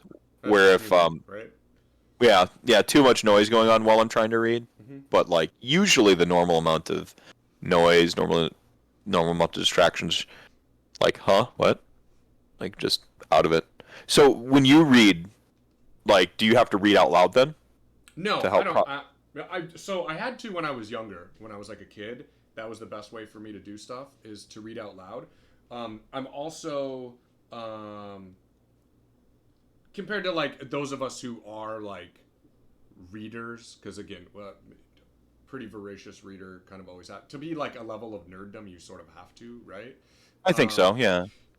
but I'm like the um, I'm probably not as fast as you, but I also have an insane memory, and so it's a little bit slower. But like I read it once. Like I can read something once and tell you, like let's say, like an army book or something like that. I could literally tell you like what paragraph or like what page and paragraph exactly a piece of information was going to be through like Hmm. a read through. Like Cool. Yeah. so it's a little bit slower. Again, I say a little bit just because for those of us who are like voracious readers, usually like my wife is faster, um, but I have like See, fat retention. yeah. No, there are so I can switch modes too, where I go for like maximum speed, and I won't really remember much. So like if I'm reading like if I were to read a Black Library novel, Totally. I would go into like just Oh sure. consume mode, and then it would just be done. And I'm like, I remember like a couple broad strokes, and because it's like interest in reading is just almost more important than like learning styles or anything like that. It's like what you have to be interested in what you're reading, Yeah. like to just do it. Um, but I was a person who like learned how to read anything regardless of interest. But yeah, my retention goes down. But like there are people out there who just will never get through a book that they're not interested in. Totally. And I'm like, I read it, cool, all right, I'm done. Go like, which was like actually a blessing as an English lit major, like because I was able to like just read the thing to have read it, and then I could talk about it in class. I'd have my couple points that I cared about to show that I read it, and then you kind of bullshit out from around your couple points, right? Like, uh, that's just human. Yeah, for A sure. couple of things we cling to. Yeah. Um, but no, I don't know. Like, I haven't read as much as I want to, and I'm like, I feel uh, I hate it. Like I hate it. Like I'm crankier when I don't read. Mm, I'm more tired when I don't read. mm. Um, I just the mental rest that comes from reading. Like you actually like you have that moment where you like read something. I imagine a little bit like with jazz, where you just hear something, you're just like, yeah, Yeah. and you just vibe, and you go into that moment where it's almost like meditation. That moment where you're like you've listened to it and the music's off, and you're just like and you're still just like kind of like processing, and with reading it's like that, and I'm just kind of like, did I really like? I mean, it happens with conversations too, but like it feels more profound when it's in print. I've just always gravitated towards print. It's That's interesting that you say that. So I've been reading Ascent of Humanity recently, and that's like it's a pretty crazy book. Um, and I that's haven't one read of it. the things specifically about print, right? Is to that like especially when it's not written in first person, this third person authoritarian like Yeah, it's a something, it's a wisdom outside of yourself, right? And yeah. like and yet it's this narrative that is like still going Well, through. I so one of these we kind of started talking about some just broader nerd stuff, and this is the, one of the things. You'll see conflicting takes, like it's just words, it doesn't matter, or it's just art, it doesn't matter, or like it's so the idea that words don't matter to me is absurd. Absurd. Elephant. I just put a fucking image in your head. Totally. I just took over your fucking brain Yeah, with a word right now. hijacked. You hijacked You it. know? Yeah, Vanilla. totally. Like I can just do that with a fucking word. The idea that words don't matter or they're just words is anathema to everything I believe. Like You sounds like you got something in there. No, I was just, yeah, absolutely. I mean, It, like, that's like, how we like, have laws, motherfucker. of course, words matter. Words totally matter. Like that doesn't like they can be arbitrary. You know, Sure. you can like there can be arbitrary value, but they fucking matter. And to what extent do they matter can vary. Situation. The words in a law probably matter a little bit more than me having just said vanilla or Sure. elephant.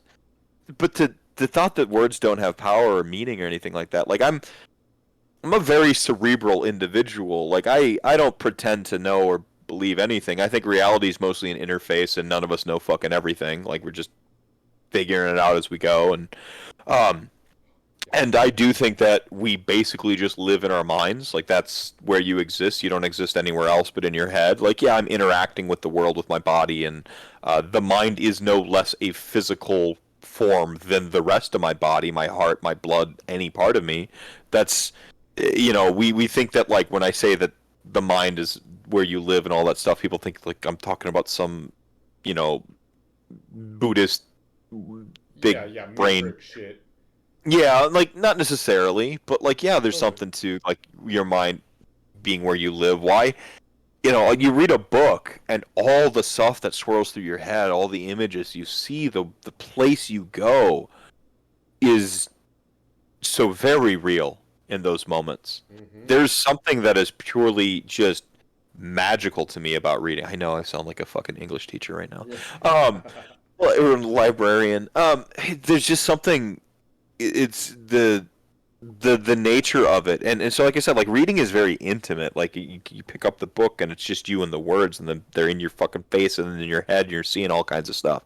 Yeah. Um, I love storytelling, you know, but it's so hard for me to say these stories and all these complex ideas I have and tell them to you, even as eloquent as I can be, without the same gravity of like reading it, if Mm-hmm. that makes sense. To me, I mean that's how you know, like I can say something perfectly. I gave a little bit of a speech at the end of the rantathon. I wrote and you know, I just you know, I spoke from the heart and everything, and I'm like, I'm like, people that gets a lot of credit with people in the digital age, the access era, the era of Mm-hmm. authenticity that goes a long way. Yeah.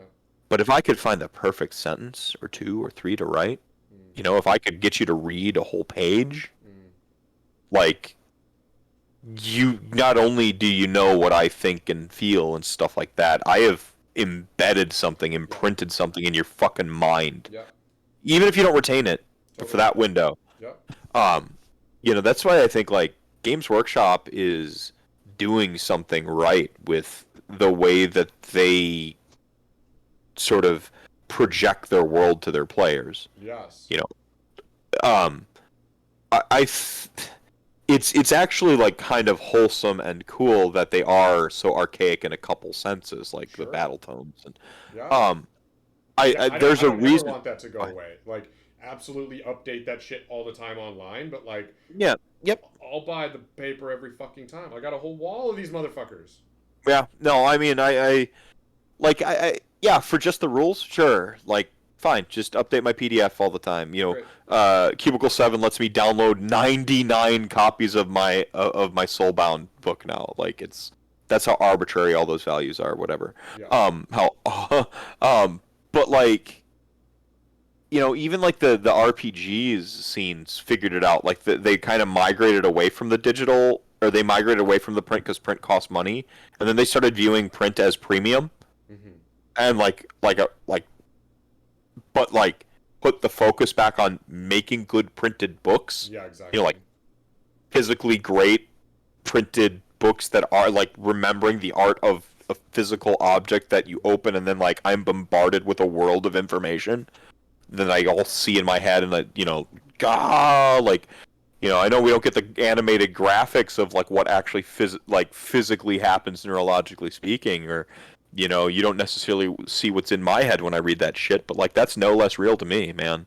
Um, Yeah, but we're yeah, all that's what's so crazy about it is like it is a very specific mental ascension, right? And like you're saying the power of words and sure, my elephant looks different than your elephant, but the fact that right. you say elephant like we're still referencing the same. Seeing pink elephants now, by the way, from Literal Dumbo. When you said that was the first flash in my head. You Yes, said let's elephant. go. And Yeah. so, you know, so like we're still So yes, right? Like that is sure it's not somebody's like exact interpretation as to like, oh, they drew this thing out or like Yeah. whatever, but like isn't it all the more amazing that we've all experienced the same world differently, like through Yeah. our own eyes, like our Yeah. own Yeah. mind's eye. Yeah. Yeah. I mean, it's awesome, and that we are able to like then go to the table and interact, and it's a fuck to me. It's a fucking minor miracle that we're able to communicate our own like unique experiences. Like we're all in an island unto ourselves, Yep. essentially. Like in a sense, Yep. no man is an island. We all Sure. need help, and we all get some. But like in terms of like your experience of the world, It's singular. you're the only. Yeah, it's yours. Yeah. It's like that. You live up here, and the way you experience the world is pretty much unique to you. Yep. It is almost a miracle to me that we're actually able to get consensus whatsoever in conversation or in reality Mm. because of how just different each person's experience must be, Mm-hmm. right?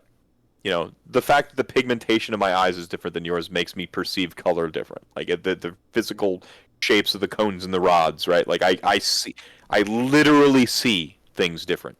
Yes. Like like um, it's yeah. I don't know. Like I just I think about that a lot, and I appreciate the human creature a little bit more than I did in my youth when I was at max edgelord.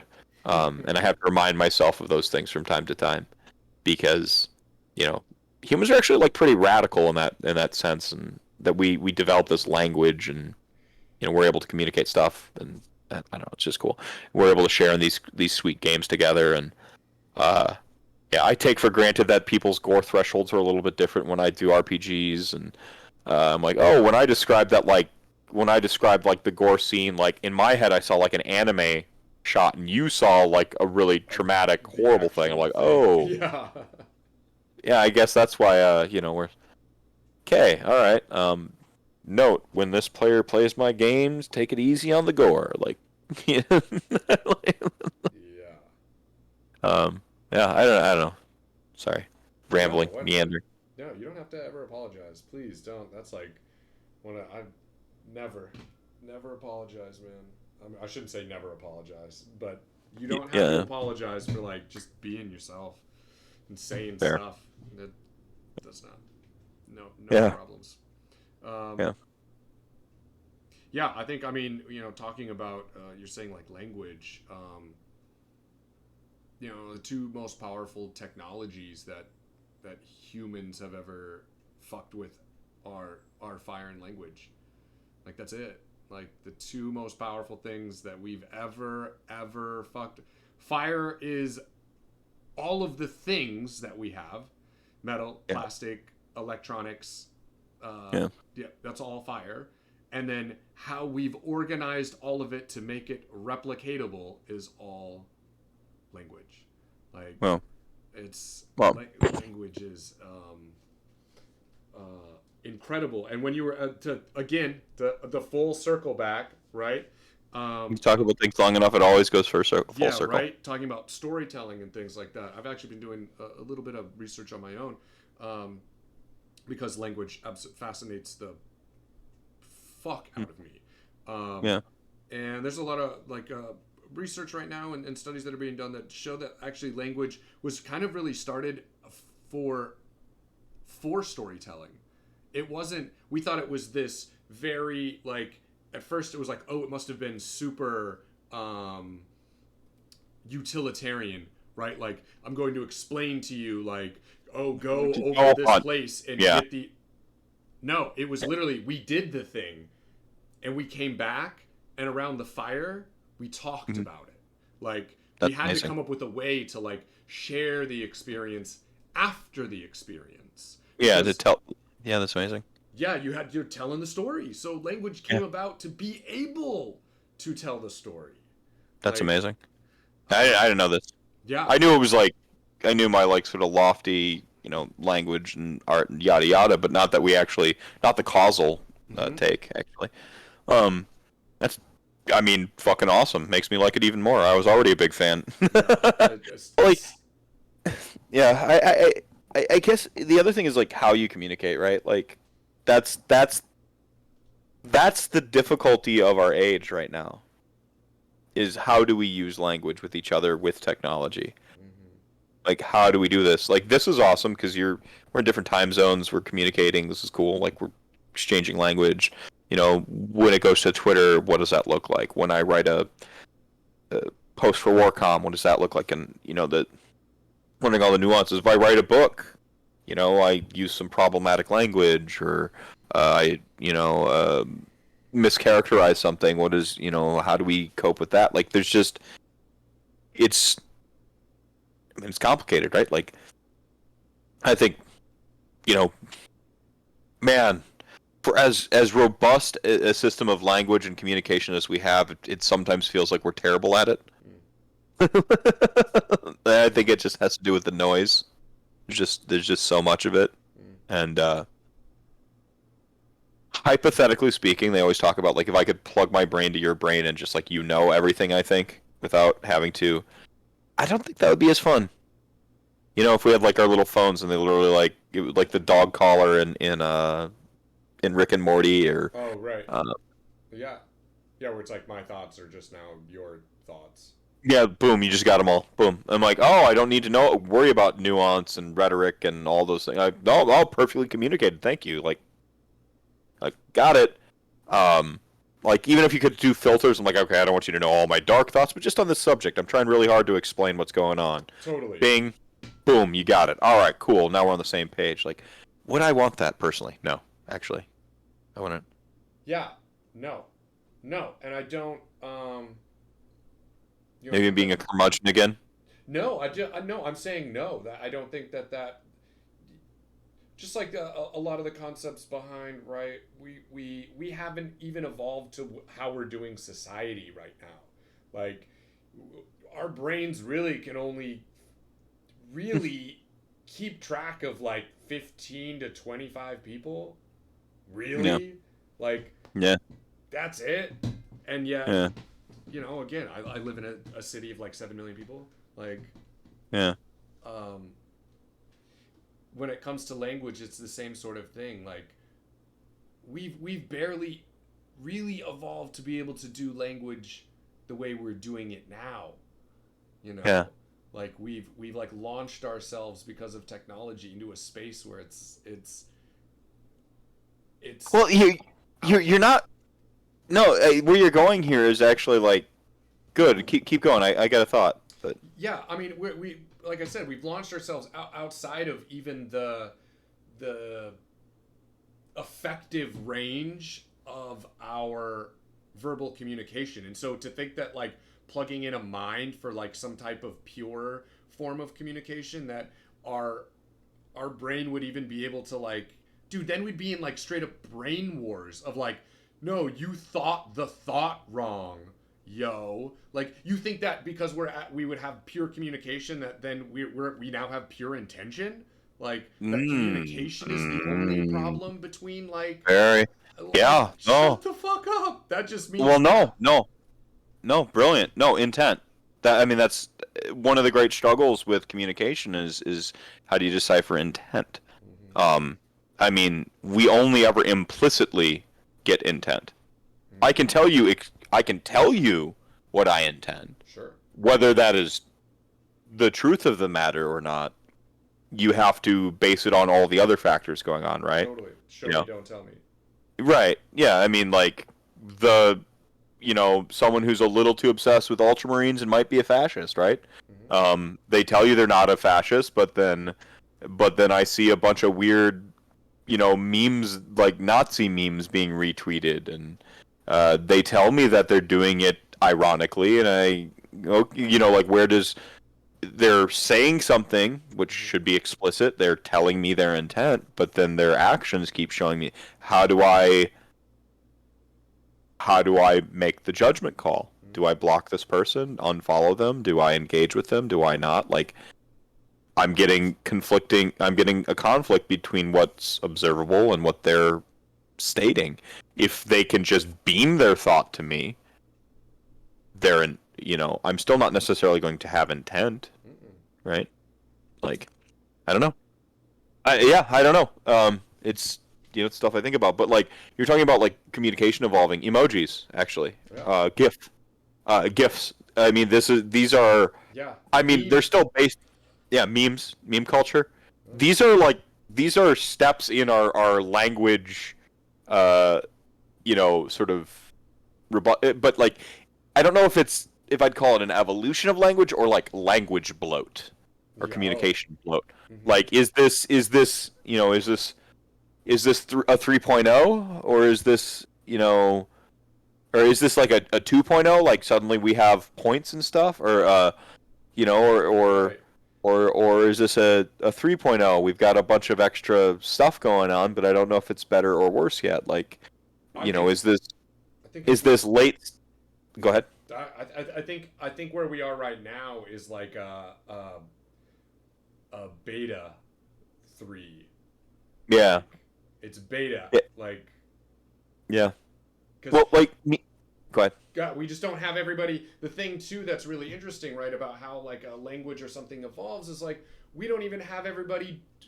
Not everybody's memeing. Not everybody's emojiing. So to say that like even when we're not speaking the same language, like most of the languages on the planet are operating within a very similar confine as to like there's a written word, there's like a type of an alphabet, like sure our letters and sounds and things may be different, and but there's also Yeah, like phonetics are different, but totally yeah, infinix, but like you have a verb and a noun, and like, and some of those things can flex in some types of yeah, languages. a conjugation, yeah, Hey, dude, like those are all, we're still playing the same game, right? yeah, Like yeah, yeah, more or less. Um, yeah, but as soon as you get into like memes and shit, and we're into this emoji meme scenario, like yeah, not everybody's there yet. So we're like, it's some beta shit. It's some super beta shit. yeah, Um, yeah. I think they added an emoji to Merriam-Webster a little bit ago, and I remember being absolutely incited that they did it. mm, And now that I'm a little bit older and I'm reflecting upon it, I'm like, it's like a hieroglyph. a hundred Like percent. it's cuneiform. It's the new digital equivalent. I put a winky face in there. I'm denoting some form of wryness, and it modifies the text I just sent. Right, like I say, like hey cutie, winky face to Molly. If I say that to you, you're gonna actually take that probably as like more flippant or jokingly, right? If I do it Totally. to her, she's gonna take it as cute. Right. Like who you're sending the stuff to. Like it's just, but like if I just say hey cutie in like a vacuum, the tone is more on you, even more so to decode than my intent that I'm sending with it, or whatever, or Right. tone that I'm sending with it, rather, not necessarily intent. Um, like I don't know. I just it's fascinating to me. Like God, I was always such a word nerd. Like that, I just obviously I went to major in English literature. Obviously, I like telling stories, and I was fascinated by language. And I took Spanish, French, and German Mm. all pre-college.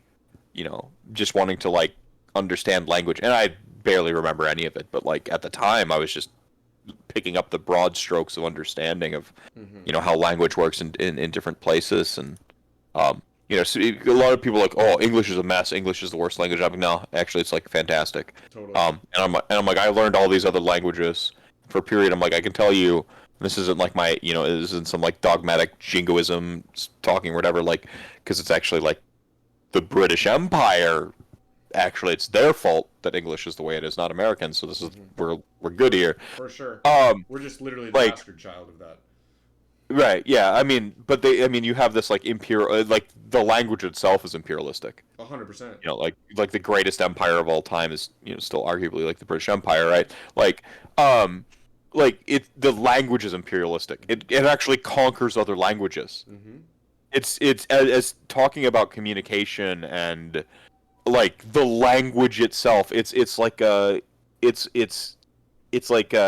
a horror flick Pontypool, like kind of touches cursorily on this, Mm-hmm. but it's yeah, like the language itself, it goes on, it conscripts and like takes other words, and there's no other language that does this so seamlessly.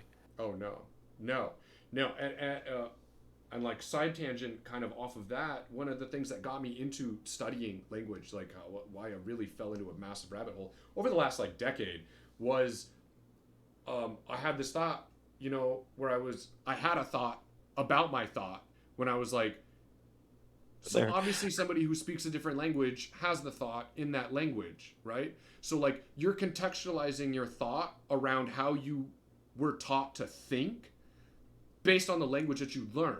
And so that is when we look at these larger cultural narratives. Again, the English language is why I fell into that study about it being very imperial. Like it lends itself to a consciousness, right? Like the first language you learn very much so structures your consciousness, and that's you can Yep. check it out. There's a lot of studies on people who are like very fluent in if it one as soon as you break the three language barrier, their concept of self is significantly diminished to people who are monolinguistic.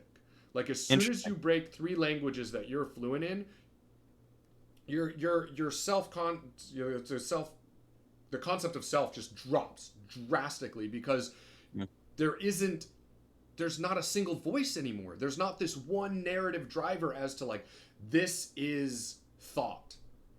Hmm. There's lots of thoughts. There's lots of lanes. There's lots of ways to frame things once you break that barrier. Um, Yeah. and that's always been so fascinating to me that like and that's what made me fall into that is you're absolutely right that English is imperial like that, and that is also the beauty, right, of how easy and also impossible the language is to learn. Like face value, English is super easy to learn, other than the sound J, which is a motherfucker. Um, Can I tell you a quick yeah, tit? Okay, so it was right when Colin, my son, my oldest son, was learning to write, and he loves dinosaurs and dragons and so on and so forth, and he drew me a dragon, and then he wrote dragon. He wrote Dragon, dragon. dragon. And I was like, that's not how you spell dragon. And I went, dragon, right? And I'm like, dragon.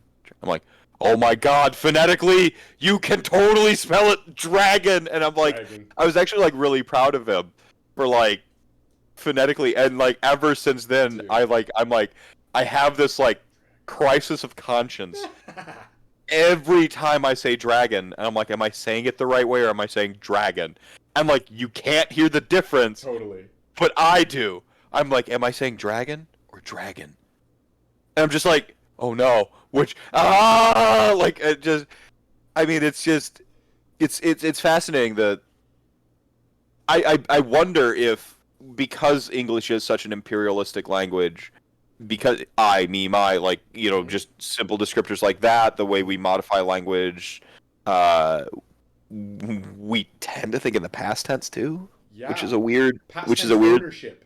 Past tense ownership. Yeah, which is a weird way to like I think about had even lunch. You yeah, like I just had had a beer. lunch. Yeah, I Yeah. just had a beer. Like I that was yeah. No, like really, and I wonder if that lends itself to some of like the reckless individualism and Mm-hmm. the those qualities that are very Western in quote unquote what's the West, but Sure. but colloquially, I think people have an understanding. Yeah. Um, Anglo English speaking, Yeah. you know, Literally imperial. I could define it down. Imperials, yeah. Like I wonder if that lends itself to some of the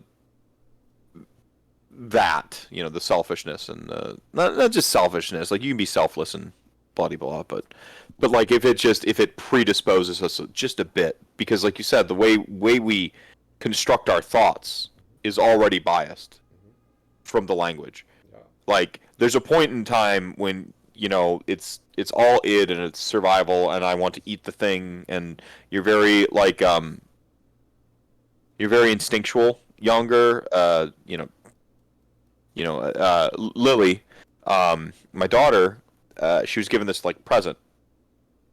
She automatically knew to just start eating it. She smelled the chocolate. She knew there was chocolate inside.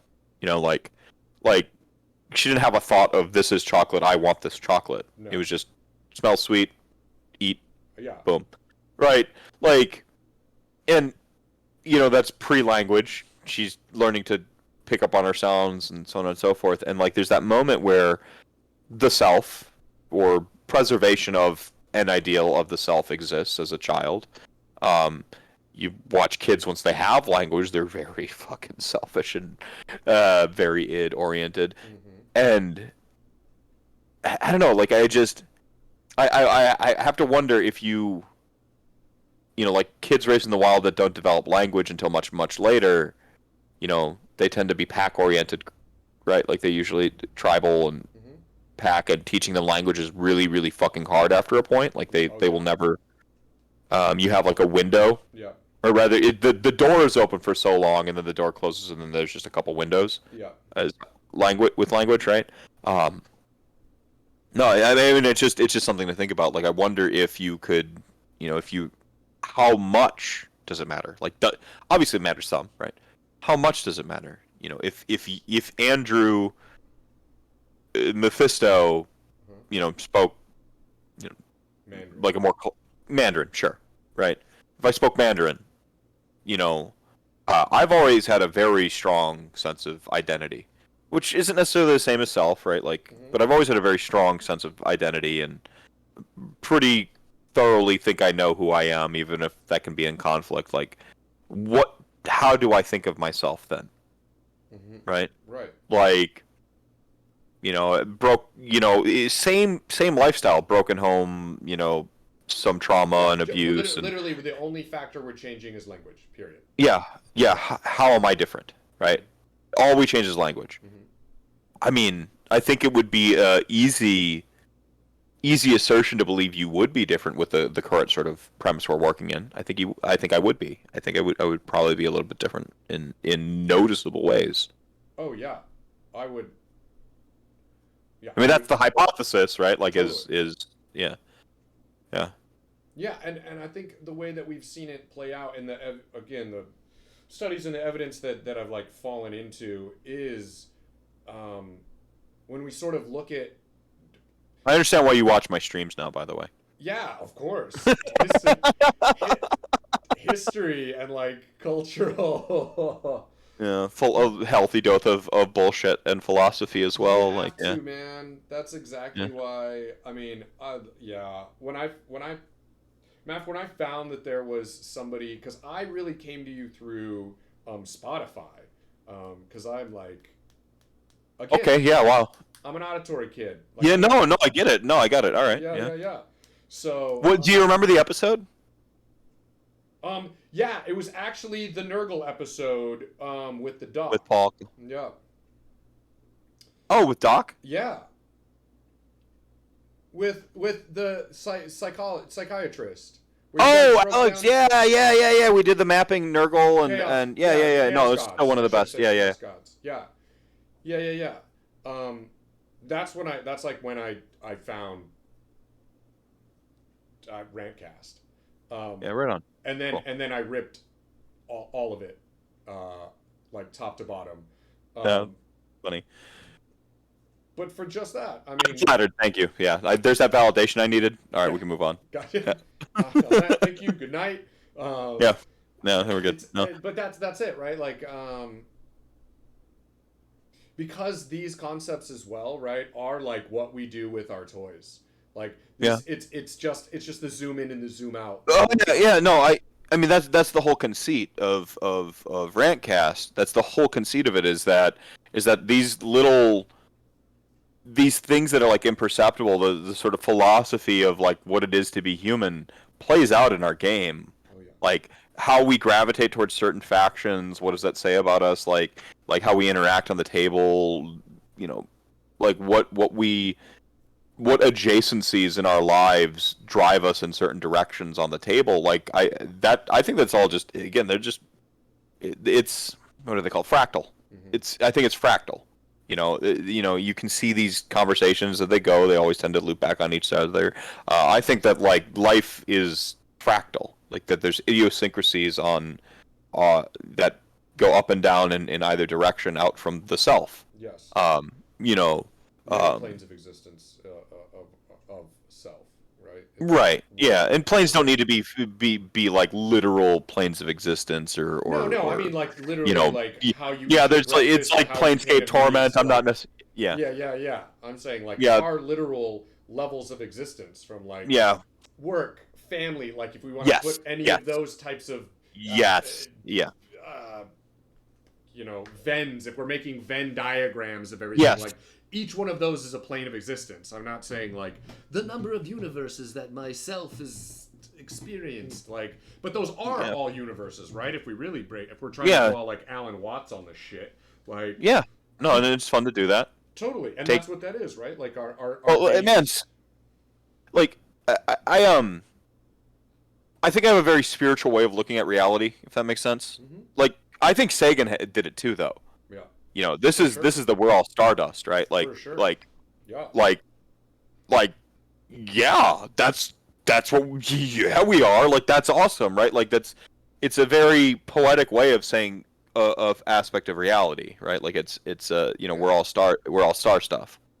absolutely. And you just think about that, and you're like, hey, that actually kind of makes reality a little bit more awesome. Like a certain perspective on on reality can enhance reality. I that's my sort of take on when I say like you live up here and Hmm. now you're talking about universes of our lives. Like yeah, exactly. Then and that when I'm talking about like fractally, exactly. Like it we all sort of like have versions of ourselves in these different universes that we play. Like I'm right now in my conversation with you, I'm a little bit different than what I am on my own show. Hmm. Like I don't go this on hit. I usually have to keep it tighter, and I'm the one stopping the tangents from going too far, and I'm usually bringing it back to whatever the core concept of the episode is that day.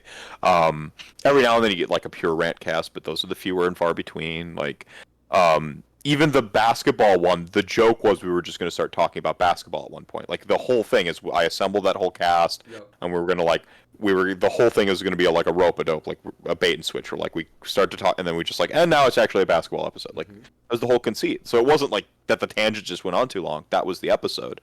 Right. And like 5 people listened to it, and it was great.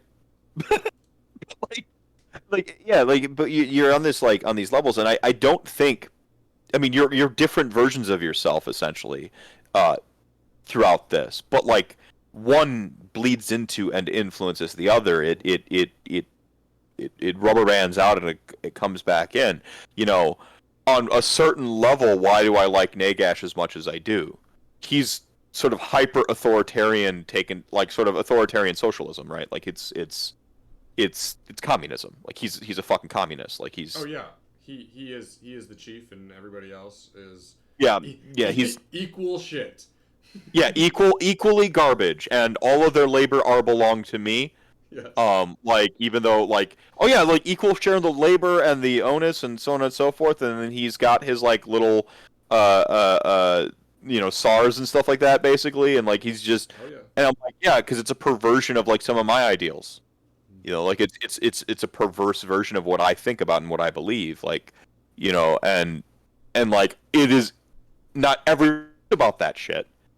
And I'm like, oh crap, I did do that, didn't I? I took something I think and I twisted it and it like the evil, the corrupt ideal, and I'm like, that's why it's funny and fun to me is like I'm satirically enjoying the sort of like the nega or the shadow self in this game Yeah. where I'm trying to win. Because if I were my ideals, I wouldn't be trying to win. I'd be trying to like persuade you or like just go have a beer. Like Yeah. shoot the shit. Why do you? I don't need Shyish. Like Yeah. Why am I trying to fight you right now? yeah. I don't need fucking Shyish. Whatever, man. Like power for power's sake. What has power ever gotten anybody? Right? Like, you ever meet somebody cool with power? Like just nah, man. Like I know if I ever get too big, I'm gonna turn into one kind of a son of a bitch or another. I know it. Like I know who I am.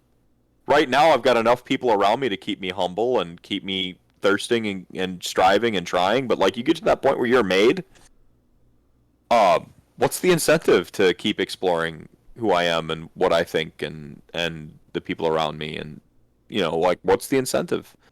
Um I mean, I hope that I have enough integrity and all these things to stay, and in a sense, you always are who you are, but I know what bad qualities in me come out when I have power. Mm. We ran into it, Discord. They were talking about, can we get like a mini swap channel? They asked, and then instantly it was made by one of the other mods before I was like talked to, Yeah. and I'm like I didn't even have a chance to process it, and I immediately I engaged the higher brain function. I'm like, Hmm. whoa, all right, and then I went and I talked to a couple people that I trust to talk me down, right, Hmm. Hmm. and uh, and I'm not trying to be secretive. I don't know if they want to be in on the story, like I try Sure, not to sure. tell Yeah, other yeah, yeah. people's stories. You're Yeah. telling your story, Um, not everybody's. Right. So like I talked to a couple people that like I trust to talk me down and give me perspective when like I'm like in a that reactionary mode, right? Like where I'm like, you know, and you can feel it. Your body actually does, or I can anyway. I feel my body actually go, oh, okay, whoa, what's going on? Hmm. I feel my body physically close to the idea, right? And I'm like, okay, well, guys, what's up? And you say what's going on. I say what happened without editorializing. So this is what happened, no editorializing, and then I rant and add in the perspective, my feelings, my crazy whatever percolations of thought, that self sabotage or whatever it is, whatever the mood is. If I'm angry, I'm mad about this, and those fuckers or whatever it is, right? Like, and they talk to me, and they're like, yeah, well, we'll just see how it goes, Meth, like, blah blah, like, you trust your community, so on and so forth, and like, who Chat Gang is, like, everybody here is like, are people that like, not like hand selected, but like, you got to be of a certain type of person to like watch my show and then go like, yeah, I'm gonna join that fucking Discord. So it's like, on a certain degree, So everybody's a bro. totally, there's a self-selecting scenario happening there. Yeah, like like I go on like enough screds to where like you're yeah, and so I'm like, you guys are right. Okay, cool. Okay, now same scenario, except it's 100,000 people in my Discord. You know, I go to my by that point probably sycophantic mods, right? Because Right. I'm so big, I can't screen them all directly anymore, right? I Totally. can't I can't micromanage on that level. Yeah. Um, I might be doing, if I'm that big, I'm doing streaming full time at that point. So all the shit that has me worked up about my job and how it was too much and too rough today, the 14 hours I put in out of nowhere, same scenario, no, except I ended up accidentally having to edit a video for fucking 14 hours, and I'm cranky about that. Maybe the sycophants don't talk me down the way my friends do. Right. So I go with the initial. I'm like, no, fuck this. We're not doing this mini swap in Yeah. my we're not doing this mini swap in our Discord, because I use the right language. I'm a strong rhetorician, so I use the right words. And now it's a thing, and now it's just these little things where like the same person, the same reaction in a slightly different universe acts a little bit different. Like Totally. I don't know, like And couldn't we it's even say, if there's like, let's say there's like 100 people in the Discord, right? And then you're saying it goes to 100,000 people. Aren't you just responding times 1,000? yeah, And so like it's some of those interesting things when we were talking about those planes, right? Is to like we're a different person. It's like, no, you actually are the same person. Like, you're the person, but like this is how you manifest here, right? Like, this is how you right, manifest in this group, and this is how you. So yeah, that makes sense as to like you would multiply by 1,000. Your yeah, response would be yeah, by 1,000. Also multiplied by, instead of having like this job that you then come to this other scenario, this is the job now, right? So yeah, like yeah, you've you've now sort of, in essence, if we're using the same analogy, like you've smushed uh, two condensed universes it. into one, Yeah, yeah, right? yeah, yeah. You've made one universe and then multiplied that one universe by 1,000. How it would be insane, literally by definition, to assume you would have a different response. that it wouldn't be the same response multiplied by 1,000. You're creating the same, really, in essence, right? You're creating the same thing. The same thing happened, Mm-hmm. and we're gonna say we're gonna get a different response. That's literally the definition of insanity. We're gonna keep doing the exact same thing and get a different fucking. Right. Right. How is that possible? So No. when we kind of think about those things, right, in our own lives, as to like having that self awareness is like, G.I. Joe knowing is fucking half the battle, man. Like, Mm-hmm. and what I found is having the people around me to not only on the talk down, right? Like, sure, that's helpful. For me, it's like on the even on the more peripheral side, and a lot of times that's like a spouse. That's like my wife. I have like two very very good friends, and that's Mm-hmm. like as tight as it is, right? It's like three people who, Yep. when I have that discussion, when I talk to them and be like, dude, I can't believe this shit. I was at this job and like this thing happened and I was Yep. doing Yep. this, and they're just like, bro. You gotta have some people that like you gotta have a little of both. You gotta have the people that'll let you I don't know, me. I need some space to rant and get out the cathartic airing of grievances, I like to call it. Like Oh yeah. sometimes I'm gonna just tee off. I Oh gotta yeah. have like that person who's just like, yeah, you fucking tee up, yeah, that was bullshit. You're right. Like, and they're like, where they're not like, hey, now you're overreacting, blah blah blah. For Like, there's the sure. hey, now you're No, because overreacting again, the person. contrarian in us, as soon as somebody's like, "Hey, you overreacting," it's like, "Oh, you want to see some fucking overreaction? Right, like, I I'll can show you show you an overreacting. I overreaction don't fucking give a shit. I will burn this bridge. Fuck this bridge. I right don't need now." them. Yeah, yeah, Like, yeah, like you need like, for but sure. like if I've got that person who's like, yeah, yeah, fuck that bridge, fuck them, and like, and then I'm like, and I feel better. But if you got that person who's like, yo, you're overreacting, like, hey, but like in the one sense when I'm like, hey, am I overreacting? Mm-hmm. And then they're like, yes, you're overreacting. Chill. Let's see how this goes. You know these people. You know the difference, the Mm-hmm. venue and the people you're around, depending on. Because I wasn't like all the way to 1,000. I had that self awareness to be like, yeah, Yeah, totally. I, I feel some kind of way. I gotta go run this by my. Hey, I feel some kind of way, Yeah, peeps. gotta grab the bat phone for sure. Yeah, like, and then like, and Lulu, she's, my partner. She knows the different versions of me, and like sometimes we're out on the wrong wavelength, but sometimes she knows when it's like I just need to fucking go on, Yeah. and then she'll like, okay, like feel better, okay, cool, like, and then sometimes it's like Andrew, calm down, like, like don't fucking tell me to calm down, like, fucking mad, I have a right to be mad. She's like, yeah, you do, but like. You've got two kids and they're sleeping, so like Totally. quiet. And I'm like, well, like I'm not yelling. If I was yelling, you'd know. I have a deep baritone and my voice gets really fucking loud. And like, Got amazing and then I'm like, resonance. and now I'm like whisper, and then I'm whisper mad, and I'm Yeah. like, yeah, like it's Not satisfying. Yeah, yeah, and I think a partner too, because I was gonna say with my wife Libby, she plays both of those roles actually really well for me. She yeah, she is that cheerleader too of like, baby, you got a rant in you, and like like give them fucking tear it open. She literally calls me a flamethrower because I do that. yeah, I'll fucking flamen waffen, man. I'll flamethrower a motherfucker so fast. Um, yeah. but then she's always, and it's nice that the same person who is there to be like, let's go, is the same person who's like, okay, Well, do we need to roast like that fucking yeah, hard? yeah.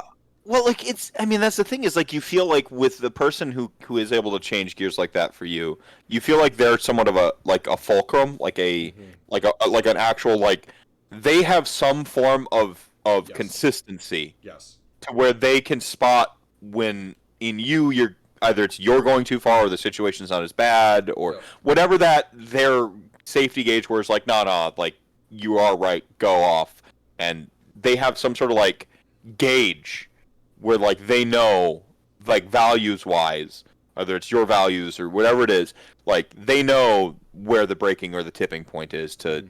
to throw. It's helpful. Like I same thing. Like I've got the gift of gab.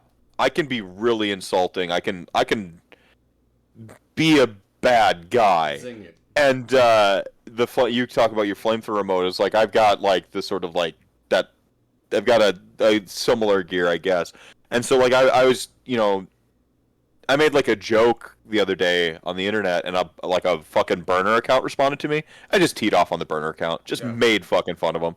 I'm like, don't come at me, like, like you're just. I'm like, would I have done that to somebody with like that was like part of the community and they showed up and disagreed with me and something like that? Like, no, no, Right. but like that righteous indignation where I'm Yeah, like, a nope, burner I'm account, gonna. you're literally not even a real person. Yeah, Like, you're a coward hiding behind a sock that's what I'm puppet. saying. Like, You're not a real person. Like, whatever this thing is not attached to your identity at all. Like, yeah, I don't know if it's performative, if it's a troll account, if it's whatever it is. I'm like, but whatever like disrespect you're showing me right now by not coming at me with a real account, yeah, I'm going to reciprocate and I'm going to get mean about it because like I will not let you disrespect me. totally. Like I'm a person who if you disagree with me, you can just be like, "Yo, Meph, I disagree," and I'm like, "Cool." Like depending on what we disagree on, we're going to have varying degrees of engagement in the conversation. But like Absolutely. I'm the type of person you can do that to, and I'm like I expect everyone to respect me enough to like do that if I'm out of line, disagree with me if they feel like I've rubbed them the wrong way, or just like have an honest disagreement. Like just a like, yeah, I think Nagash is the greatest person in the world, and you're like, I disagree. Archeon is, and I'm like, let's talk. Like, Yeah, totally. like I'm cool with it, but then when like, I'm not gonna let that type of like obvious disrespect. There's people out there that slight you. You don't need to like. Was that like a backhanded compliment? You don't need to necessarily engage that shit. Is this good faith? Is this bad faith? If I'm starting to like wonder that, probably not worth engaging. Yeah, exactly. Don't have the energy But for that shit. you went out your way to come into my space and talk shit. Yeah, Fuck you. yeah. Like You shit in my space. No. like Get like out of I my will space. bully a bully. I will feel no remorse in bullying a bully every single time, all the time. Totally. Like I mean, it's about like those guardrails on your like. Again, I'm trying damn hard, Ringo, to be the Mhm. shepherd. But like that doesn't mean I'm gonna like fucking let people tee off on me or it's like you said, like I felt hurt the second time on Warhammer Weekly. After that, time to just fuck with people. Yeah, for Like sure. because the people in the audience that know who I am or can get on the level of who I am, Totally. like they don't know who I am, but they're like, oh, I'm about this kind of humor. I'm about this kind of Yeah, like guy. catch this vibe. Yeah. Yeah, cool. Like awesome. Welcome to the party. If not, like we're never gonna like jive. I'm not gonna try to like convince people that they should like me. Yeah. Do you I remember know the it's the remember the internet and that's last the whole episode when game. I was being myself and you hated that? I'm a completely different person now. Just so there's 5 people who give a fuck. Yeah, no, I don't care. No, Nobody's fuck got off. nobody's got Like, that fucking time. like it's just I don't know. I know that there's a performative aspect of the internet in general, but it's Sure. again, I'm here for me. I'm not in like a super selfish way necessarily, but like a little bit of a hedonistic way. Like Sure. I do this for fun and pleasure, and if it's not fun or pleasurable anymore, why the fuck am I here? And I gain fun from helping people, and I Yeah. gain fun from being nice to people, and I gain fun from hanging out and shooting the shit and going on my rants and talking about minis and so on and so forth. And if I'm not doing any of that stuff, horror movies came up. Talk about horror movies. That's fun. Like, I'm gonna do that stuff, and hopefully in a respectful way that doesn't rain on other people's parade and so on and so forth. But again, if I'm not, why am I here? If I'm not enjoying the internet, why am I here? Yeah. Yeah. No. Totally. And I mean that's. I was in a punk band for a long time Yeah. because I just want to. I wanted to be on a stage Yep. doing some shit, man. And Yeah. it was like such a great vehicle at like 16, 17, 18 to like do that shit. Right. Um, and same with some of this, like I like being with people. I love having that like the feedback loop we're talking about, right? I love a Mhm. feedback loop. I love that type of engagement and having and really at the end of the day one of the things that I love is just like what we've been doing with this type of a conversation. Like when you're really in like when you're in the meta of what it is to be a human. Like when you're in the human meta, that's Yeah. like that's the Yeah. sauce, man. No, That's I mean that. Yeah, it is the South. Like that's what it is. It's. I mean, and some people be like, this stuff doesn't matter. You're gonna go to work tomorrow, blah blah blah. I'm like, okay, maybe, but then it didn't matter. But if it did matter, then I had a really, like I thought about the world a little bit different. Like I hate this whole like, it's just an ideology, it's just thoughts, it's just ideas, and it's like all the like cool direct action usually starts with like a good idea, a good conversation, a good thought. Sometimes really bad thoughts too, Dude, bad I was gonna ideas say, started to also like some of the worst shit that's happened in the world started from a fucking. It's only an ideology. How bad is it gonna get? yeah. Fucking Yeah, I'm like that's genocides weird, but later. like yeah, you think about the world a little bit different. I know I've been this last like month. I mean, I've just been the last 2 years that I've been doing the Rantcast. Like the it's made me better. Like Hmm. it's made me a better person. It's stupid to think that like conversations and all this stuff and well, not stupid. Like Yeah, I've staked thank my you. life that words matter and Yeah, conversations are important. yeah. Um, but like it feels silly sometimes to think like my little show talking to chat gang made me a better person, and I'm like, yeah, like my swing for like some of the shit that gets to me versus like not like I run pretty neutral. And if you run into me in like the street, you'll be surprised to see how like because I'm very like on the internet. But if you run into me, like yeah, I talk and I'm amicable and I'm Mephisto. But like if you catch me day to day, like I don't. I'm pretty neutral, even keeled, pretty much at all times. Like it takes a little bit for me to get going on anything. Like if I don't want to talk, I won't. Like especially at work. Like I don't want to talk to you. I just want to get my job done and move because I want to be home and talk to people.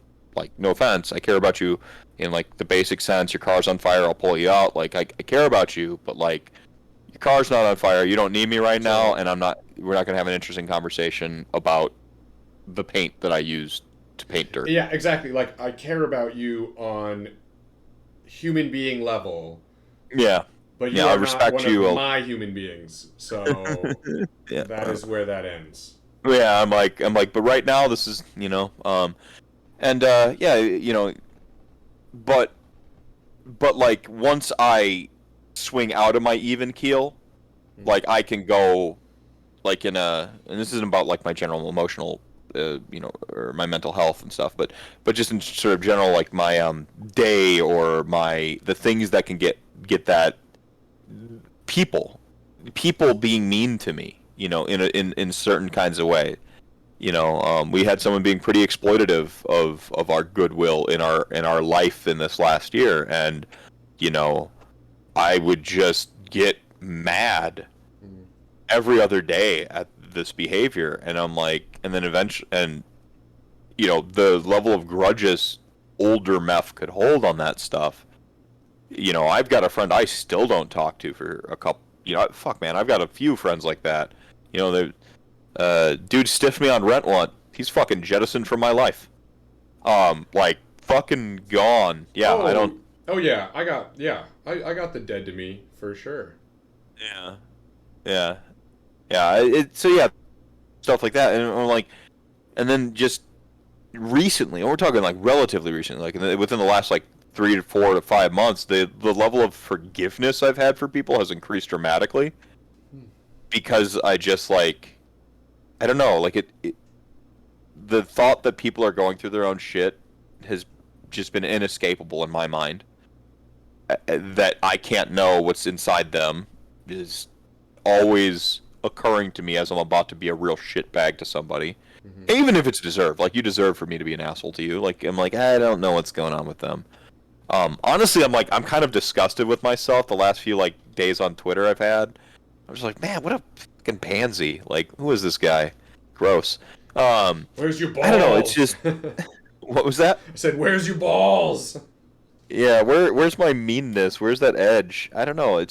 But yeah, the forgiveness and stuff. Like, That's good though. I mean, I'm just even if it's go. just right, like the exploration, right, of like a part of you. If it's something that you do or don't keep or evolves into something else, like Yeah, the fact that those are things that are happening, right? Just like we were talking about doing new shit, yeah, seeing new yeah. shit. Like That's fair. you're doing that inside, and like that doesn't even mean you have to keep that shit. It means you can like fuck with it for a while and either be like, I dig this, I'm keeping it, or you did it, so now you can be like, you know what, not my Oh, style. old Meph was probably right. I should scorched earth people who slight me. Like, And you maybe know, that's like, maybe that's the consensus. no, no, old Meph had this one. The more forgiving Meph is no, man. He's no. I mean, perspective, man. Like just enjoying certain things more. Mm, You know, like getting home and actually being content to just get home, mm, not have to come and sit in my computer and feel like I'm being productive, like which is just like something that has been crippling me. mm. It's a horrible death spiral of feeling like I need to be productive, coming sitting at my computer, try to find something productive to do, can't figure out what to be productive with, have a meltdown, Yep, have anxiety that I wasn't productive, yep. and then the loop starts over. Cycle starts all over again. Yep, totally. And I'm like, and I'm like, wow, I actually came home and I just watched a fucking cartoon with my daughter. I just did that the other day. I'm like, Yeah, but that's that being felt, productive, man. Like you're building into a child. Like, yeah, I know, but like, but yeah, it helps to have everything's someone say that sometimes too, even when you're like, right? But like, right when we talk about language, it's so interesting that we say like, I'm gonna sit down on my computer and be productive. But like me doing a thing with my children sometimes isn't productive. Like, yes, I know it's good for them, but like I'm not framing that as productive, right? Like my children, I have two kids and they live with their mom in Tennessee. Um, and that's some crazy shit, dude. Um, and spending um, time on the Xbox with my son is being productive, yeah, like that's fair. Yeah, and yeah, just for like you to like, dude, make like yeah, keep on it, like yeah, yeah. it's No, no, thank you. No, no, thank you. Like you get in this fucking capitalist death spin where you're like, mm-hmm, commoditize it, mm-hmm, make money off of it, because if you're not, then you're falling behind and blah blah blah blah blah. I'm like, nope, you're right. No, you're just right. And then sometimes someone's just right. yeah. Oh man, There's like one and like as we kind of like wrap up at 2 a.m. my time, um, there's this. I tried to give you an out like an hour I ago. know, and I was like, yeah, I'm around, I'm around. Um, no, I'll actually I'll save that for a whole nother thing. I mean, it's like probably a can of worms. It's just like we don't have another like two hours to like jump into that. We're down to like one person. I don't even know who the fuck is still just hanging out. Yeah. Freed TMG tried to coerce me into being a hobbyist and a Necron player, and I I might pick up some Necrons. Like I've got the Void Dragon. I'm Hmm. just a like a. Do they do start collecting boxes in 40K? Yeah, yeah, they Hmm. absolutely do, and it's like the What's the same thing. harm in just having a start collecting box of Necrons, right? Like what is it? I don't know. I see none. I see zero. Yeah, no, because the start collecting box turns into like minimum battle line, and minimum battle line turns into like, well, this isn't very good, so now you got to go buy real models and blah Dude, blah blah. and that's one of the things that I've actually been toying with myself is to like, yes, start collecting boxes are dynamite value, like the value in the sense of money to mini ratio high. Yeah, right, Are those minis I want in my fucking army though? right. The answer is often, and a spoiler alert, no. Yeah, Uh, no, totally, totally. Often. Oh wait, and yeah. yeah, it's often no. I mean, the we've got it backwards with Warhammer. Like the try before you buy, the proxying stuff, figuring out if you want to play with it before you buy it and paint it We need to shift the culture, and that needs to be more the norm. Um, like Games Workshop, you're gonna get that person's money anyway, but Totally. at least at the inception of playing the game, they're coming in at a higher level, water level, than having to go through those growing pains. Like Well, how people many potential clients have they lost that got ankle deep on some bullshit because it wasn't the and style, they didn't like the thing, all of a sudden it was super and they frustrating. and they hate it forever, and you'll never have that customer again, and Yep. you'll never have their child, and you'll never have their two best friends. Right. And they were ready Because to go. yep, they wanted to play, and they would have, Mm-hmm. and they would have gone wholesale, all in. Like, and that's the thing is, like, once you play Warhammer, you are always buying Warhammer. Games Workshop knows that part of it. They know once they get you, they got you. Totally. Like, that's practically the business model. Get them in, Yes. and then once they're in, Who move gives a on to fuck? getting more people in, right? I mean, it works for Fuck 'em. cigarettes, it works for Yeah. Disney, it works Totally. for Nintendo. Plastic crack, man. We That's talked, why we joke about it as plastic fucking crack. It's like, yeah, we talked about Zelda, you know, Mhm. before, and Yeah. you pick your favorite Zelda, so blah blah. Like, it just, they know that, but like again, like at that initial conceit, they don't need to. And I don't think it's even a them thing. We as a community need Yes. to be more accepting of like the proxy and try before you buy. Yes. Before, like the just paint what you want, buy what you want, play what you want, blah blah blah blah blah. Yes and no. Like, yes, you should seek the thing that you want to play like and love and so on and so forth, but you can't. How do you just know that at its face value? Dude. Maybe you think that you want to play Brass Stampede, Right. but actually what you find out you want to play is something else, right? Like, you Totally. don't know. So yeah, like, play what you love. Like, right now, OBR, like, yep, I love them. I'm good. But like, that's not everybody, like, and No, I and- didn't get to that point starting out. I had, not counting Warhammer Fantasy Battle and 40K, I had 2.5 armies before I bought that. I bought into OBR. I knew what I liked by Yes. that point, Yes. pretty holistically. Totally. And I think that is exactly as I like, because both of the Magic buddies that I was saying are like willing to get into it. They're champing at the bit to get into the hobby, and I'm actually going slow with. And I mean, we played Nurgle versus DOK. Like, they also want to do some 40K, so like we're gonna play some of those games. But I'm actually slowing them down some and be like actually what I do with biz dev with them, and like, I'm gonna ask you a series of questions, and like, these are questions for you to answer, right? Like, I'm asking not so I can give you an answer. You're going to give yourself an answer by asking these questions. And like, first of all, the rule book, just go read it.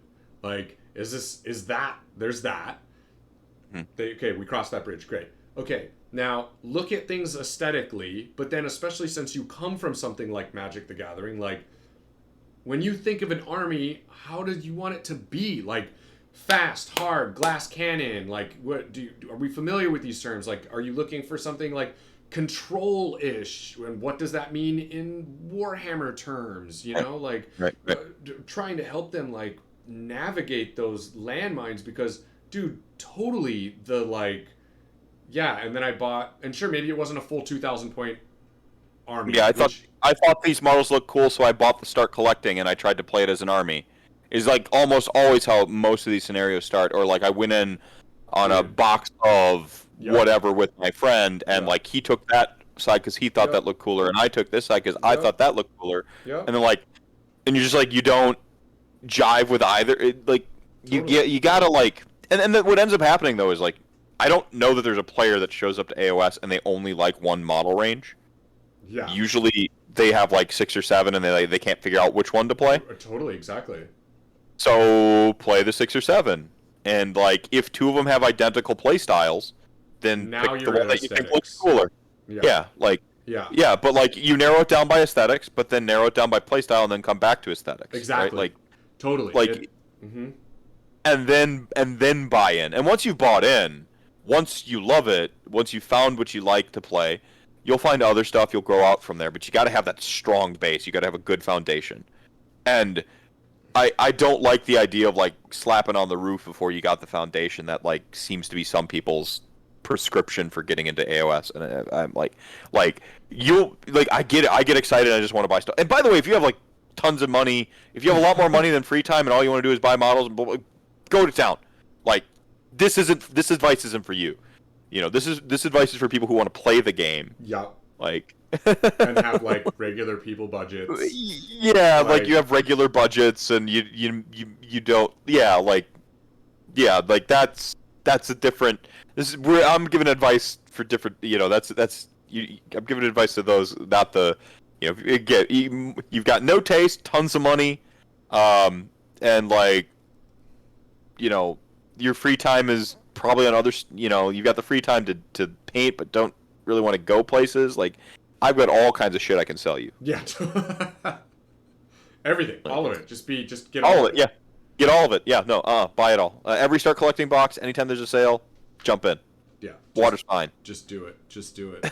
Yeah. So, you know, that's. I think the onus comes back to us, as you were saying. I've never put any of that actual responsibility on GW, because I don't think you can really do that honestly in good faith as a company. Like, how. I mean, it's the whole thing with their Start Collecting box. It's like, this is the Start Collecting box because these are the things that we need to move, because we actually know that, like, right. So, like, you can't in good faith be like, this is actually the thing. That's why you have a community. You need those people around it to be able to be like, listen. Like, this is the dirty leftist talking here. Like companies are robots. They're automatons. Yeah. They're on autopilot. They have little numbers that they look at. They have anti-fiduciary laws that make them legally liable if they don't generate profit. Correct. Like, it's a fucking AI.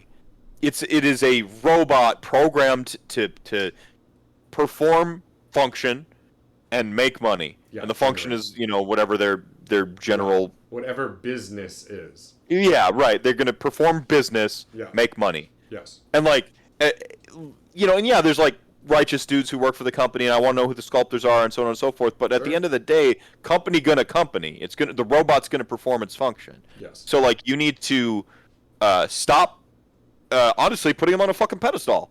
Like, just take them off that pedestal. They're a company. They're gonna do company shit. Totally. Take them off the pedestal.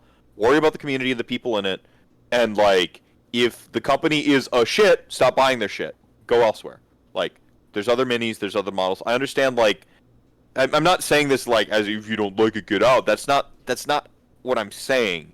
Totally. I'm all for people boycotting GW right now over IP stuff. I don't think it's I'm fuck IP laws in general. Totally. And like, I don't think GW is the worst offender. So it's like, I feel like I'm straddling two sides of the fence on that one. Yeah. But like, totally boycott. It's like one of the strongest tools of direct action we have in society. Market, for sure. Yeah, like it's like basically one of the only withholding your dollar from a thing is like pretty much the most. It's the easiest direct action you have available, and you're in your tool belt. I mean, so do it. One tiny hand on a giant's throat, and if there's enough tiny hands, you can choke the giant. Right. Yeah. Yeah, and sometimes there is, and if you want to do these, like, the outrage campaigns, and honestly, I actually support that. Because what else? I mean, it's you know, like, it's what else? What the fuck else are you supposed to do? Right.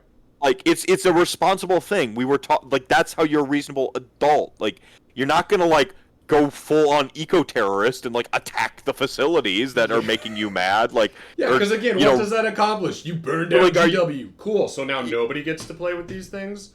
Yeah, like, what? You're not gonna do any of that shit. Like, so direct action, boycott's the one you got. Like, okay, fine. Like, again, like, I disagree with this and that and the other thing, but fundamentally speaking, that's it.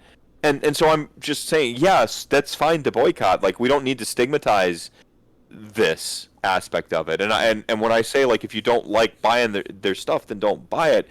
I feel like people have these like parasocial relationships. It's like becomes an abusive relationship where like they constantly like they feel that they have to buy stuff for the company because they once liked it and then they stop liking it, and then and so now they're like throwing money at a thing that they don't like anymore, and it's like, Totally. why are you still doing this, man? Like, I will still be your friend. Like, I know you don't want to, like, if you value your friends the most, and that's why you stay in it. I get that. Cool, awesome, right?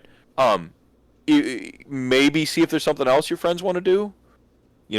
Go back if there's something else you used to do with your friends before you all got into Warhammer, like Yeah. play RPGs, video games, whatever. Whatever is your thing.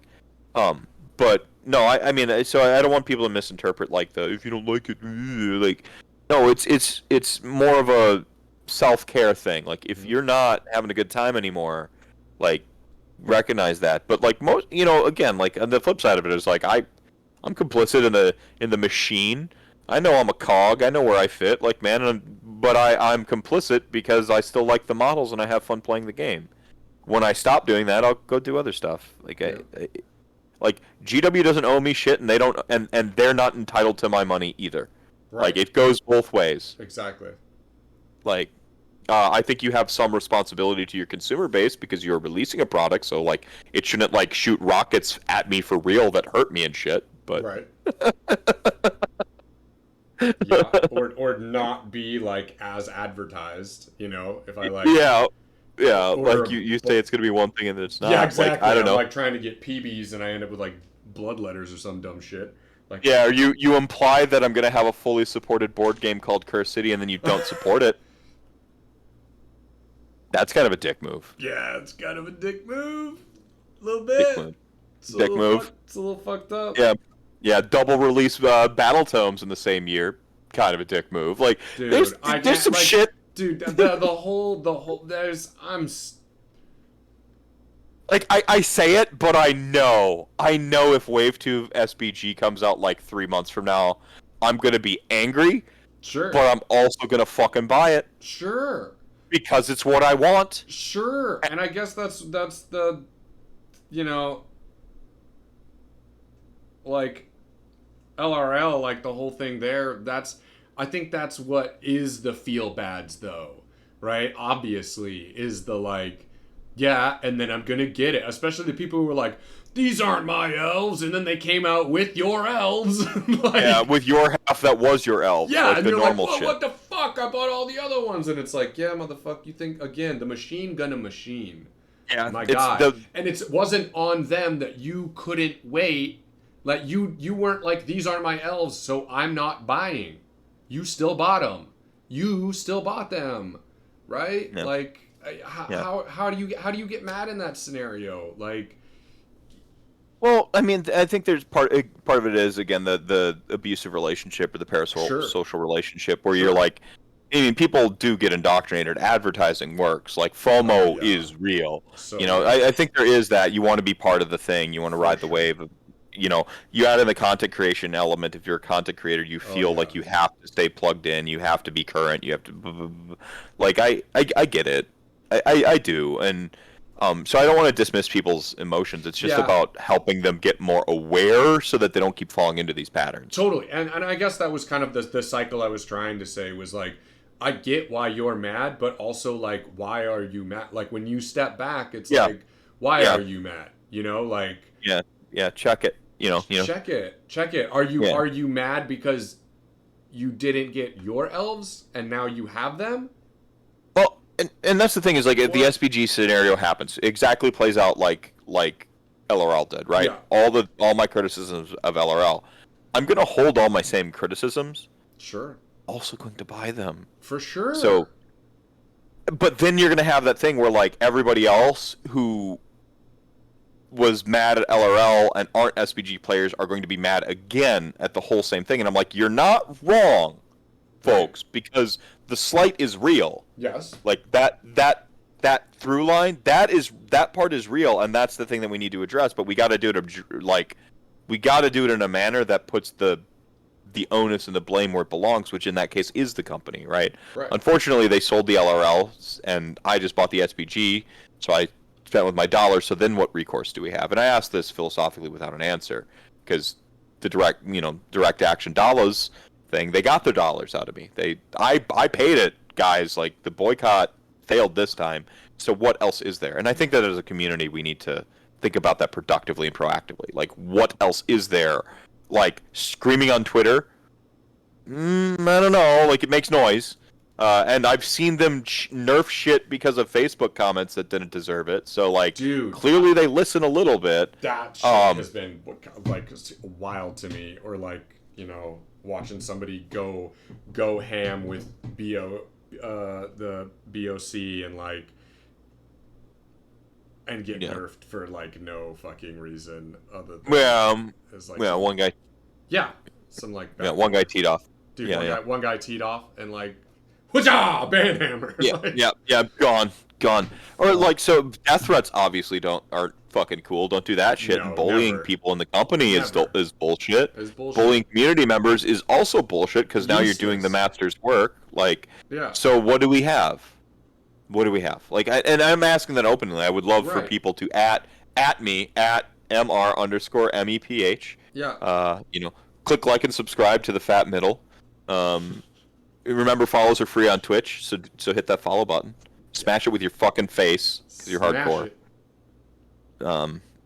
Yeah, no, I don't know. Like, it's I'm trying to figure it out. I think, as always, I like the idea of grassroots, direct action, people doing people stuff to try to get things to change. I think content creation's a good way of raising awareness. I think, you know, whether it's writing articles or going on a show or starting your own show, I think that stuff helps because you can raise the water level. You know, you can raise awareness in on a way. I mean, I used to think that stuff helped. You know, that's why I got into games journalism. I think it helps in Age of Sigmar. I think we still have. I think the culture is good here. The culture in video games has been like garbage well before I showed up. For sure. You know, but I think we've got a good culture in Age of Sigmar. Maybe not 40K. I don't know, but I don't play 40K. But like, certainly Age of Sigmar has got like a really strong culture, and I would like to keep it that way. Like, I would like for us to stay this sort of like this series of like little like community coalitions that are all like all friendos and all want the game to be great, and you know, all have like varying, you know, sometimes different ideas on what makes the game great, but we can come to a consensus that we know we want the game to be excellent. And so, like, what does that look like? Is there a way where like we all get what we want, or we all get a acceptable compromise of what we want? Like, totally. Man. Yeah, calculated concessions. Yeah, for sure. Fractals. That's the name of this stream. Fractals. Fractals. Yeah, it's you know, it's everywhere. I like the idea of like tiny universes, like just unto ourselves that are just multiplanar beings, each one of us. They are. They're all just the planes that we exist in, man. Mm-hmm. That's good shit. Well, Matt, I definitely need to hit the sack at this point. We ended up getting a viewer back. I don't know who came out of nowhere. That's awesome. It's a super chat. Follows are free on Twitch. Hit the follow button. Follow Snitbag. Follow up. Do you have any like closing comments? Let's see. You're about.